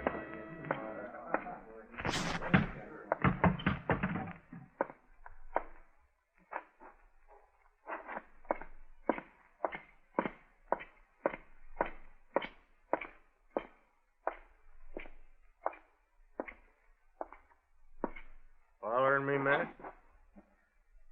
Yeah, Hack. What for? Where you staying? Dodge House. Huh? Got a room.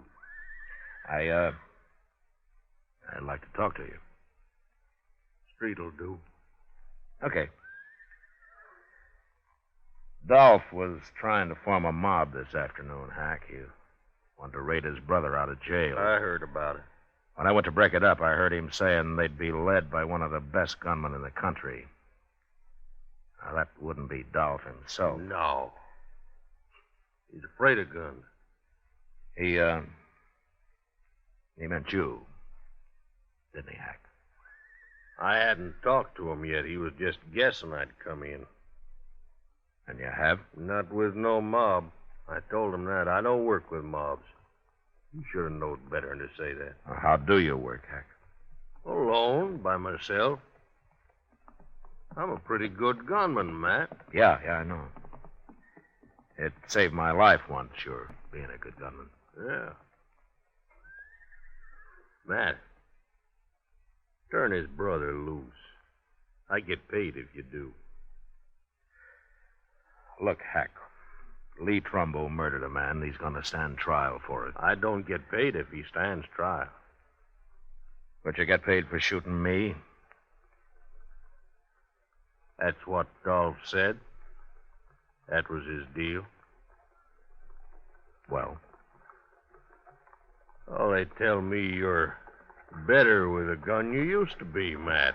Hack, I don't want to fight you. Afraid, Matt? How'd you get to be marshal, anyways? It's a job. I took it. Well, I've been offered a job, too, and I took it. Yeah, but you had better jobs, Hack. Well, it's been bothering me some, Matt. I took an awful chance saving your life once. Now I got to take another to kill you. That don't make much sense, does it? Look, Hack, why don't you forget it, huh? Go on back to Wagon Bed Springs. I'll lend you some money to see you through. No, it ain't that easy, Matt. I back out on this, the word will get around. Nobody'll hire me for nothing no more. My reputation won't be worth crowbait. Did Billy the Kid pay you to kill men? Of course not. Of course not. That was for pleasure. You know how I hate John Chisholm. And you come down a long way, Hack. Selling your gun. I killed a man for pay over to La Junta. Didn't bother me none. Who was he? I don't know. Some gambler. Pretty good gunman, though. Tell me something, Hack. Did Dolph say how his brother murdered that man here? Dolph claims he didn't do it at all. Well, there were 2 witnesses who saw him do it. The man was a buffalo skinner, unarmed. He didn't even have a knife on him. But he refused to buy Lee Trumbo a drink, so Lee shot him. Unarmed? That's right. Shot an unarmed man? You think it over, Hack. I'll see you tomorrow. Good night.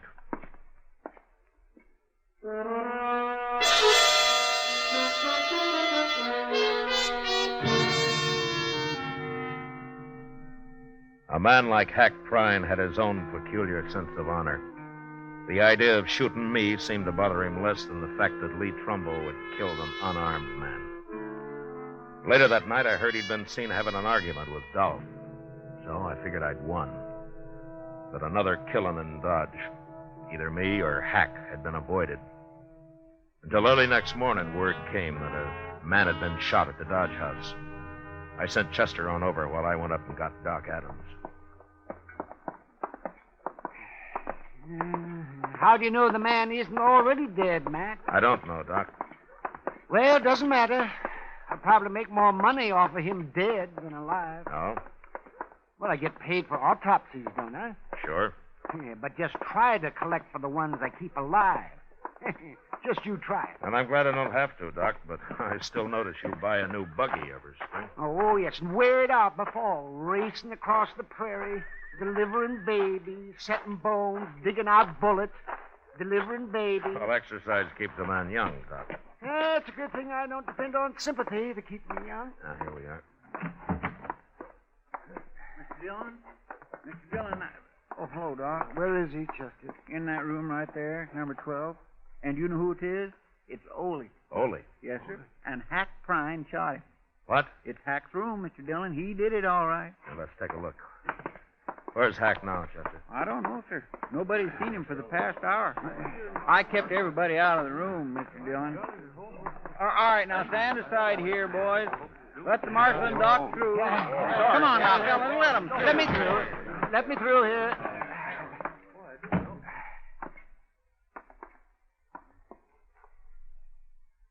It's Ole, all right. He's dead, Matt. Real dead. 3-4 hours, probably. Nobody heard a shot or nothing, Mr. Dillon. But when the clerk come on duty about an hour ago, he saw Hack Prine walk out of here. Why anybody would want to kill poor little Ole, I do not understand. I'll bet I know, Mr. Dillon. What, Chester? You didn't talk Hack out of trying to kill you after all. He went back to Dolph last night and told him he'd take the job. Then he figured the only way to get you into a fight was to shoot somebody so you'd have to come after him. Yeah, maybe. Now, come on, let's start looking for him.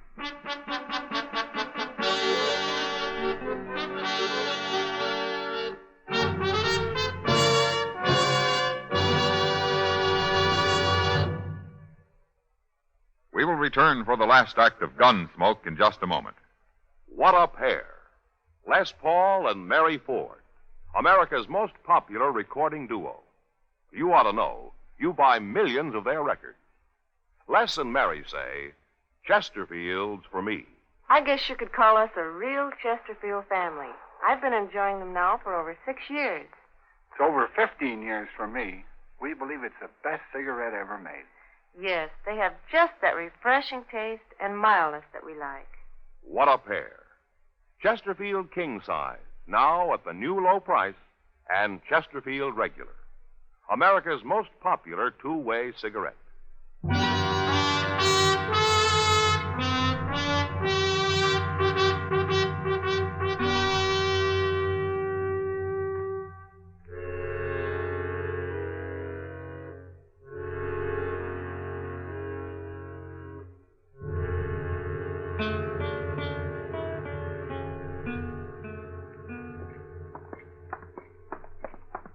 I guess Alfraganza is the only place we haven't looked in, Mr. Dillon. He's got to be there, unless maybe he's going to try to bushwhack you. Hack may be a paid killer, Chester, but he'll always face his man head on. Yes, sir. That come right from the Alfraganza. Yeah. Mr. Dillon, there's Hack. He's coming out. Yeah. All right, get off the street, Chester. Yes, sir.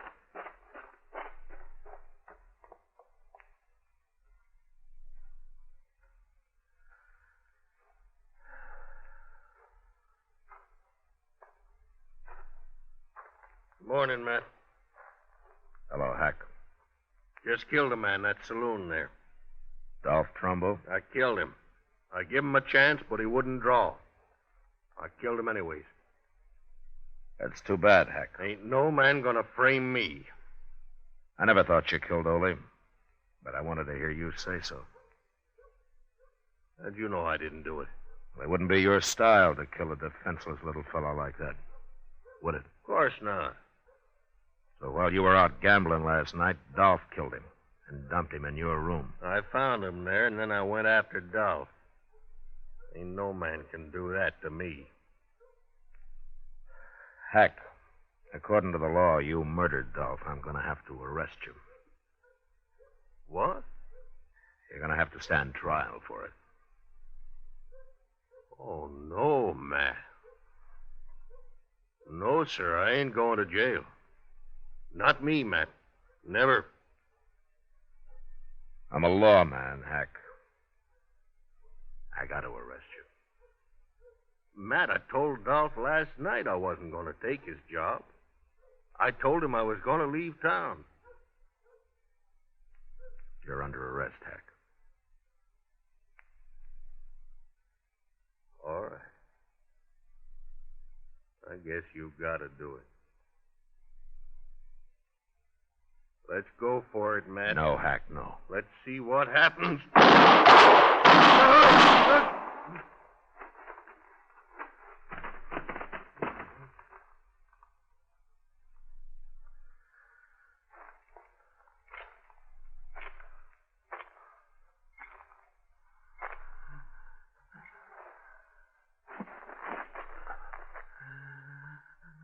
Hack. Hack. Oh, you're sure good, Matt. You're awful good. Yeah.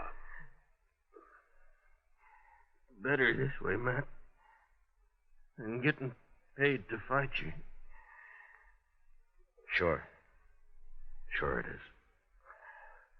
There weren't no reason to fight you. Not that way. I can't see you no more, Matt. It's like being underwater. I can't see nothing.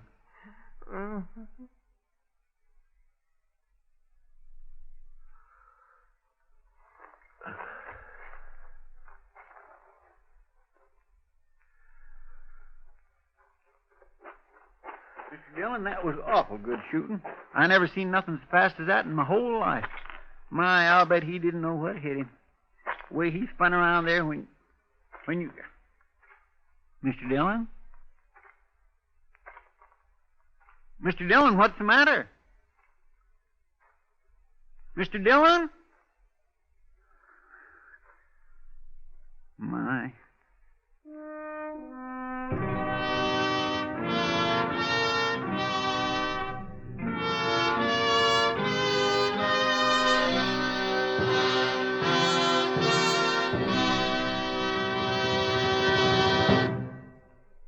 Here is our star, William Conrad.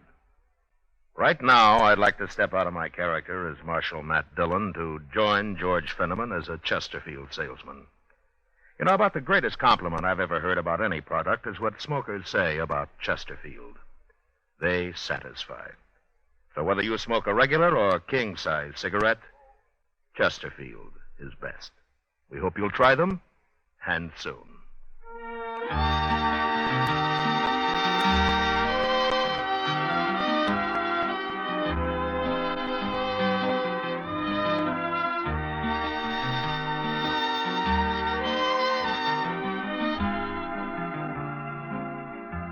Gunsmoke, transcribed under the direction of Norman MacDonald, stars William Conrad as Matt Dillon, U.S. Marshal. Tonight's story was specially written for Gunsmoke by John Meston, with music composed and conducted by Rex Corey. Featured in the cast were Lawrence Dobkin, Vic Perrin, John Daner, and Harry Bartell. Harley Bear is Chester, Howard McNear is Doc, and Georgia Ellis is Kitty. Join us again next week as Matt Dillon, U.S. Marshal, fights to bring law and order out of the wild violence of the West in Gunsmoke. Today, L&M filters have a nationwide demand never before equaled by any other cigarette in so short a time. The reason? This is it. It's the filter that counts, and L&M has the best. L&M's exclusive Miracle Tip contains alpha cellulose to give you effective filtration. Two other things are important. L&M's have much more flavor, much less nicotine. Buy America's highest quality and best filter tip cigarette. Light and mild L&M.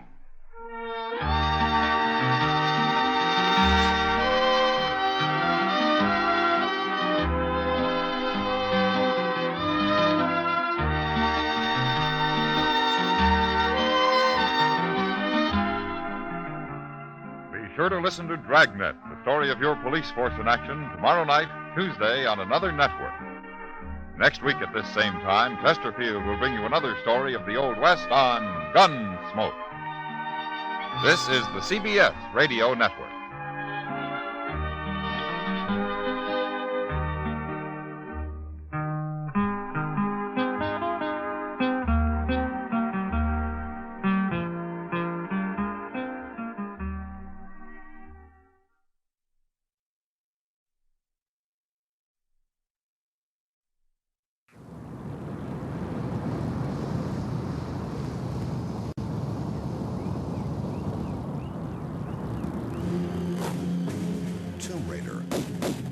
Engage.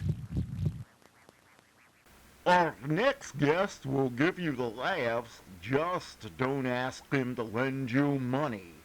It's Jack Benny coming up next. J-E-L-L-O The Jell-O program, starring Jack Benny with Mary Livingston and Phil Harris and his orchestra. The orchestra opens the program with In Old Chicago.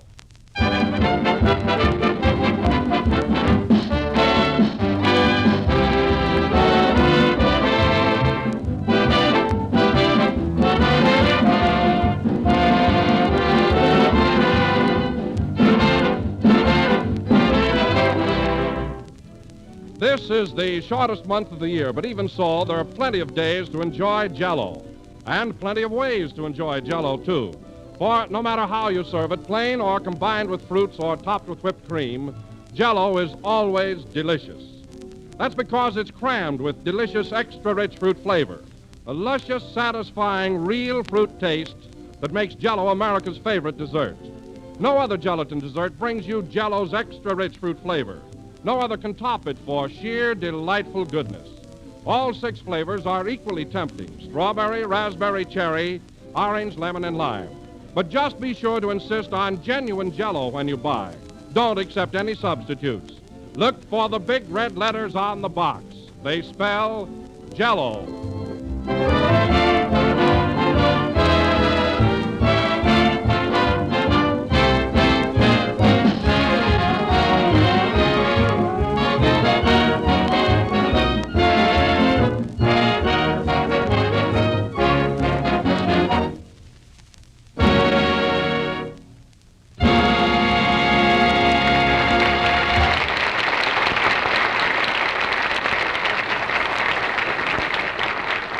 That was In Old Chicago from the picture of the same name, played by Phil Harris and his orchestra.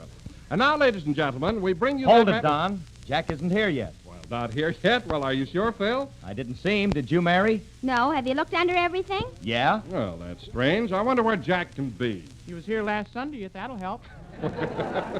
Maybe he met somebody on the way over and they stopped off to eat. Now, it wouldn't take him that long, would it? It would if the other guy didn't pick up the check. I think you better call up his house. Yeah. Number, please. Operator, get me Hollywood 3981 and hurry up, hurry. Oh, keep your shirt on.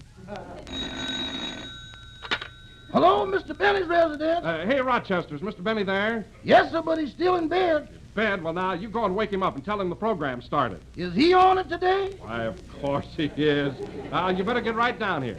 Okay, but I hate to wake him up just for that.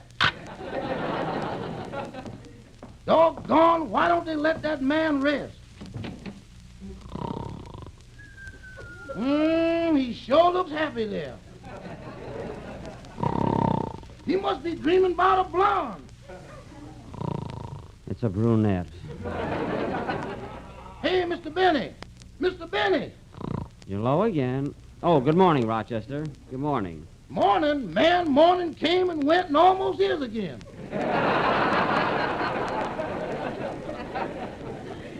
My goodness, is it as late as that? Yes, sir. Mr. Wilson just called up and said... Wilson? Hey, I've got a program to do. Rochester, this is a fine thing. I told you to call me at 12 o'clock. I was out playing polo then. Well, put down your mallet and help me get dressed. I got to rush over at the studio. Get me my underwear. Here you are. Ain't you going to take a bath? I haven't time for a bath. Anyway, I can miss one day. Okay, but I better dust you off.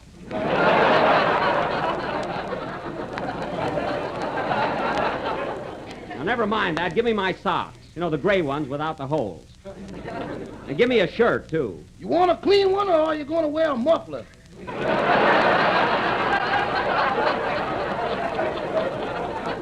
Well, of course I want a clean one. Gosh, how could I oversleep 8 hours? If you ever let me do that again, Rochester, you won't get that raise I promised you. There goes nothing. Is that so? Look, I'll answer the door. Get me my shoes. They're under the bed. All right, I'm coming. Yes, sir, what is it? Pardon me, I have a package here for Mr. Homer Truffle.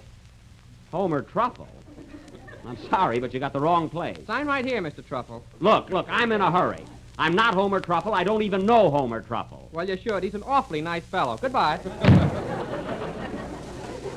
Everything happens when I'm in a rush. Hey, Rochester, where's my necktie? Ain't you going to shave? Your whiskers are kind of long. I haven't got time for that. I'll just put a little powder on. That ain't going to fool nobody.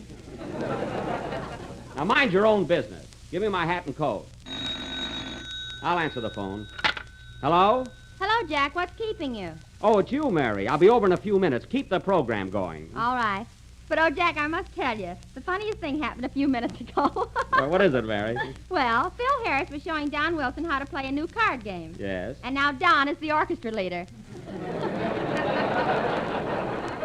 Oh. Are you all playing the game? I'll say, Kenny just won my new hat. You know, the one with the red feathers on it. He did. Is he wearing it? Yeah, he thinks he's an Indian. Me heap big chief. Fine Indian. I'll scalp him when I get to the studio. I wish you would. I want my hat back. Well, hang up, Mary. I gotta finish dressing. I'll be right over. Okay, goodbye. Goodbye. I knew something would happen if I wasn't there. Hey, Rochester! Rochester! Right here, boss. Here's your hat and coat. Okay. Where's my wristwatch? Your what? My wristwatch. Where is it? Oh, you don't want that. I do, too. Rochester, where is my wristwatch? You mean that no good little thing that never keeps time? Rochester, where is my wristwatch? You could have lost it, you know. Rochester, where is my wristwatch? Okay, here's the ticket.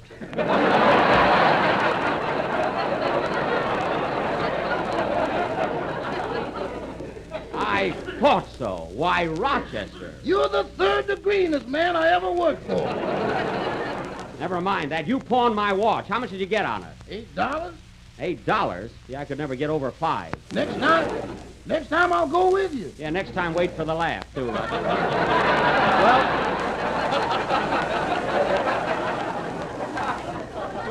Well, I'll take this up with you later. So long. Goodbye, boss. It's a fine butler I've got after all I've done. Oh, taxi, NBC studio, quick. Hey, Mr. Benny. Mr. Benny. I'm in a hurry, Rochester. What is it? Ain't you going to wear no pants? Pants? Well, of all the... Wait a minute, driver. I'll be right out. Gee, I hope the neighbors weren't looking.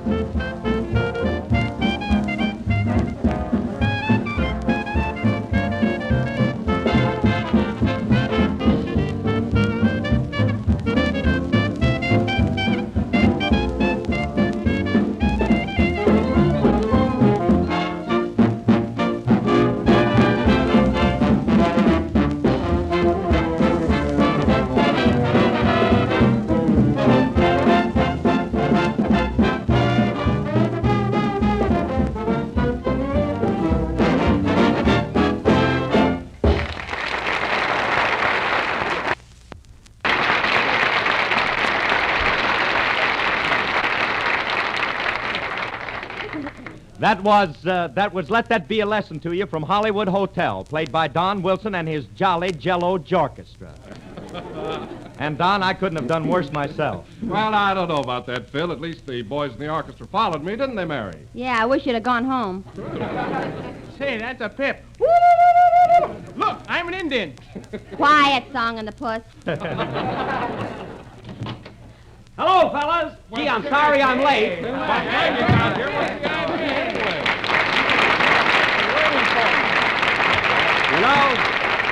You know, this is the first time I've ever overslept that much. Imagine, 18 hours. The Sandman must have slugged you. And say, Mary, the most awful thing happened to me. I was in such a hurry, I rushed out of the house without my pants. And I had to go back, I didn't put them on. I tell you, I was never so embarrassed in my life. Imagine going out without my pants. Well, just turn them around now and you'll be all set.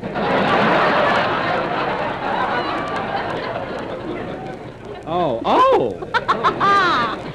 Well, I can do that later. Say, Jack. What? You know, that same thing happened to me once. What's that, Kenny? I got up at 6 o'clock one morning to go to work and put my pants on backwards. Uh-huh. And then I walked by the mirror and thought I was just coming in, so I went back to bed again.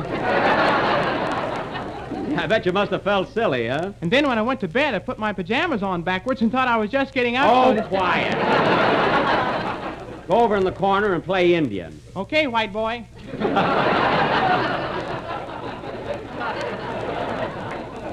Say, Phil. Yes, Jack? What's this I hear about Don winning your orchestra from you? That's his tough luck. I know, but, gee, what are you going to do now? Don't worry about me. Ladies and gentlemen, if you happen to breeze by a grocery store, why don't you walk in and say to the clerk, listen, Shorty, slip me a couple of boxes of Jell-O, will you? Jell-O, eh? What flavor, sir? All 6 of them, Baldy. Okay, Kinky. Say, Kink, you kind of go for Jell-O, don't you? Yeah, man. Why, Phil, that was marvelous. Did you hear that, Don? Not bad, huh? Oh, he used a stooge. Yes, but I wasn't any good.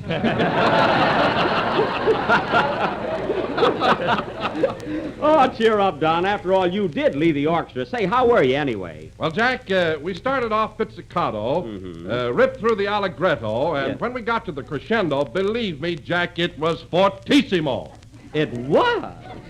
What does he mean, Phil? Don't ask me. I'm a civilian now. Oh, well, anyway, a change like this is good once in a while. Believe me. Come in. Special delivery for Mary Livingston. Oh, it's from my mother. How do you know? You haven't even seen it. Probably isn't from your mother at all. It is, too.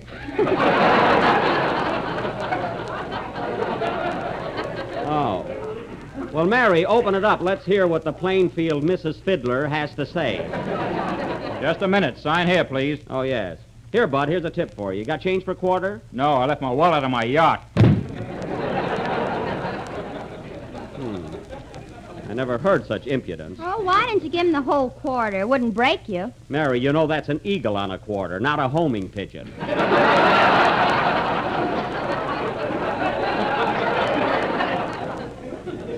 Well, why don't you open the letter? Okay. Well, that's a novelty, a wooden envelope. What are you laughing at? Look at the way Mama starts her letter. Plainfield, New Jersey.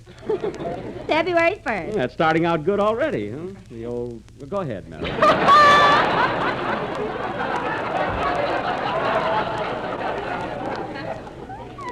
My dear daughter, Mary, received your letter and thanks very much for sending us a check for our anniversary. You shouldn't have done it. Well, that was sweet, Mary. Huh? I gave your father the check to send back to you, and he has a brand new suit to prove it. Oh. We celebrated our anniversary by going to a movie. We saw Thoroughbreds Don't Cry with a swell kid acting it named Macaroni. Macaroni? That's Mickey Rooney. Macaroni. Huh? Your Uncle Otto, who dropped in for Thanksgiving and stayed 4 months, has promised to leave next Thursday. He better, as your father, put a time bomb under his bed. Well, that's one way of getting him out. Huh? I think your father means it, as he has already ordered a new roof. Well. I must tell you what happened yesterday. Your brother Hillard swallowed his harmonica, and now we can't get him to play anything unless we put a nickel in his nose. Commercial little fellow, isn't he? Huh? Go ahead, Mary. You remember how much trouble your sister Babe had with her eyes? Well, the doctor said she doesn't have to wear glasses anymore. That's good. We think she does. She came in the house last night and said, "Hello, Papa," to the gas stove. Oh, well, that's awful, isn't it? We didn't want to make her feel bad, though, so this morning we cooked breakfast on your father.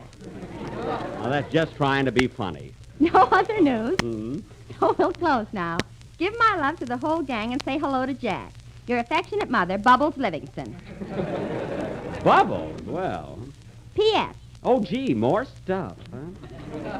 Please ask Kenny Baker to sing by Mir Bisouchain, as he is the only one who hasn't done it yet. Hey, she's right at that. Hey, Kenny, do you know by Mir Bisouchain? Oh, I think I do. How does it go? You know, by Mir Bisouchain, so let me explain. Dum dum dum da dum dum dum dum dum. You get it, Kenny? What's left of it? Well, sing it. Play Phil or Don or whoever owns the orchestra.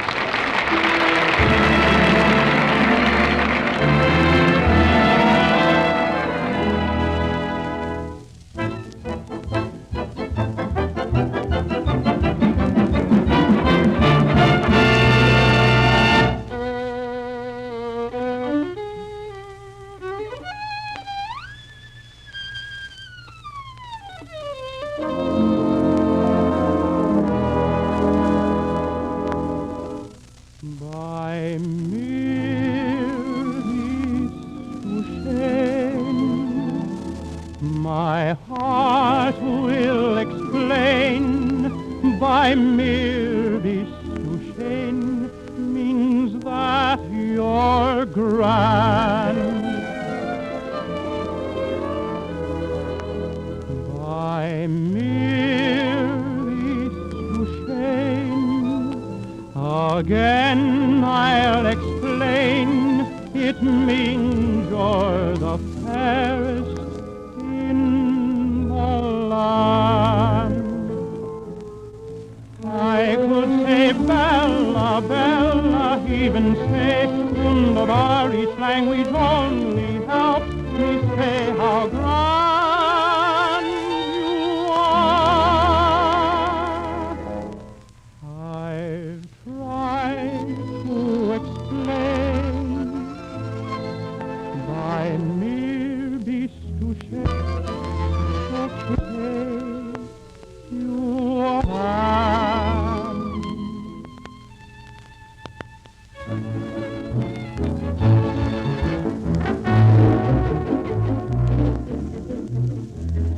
Of all the girls I've known, and I've known some, until I first met you I was lonesome. And when you came inside, dear, my heart grew light, and this whole world seemed so divine.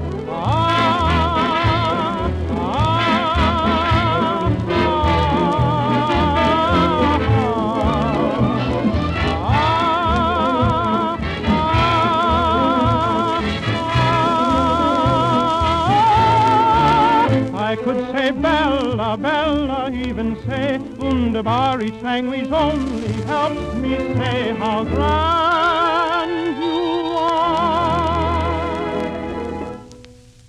I've tried to explain by mere Bestuchen, so kiss me and say you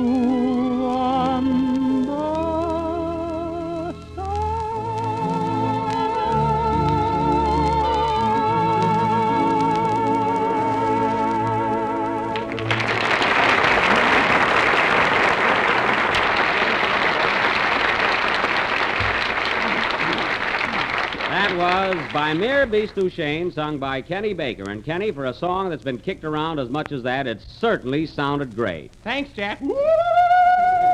That kid gets sillier every day, huh? Oh, say, Jack. Yes, Don? You know, I've been wanting to ask you something all evening, and I've just remembered what it is. What is it, Don? Said he, slipping gracefully into a new routine. What, Don? Well, now, Jack, you were out at Santa Anita Racetrack last Friday, weren't you? Yeah, what about it? Well, I was just wondering if you had a bet on Playmay. You know, the horse that paid $673 for a $2 ticket. Boy, what a horse. That's not a horse, that's an annuity. No, I didn't have a bet on her, Don, and I'm sorry you brought it up. I've been sick about it ever since. You know, I had a hunch to play that horse. I had it on my mind for days. I'm surprised you didn't, Jack. You're always looking for a bargain. Well, I tell you, Phil, I'm disgusted with myself. You were there, Mary. Remember that horse that paid $673 to 2? I'll say I had it right on the nose. That's right, you did, yeah. Gee, that was a marvelous price for a horse to pay. Who was the jockey? Santa Claus. I can't understand why I backed out on it. Huh? Well, what made you change your mind, Jack? Do you really want to know what happened, Don? Yes. Well, this is positively pathetic. What was it, Jack? Tell us. I'll do better than that. I'll show you.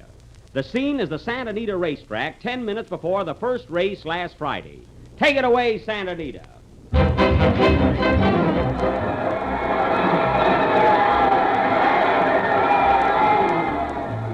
Gee, it's sure crowded here today, isn't it, Mary? Yeah. Are you going to bet on anything in the first race, Jack? Look, Mary, I've got a hunch on a long shot. A horse called Playmay. Well, that horse ought to pay 100 to 1. Don't tell me you're going to bet a whole $1. $1? I'm going to bet 2. That's what I think of her. Must be love. Now, listen to this hunch. The horse's name is Playmay, isn't it? Yes. Well, for years, I've been saying Play Phil, haven't I? You get it? Play Phil. Yeah, but the horse's name is Playmay. All right, Smarty, I'm not through. What month was I born in? February. Well, can't you see it's only 2 months from February to May?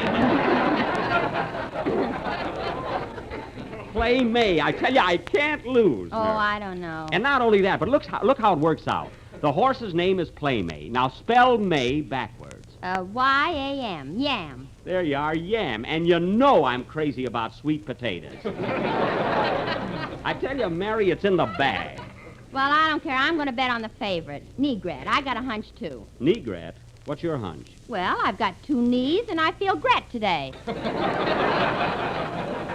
Now, that's silly. Well, anyway, I'm going over to the window and bet on Playmay. That's the horse, believe me. Now, you wait here, will you, Mary? Okay. Hello, Jack. Oh, hello, Kenny. Say, who have you got in the first race? Well, Jack, I don't know much about picking horses. Gosh, I don't know whether to bet on City Slicker or Berenda.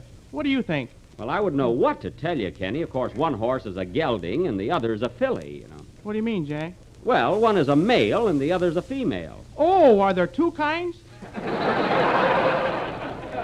Look, Kenny, I can save you a lot of trouble. Just bet on a horse called Playmay. It's going to come in and pay you a fortune. She will? Sure. Take my advice, Kenny. Put $2 on his nose. All right, lend me $2, will you? Kenny, I'm not a finance company. See you later. Hey, Jack. What is it, Mary? I was just talking to Bing Crosby, and he said you shouldn't make any bets till the 4th race. Why? Then you can lose your money on his horse. Well, I'm not going to put any more money on Crosby's horses. I bet on one last week, and he stopped right in the home stretch and sang, "I Surrender Dear."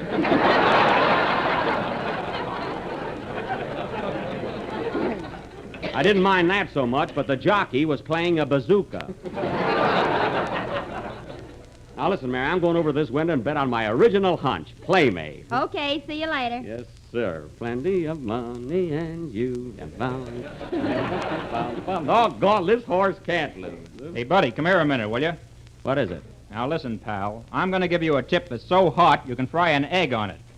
I'm sorry, mister. I've had breakfast. Besides, I'm putting my money on Playmay. Playmay? Why, that nag couldn't win if you put a diesel engine there. Oh, yeah? Take my tip, buddy. Play the favorite, Negret. The favorite? Negret, huh? Do you think he'll come in first? Why, he'll be dancing at the Trocadero before the rest of them hit the home stretch. Gee, say, maybe that is the horse for me. Are you sure Negret will win? Cross my heart, an honest engine. Well, that's good enough for me. I'm going right over and bet on Negret. Gee, I'm glad I met you. Wait a minute, buddy. Got a cigar? Only the one I'm smoking. Well, that'll do. So long. Didn't have to jerk it out of my face there. Here's the window. Hey, mister, give me a $2 ticket on the... Hey, get in line, you. Sure, that's what I say, too. Oh, I'm sorry, lady. Gee, everybody pushing and shoving and... Hey, mister. What is it? Will you please hold still? I've been trying to pick your pocket for 10 minutes. Now, get away from here. I'm ticklish. Well, come on. What'll it be? I want a $2 ticket on Negret. Win, place, or show? To win. No, wait a minute. Make it to place. That's it. No, look. Better make that show. That's it, to show. Yes, that's better. Okay, Reckless.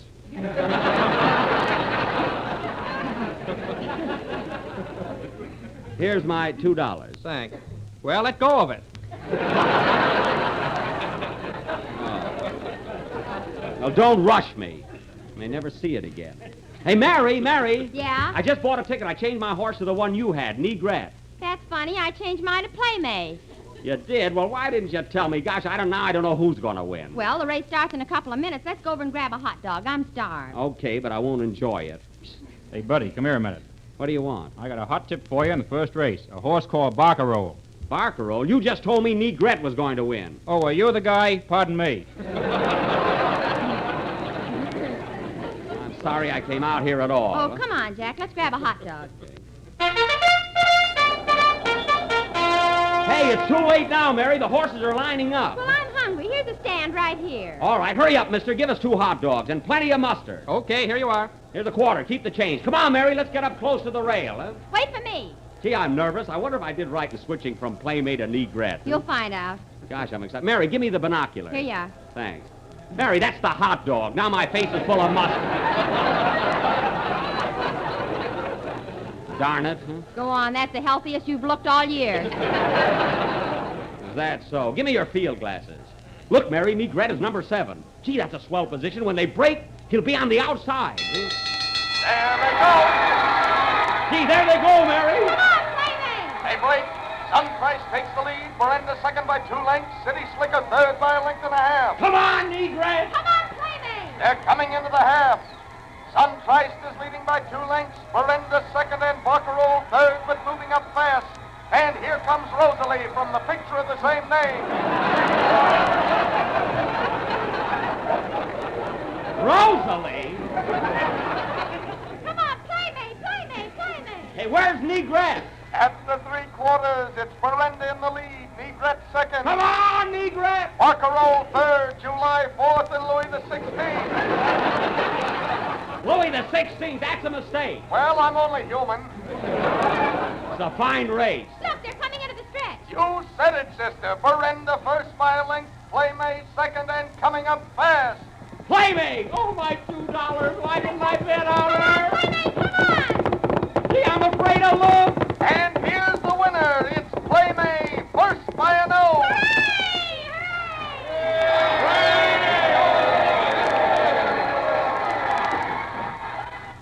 You see, Don, that's exactly what happened to me last Friday at Santa Anita. Oh, that's too bad, Jack. You should have followed your hunch. Why, certainly. Come in. Say, buddy, I got a hot tip for you in the second race. You can't lose. Why, Oh, this go horse is terrific. away, will you, please?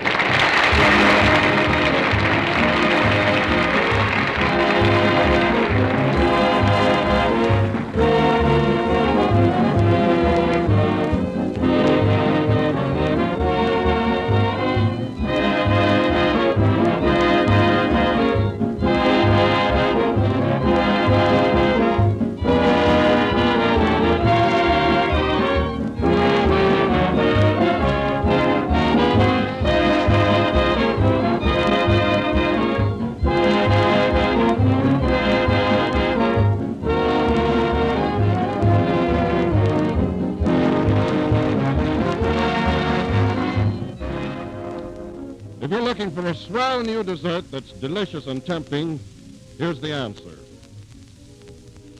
It's called Apricot Bavarian Cream, and it's one of the grandest desserts you've ever enjoyed, made with luscious strawberry jello, whipped cream, and apricots.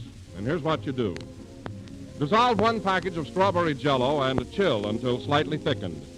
Then fold in 3/4 of a cup of whipped cream, 1.5 cups of cooked apricots mashed, and 1/2 cup of sugar. Mold until firm, and you have the swellest dessert you've seen in a long time. It's a rich, creamy rose color, and it's a perfect flavor combination, for apricots and strawberry jello taste simply grand together. Just be sure to make your apricot Bavarian cream with genuine jello, for there's only one jello, and only jello brings you that delicious extra rich fruit flavor. Ask your grocer for jello.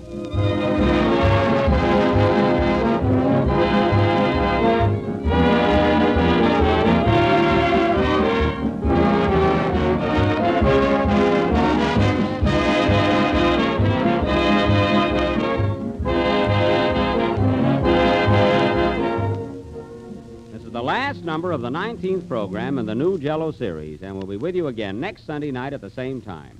And the moral of our little playlet is, never bet on a sure thing unless you're sure it's a sure thing. What's that, Mary? Your horse just came in. I knew he'd come through. Good night, folks.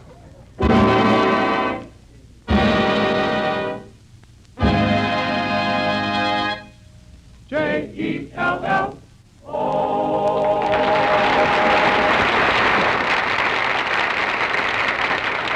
Kenny Baker appears on the Jello program through courtesy of Mervyn LeRoy Productions. This is the National Broadcasting Company.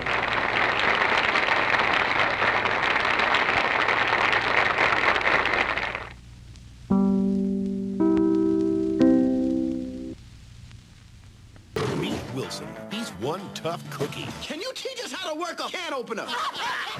Tomorrow, Earth is going to the dogs. Can I have a cookie? No, wait, 10 cookies? Can I have 20 cookies? Good boy. Rated PG. Starts tomorrow at theaters everywhere. One of the all-time great directors, Cecil B. DeMille, hosts Lux Radio Theater. Up next. Lux presents Hollywood.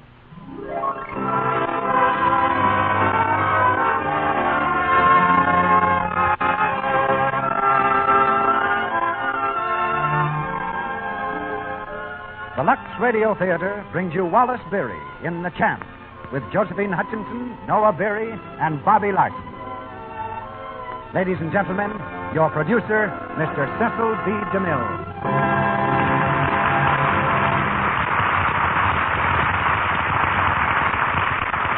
Greetings from Hollywood, ladies and gentlemen.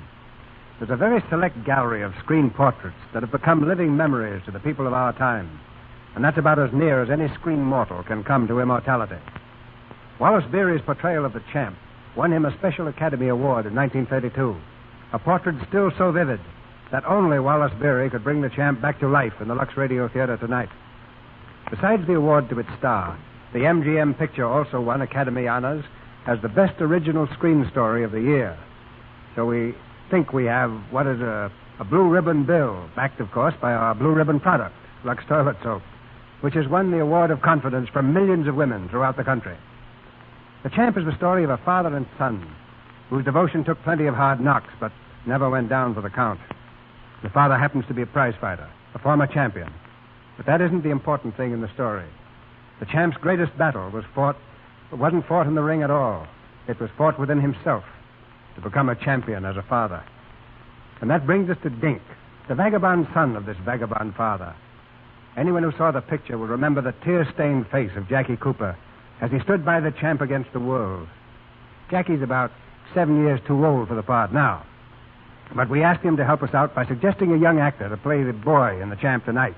His suggestion and our choice was Bobby Larson. Bobby is the lad who read Lincoln's Gettysburg Address in the picture Mr. Smith Goes to Washington. Wallace Beery is in friendly company tonight, for his brother Noah Beery is here to play the part of Tony. And as Linda, we have Miss Josephine Hutchinson, one of Hollywood's most able dramatic actresses. So we ring up the curtain on Act One of The Champ, starring Wallace Beery in the title role, with Josephine Hutchinson as Linda, Noah Beery as Tony, and Bobby Larson as Dink.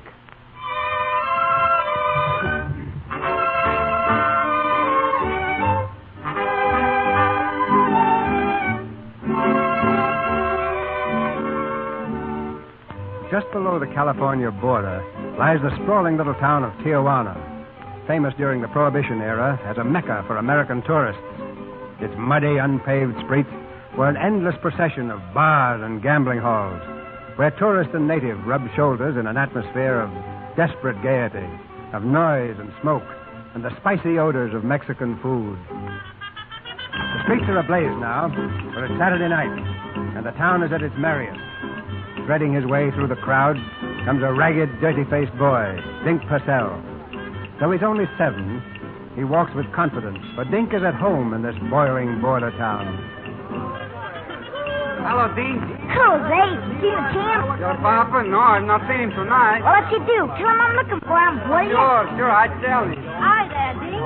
Tell Mary you seen the champ. Try Goldie's bar. I hear he ain't there. I wouldn't know then.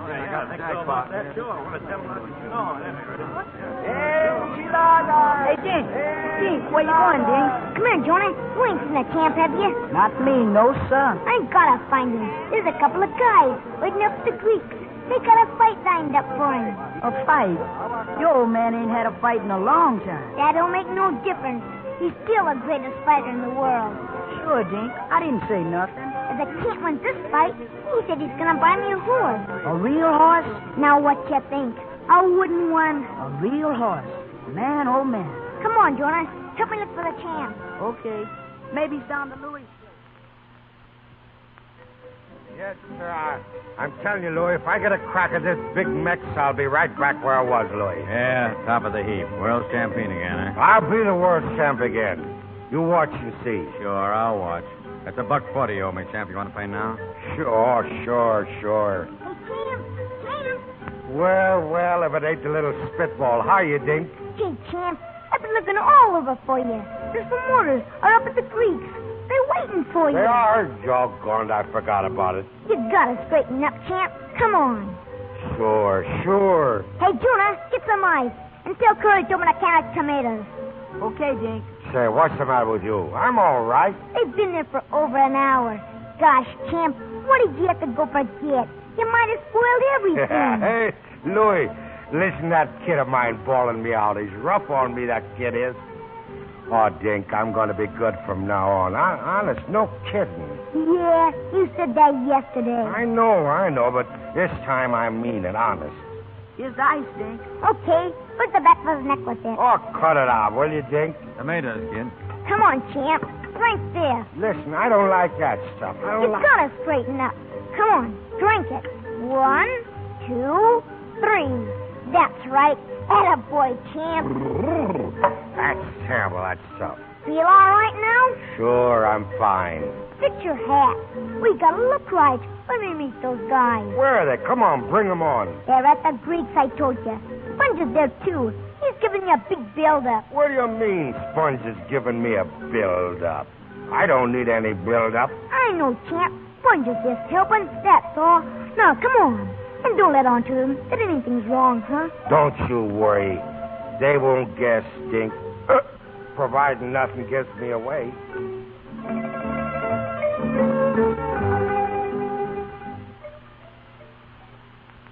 Here's another one here, fellas. This picture shows the champ wearing a diamond belt. Looks great, don't he? Yeah, he looks fine, Sponge, but that was 6 years ago. What we want to know is, how does he look right now? Same way, absolutely. He'll be here in a minute. You can see for yourself. Yeah, that's what we're waiting for, Sponge. Well, now suppose we talk dough, huh? Now, my idea was this.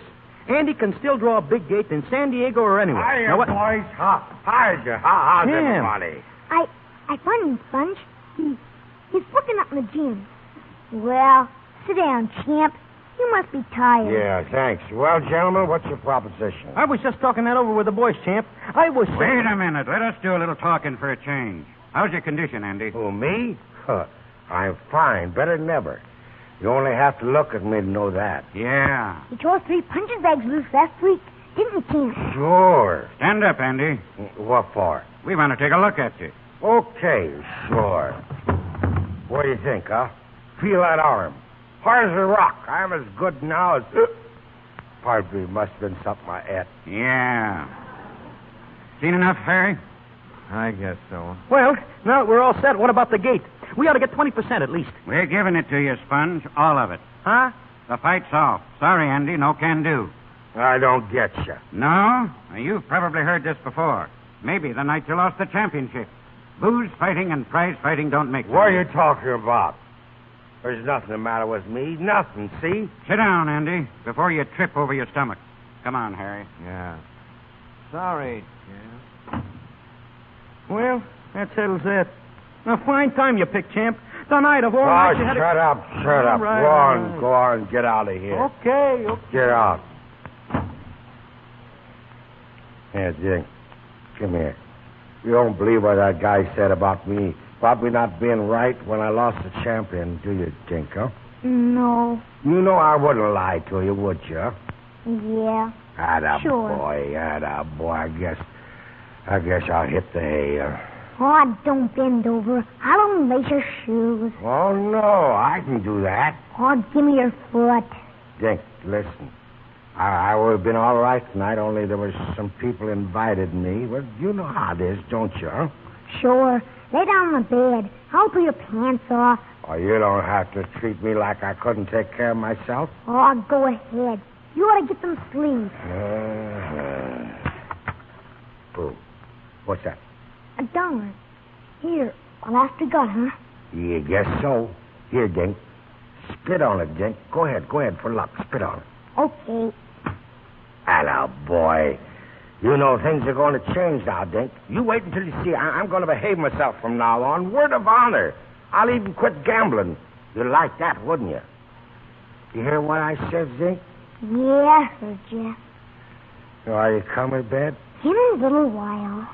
Dink, I'm awfully sorry. Honest, I am. Good night, Dink. Good night, champ.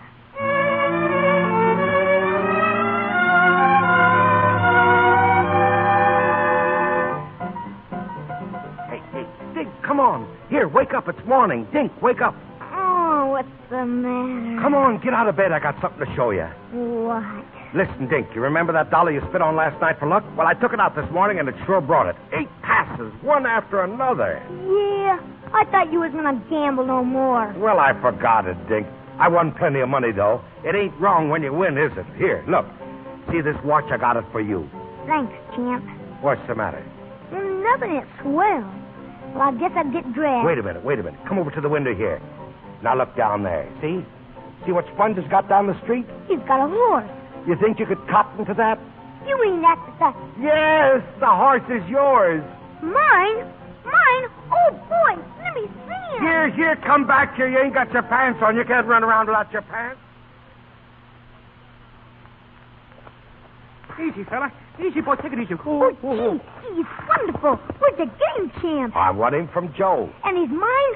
All mine? Sure, just like what I said. He's a racehorse, ain't he? Well, he ran in a race once. He could be a winner, though. Couldn't he, Sponge? Why, sure. After I work on him for a little while, he'll make the grade.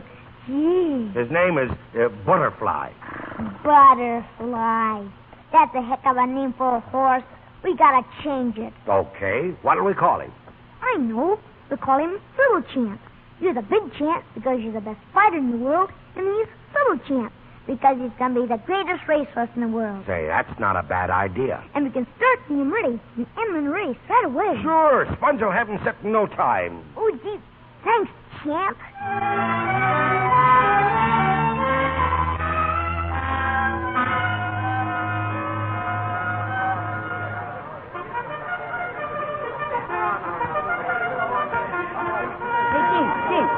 Over here. What'd you find out, Jonah? Dobbs is way against us, Dave. Huh? Little champ. They've got him now 20 to 1. Yeah. Who's the favorite? Horse by the name of Blue Boy is the favorite. There he is over there. See? They're taking pictures of him. Come on. I want to take a walk. One side, please. One side. Oh, Mr. Carlton. Mr. Carlton. Yes? I'm from the San Diego Herald. Would you and Mrs. Carlton mind posing for a picture with Blue Boy? Not at all. Well, Linda, we're going to have our pictures taken. Oh, how nice. Blue Boy is Mrs. Carlton's horse, isn't he? Yes? A birthday gift from my husband. And he's the favorite today. Who? My husband? All right, now, a little to the right, please. There, that's it. Thank you very much. Not at all. Horses to the booth, please. Jockeys up. Really? I wouldn't bet on that horse if I were you. You wouldn't? No. If you got any money, you better put it on my horse. Here he is, just going out. He does look mighty good. Good? He's gonna be the winner. Then we'll be sure and bet on him. What's his name? Little Chance. And what's your name? Dink. What's yours? Linda. I think Dink's a very nice name. Well, Linda ain't a bad name neither. Tony, dear, put $50 on Little Champ. Sure. I'll see you up in the box. You won't be sorry, lady. No, ma'am, you sure won't. Oh, I haven't been introduced to this gentleman. Oh, here's Jonah. I pay her. Jonah, shake hands with Mrs. Linda. How do you do? Yasser. He's colored. So he is. A very nice couple. Snap it up, folks. Snap it up. Oh, hello, Mr. Carlton. Hello. 50 to place on Little Champ, please. Hey, give me 20 on Little Champ. 20 on Little Champ, excuse me.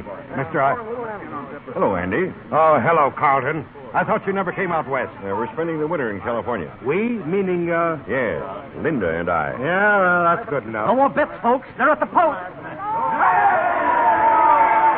They're off. Tony, what took you so long? Why, you look as if you'd seen a ghost, Tony. I have, Linda. I saw Andy. Andy? Where? Look down there, by the rail. Yes, I see him. You see that boy with him? Why, it's the same one who... Tony. Yes.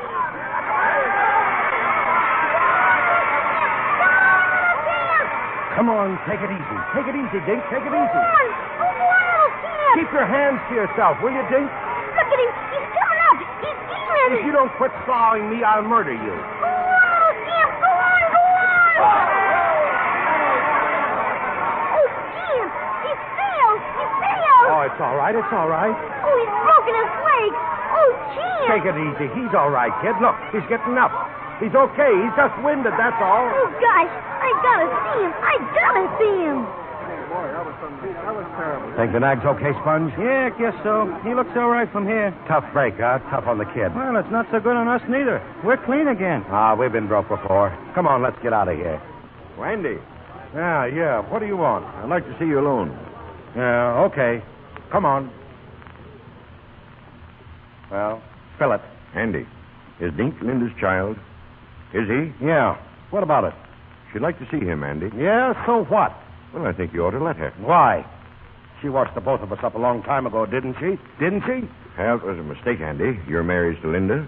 I'd known her since she was a child and loved her. Yeah, you was her class. I was just a runner-up who couldn't make the grade, so she gave me the gate. I'm sorry, Andy. Yeah, that does a lot of good. Let Linda see the boy. Not Please. a chance, not a chance. The courts gave me custody of the kid, and I'm keeping it. Besides, you got a kid of your own, ain't you? Yes, we have a little girl. But Dink is also Linda's child. No. She's got you. And a new kid. I got Dink. We all stay just as we are. She'd give anything in the world to talk to him, Andy. Anything? How much? I wasn't thinking in terms of money. Okay, then. Okay. Now, wait. All right, Andy. Here's $100. Bring him over to the hotel tomorrow. There'll be another 100. All right? Well, I'll tell you. I got to sleep on it. If I decide that I don't want to see him, why, I'll send this back to you. So long.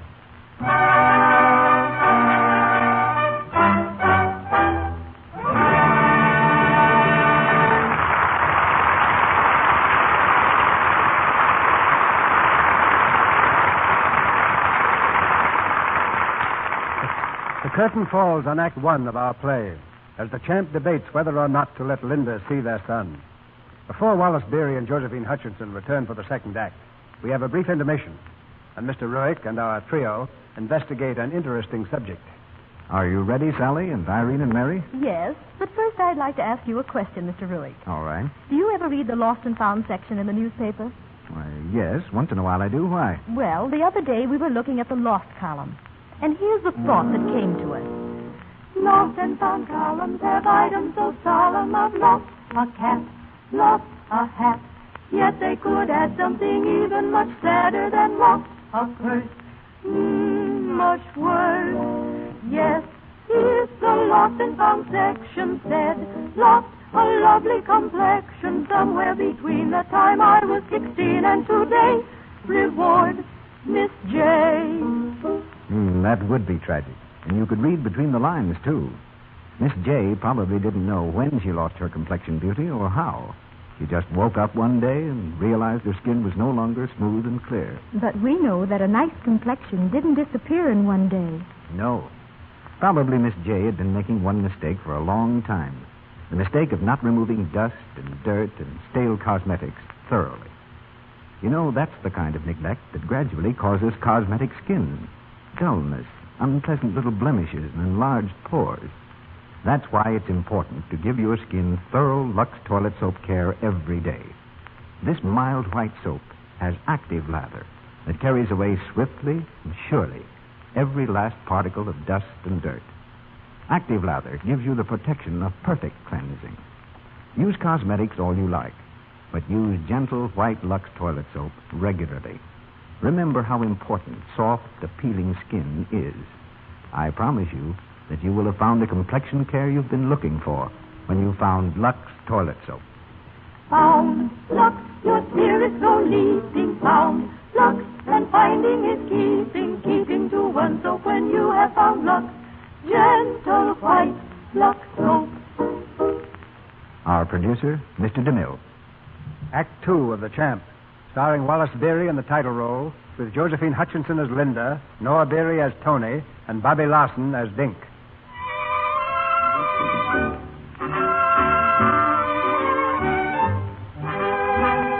It's only a few miles from the Champ's dingy quarters in Tijuana to the sedate beauty of the American Hotel in Caliente, but it's a new world to Dink. In the living room of his mother's apartment, where the Champ has sent him, without a word of explanation, Dink is bewildered and ill at ease. At last the door opens, and Linda comes in. Hello, Dink. Oh, hello, Linda. I'm so glad to see you again, Dink. Yeah? I was wondering. Why? Well, on account of losing that dough for you at the race. Oh, that doesn't matter. Ain't that the reason you wanted to see me? No. It was a lot more important than that. Well, say, this ain't a bad dump you got here, Linda. I'm glad you like it. Yeah. The Champ and me ain't fixed up as well as this, but our joint's more lively. It's right over the Greek saloon. I like to listen to piano playing, but I'm waiting for the Champ to come home nights. Does your father leave you alone often? No, he takes me most every place, especially when he shoots dice. I'm good luck to him. You like your father very much, don't you? Champ is the greatest guy in the world. Say, you ought to meet him sometime, Linda. I I have met him, Dink. Hasn't your father told you who I am? No. Well, has he ever talked to you about your mother? Oh, yes. She kicked the bucket before I was born. Is that what he told you? Well, I heard it someplace. Dink, try to understand. I'm your mother. Oh, no. Yes, Dink, I am. My mother? Then why didn't you live in with the champ and me? Well, your father and I disagreed. I'm married to Mr. Carlton now. Then you ain't married to the champ anymore? No. Oh. Well, then you ain't my mother. How could you be? Oh, Dink. Oh, what you crying about? Dink, I am your mother. Nothing that happened between your father and me can change that. Well, that's all right. You want to cry about it? I like you and... Do you, Dink? Do you really? Sure. Well, I gotta go now. Dink, I wish you'd kiss me. Oh, no. I don't kiss dames. Please, Dink. Oh, what's the good, Ned? I'd like you to. Well, okay. So long. So long, Dink. Come down to Tijuana sometime. I'll show you around.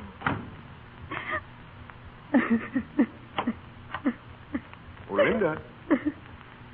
What's happened, darling? He doesn't even want to know me. Well, don't say that, darling. He just doesn't understand yet. How could he? Oh, Tony, if he grows up in that background, I'll blame myself all my life. We've got to get him out of it, Tony. We've got to.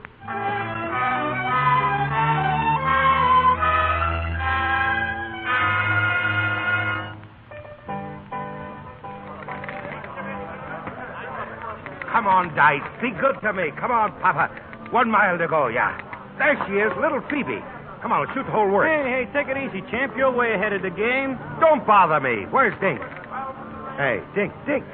Come on here. Wake up. Come on, kid. You know what to do. Make the dice lucky for me. Come on. Oh, champ.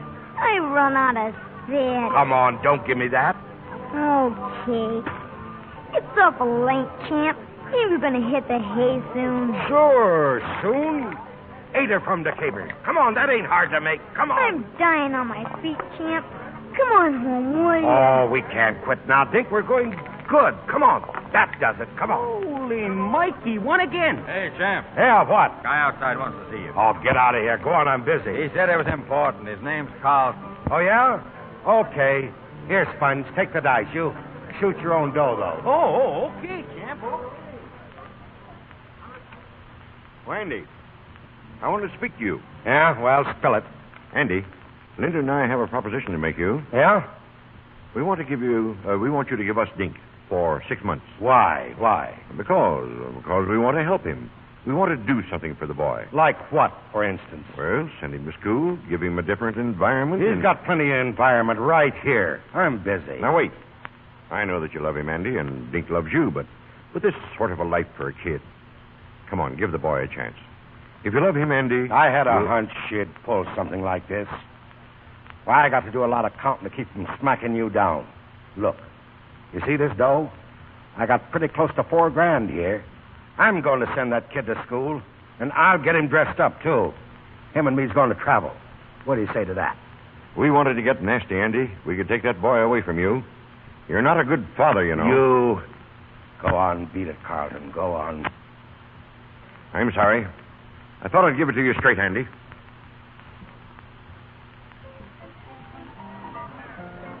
Here's the champ. Come on, champ. It's still your own. All right, give me those dice. Come on. Give me those dice. Come on. Spit on him, Dink. Oh, he's asleep, champ. He's out like a light. Hey, Dink. Never mind. Let him alone. I'm shooting $100. Come on, dice. Show him some rolling. Come on, dice. Hot doggy. Watch him go. Come on.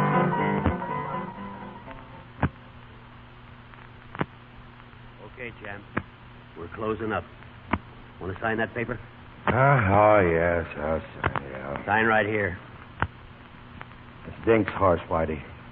I must have gone nuts gambling him away that way. The kid's going to die when he finds it out. Yeah, I know. I'll tell you. If you can get the money within the next couple of days, I'll let you have him back. Okay, thanks. Dink. Dink, come on. Wake up, Dink. We're hitting for home. Hey, what time is it, Champ? It's morning. You want me to carry you? No, I got legs. Have bad luck, Champ? Yeah. Doggone it, a lot of it. Well, tomorrow's another day. Little Champ will make it all back to us in his next race. Dink, listen. I got to tell you something. What's the matter? We ain't got Little Champ anymore. I lost him. Lost him? Yeah. You lost Little Champ? Oh, no! I'll get him back, Dink, just as soon as I get the money. But you gave him to me. But don't take all of that way about it, Dink. I didn't mean to do it. It just happened. Come on now. Get that chin up.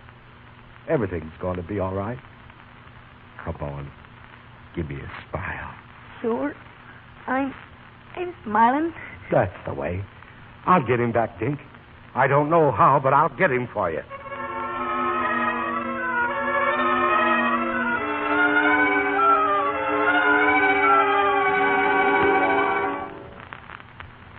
It's $300, Linda. I wouldn't have come to you for it, only, well, the kid loved that horse, and I promised to get him for it. You understand, don't you, Linda? Yes, Andy. I haven't got it now, but I can send it to you. Gee, thanks, Linda. I can't tell you how I appreciate it. If there's anything that I can do for you, of course there wouldn't be, would there? There might be, Andy. You could reconsider about letting us have Dink. Take him away from me? Can't you see how much we could do for him? A good home, a decent atmosphere, friends. We'll send him to a good military school Yeah, where... I know all about that. Yes, and you said no. But what right have you to say no? Why don't you let Dink decide? Perhaps he'd like to stay with us. Ask him. Okay. Linda, I'll ask him. You will? You promise? I promise.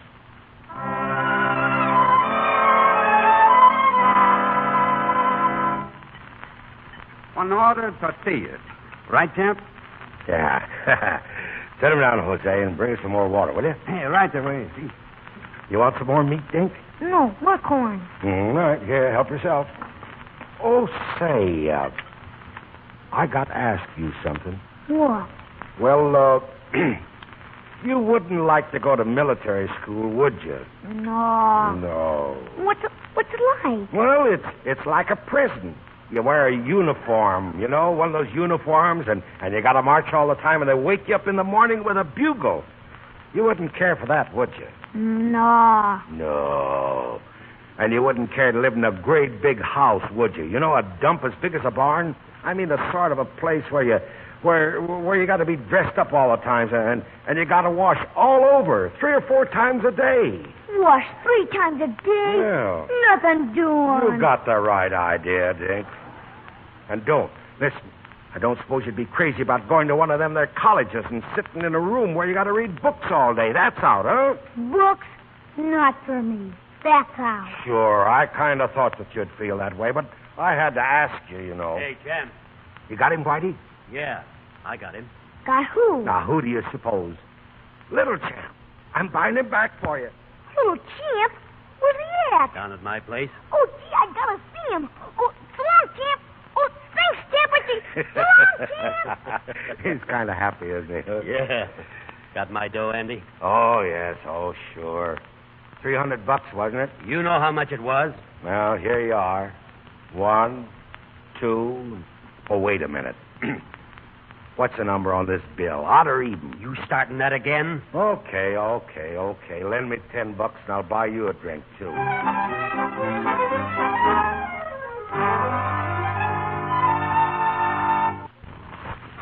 Gee, don't Little Champ look great, Jonah? Son says he looks like Man of War. Only can't run as fast yet. All he needs is practice. That's all. It's like the Champ. He didn't know much about fighting when he first started, as later on, when he's the world's champion. It's the same with the horse. Sure.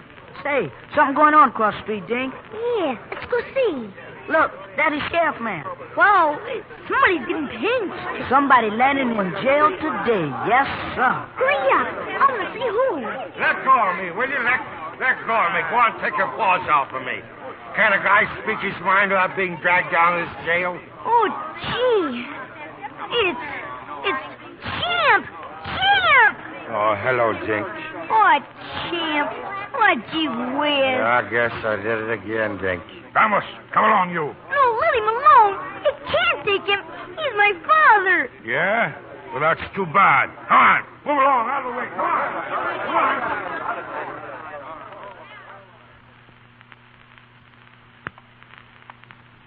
All right. You can see him now. But you come out soon, eh? Sure I will. Hello, champ. Hello, Sponge. Gee, you look awful. What's the matter? Ain't you slept any? No, I've been thinking. Boy, what a joint.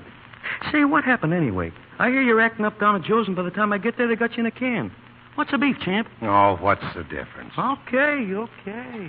Where's Dink? Is he coming? Sure. He's on his way now. He stopped off for something. Listen, I've been thinking it all over. I'm giving Dink to his mother. Huh? I'm giving him to her. I ain't no good, and he'll be better off with her. It'll be tough making him go, but he's got to. Well, gee, champ, what'll you do without him? What'll he do without you? Oh, after a while, he'll forget me. Kids always do. Hey, champ. I'm here, champ. Here I am, champ. Hello. Gee, what a dump, huh? Oh, look. I brought you something to eat, champ. I told Chili Mary to make it special for you. Look, just where you like. I ain't hungry. Take him home, Sponge. Pack his stuff. Take him over to the hotel to his mother. What? What for? Because I say so. You're going to stay with her from now on. Oh, no, champ. I want to stay with you. Do you? Well, that's tough. Because you're not going to. Oh, what am I going to do with her? You're going to go to school, learn things, grow up to be somebody. Let her feed you for a while. I'm tired of feeding you. You're eating all the time, and I'm tired of having you hanging around, following me everywhere I go. I won't eat so much, champ. And I won't even around you. I'll stay up at the creeks. And wait until you come home night. No. You're going over to her. I'm saying you are, so you're going. I wish you wouldn't send me, champ. I'll go to school here. I'll be somebody when I grow up. Somebody like you. No. You're going to your mother's, do you hear me? I don't want any sniveling out of you. No back talk. No, champ. I ain't going. I ain't. You're going. I ain't. I'm staying with you. Did you hear? Get out. That'll learn you to argue. Now, go on. Beat it. Okay, champ.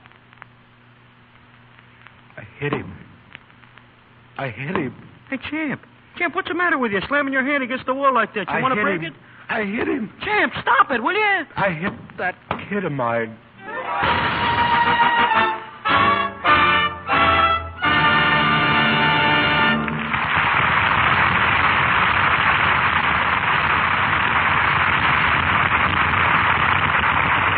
That was Act 2 of The Champ, starring Wallace Beery and Josephine Hutchinson. In Act 3, Dink takes a hand at running his own life. But during this brief intermission, here's a gentleman who explains how to acquire something valuable. That's right, Mr. DeMille. Something valuable and a bargain at the same time. Something you will cherish all your life. Just think of the delight of owning a wonderful new set of gleaming silverware at a real bargain price, perfectly proportioned and of really high quality. The pattern is called Allure, made by the International Silver Company, the world's largest silversmith, exclusively for the friends of Lux Toilet Soap. It's a pattern that reflects the good taste of all you folks who enjoy this program. Now, it's not one of those gaudy, ornate patterns. It is rich, yes, but with a design full of character. This design has a classic wheat motif, sweeping gracefully from bowl to tip. And don't forget the fine workmanship.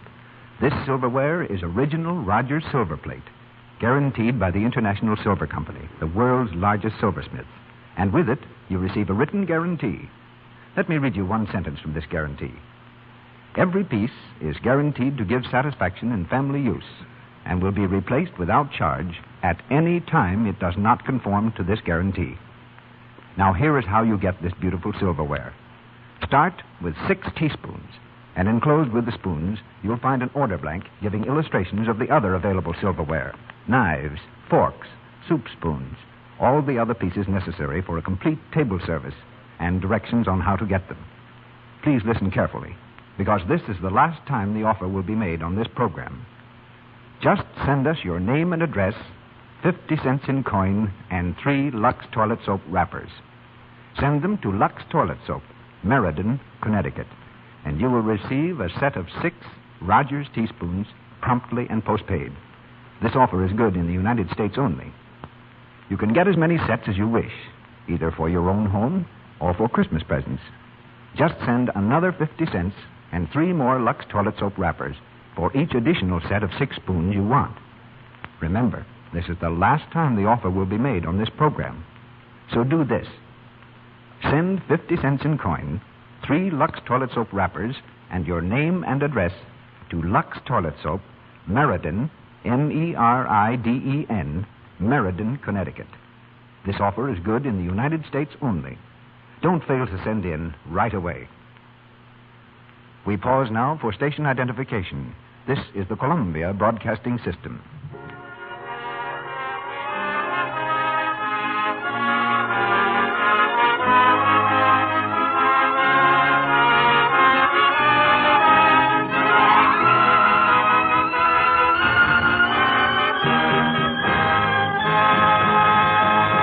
We continue with the champ.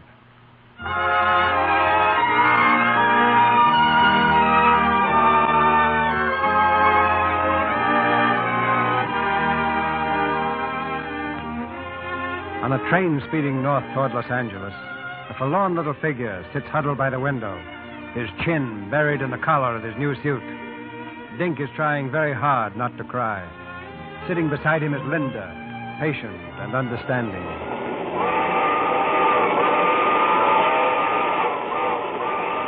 I'm glad you decided to come with us, Dink. We'll have some fine times together. Just you wait and see. Are you sure you won't have some dinner, dear? It's fun having dinner on the train. No, thanks. I ain't hungry. But, Dink, you... All right, darling. Oh, I forgot to tell you. I've got some good news for you. Tony pulled some strings in Tijuana before we left, and your father's home again. You mean you got him out of jail? That's right. Well, thanks a lot. Was he all right? Yes, he was fine. Did he ask about me? Of course. And Tony told him you were getting along so nicely. Oh. That's what you'd want to tell him, wouldn't you? Oh, sure. I wouldn't want him to think that well, you know. Of course. You have a little cold, haven't you? Huh? Oh, yeah. My eyes have been running something awful. Oh, Dink, I'm so glad you're here.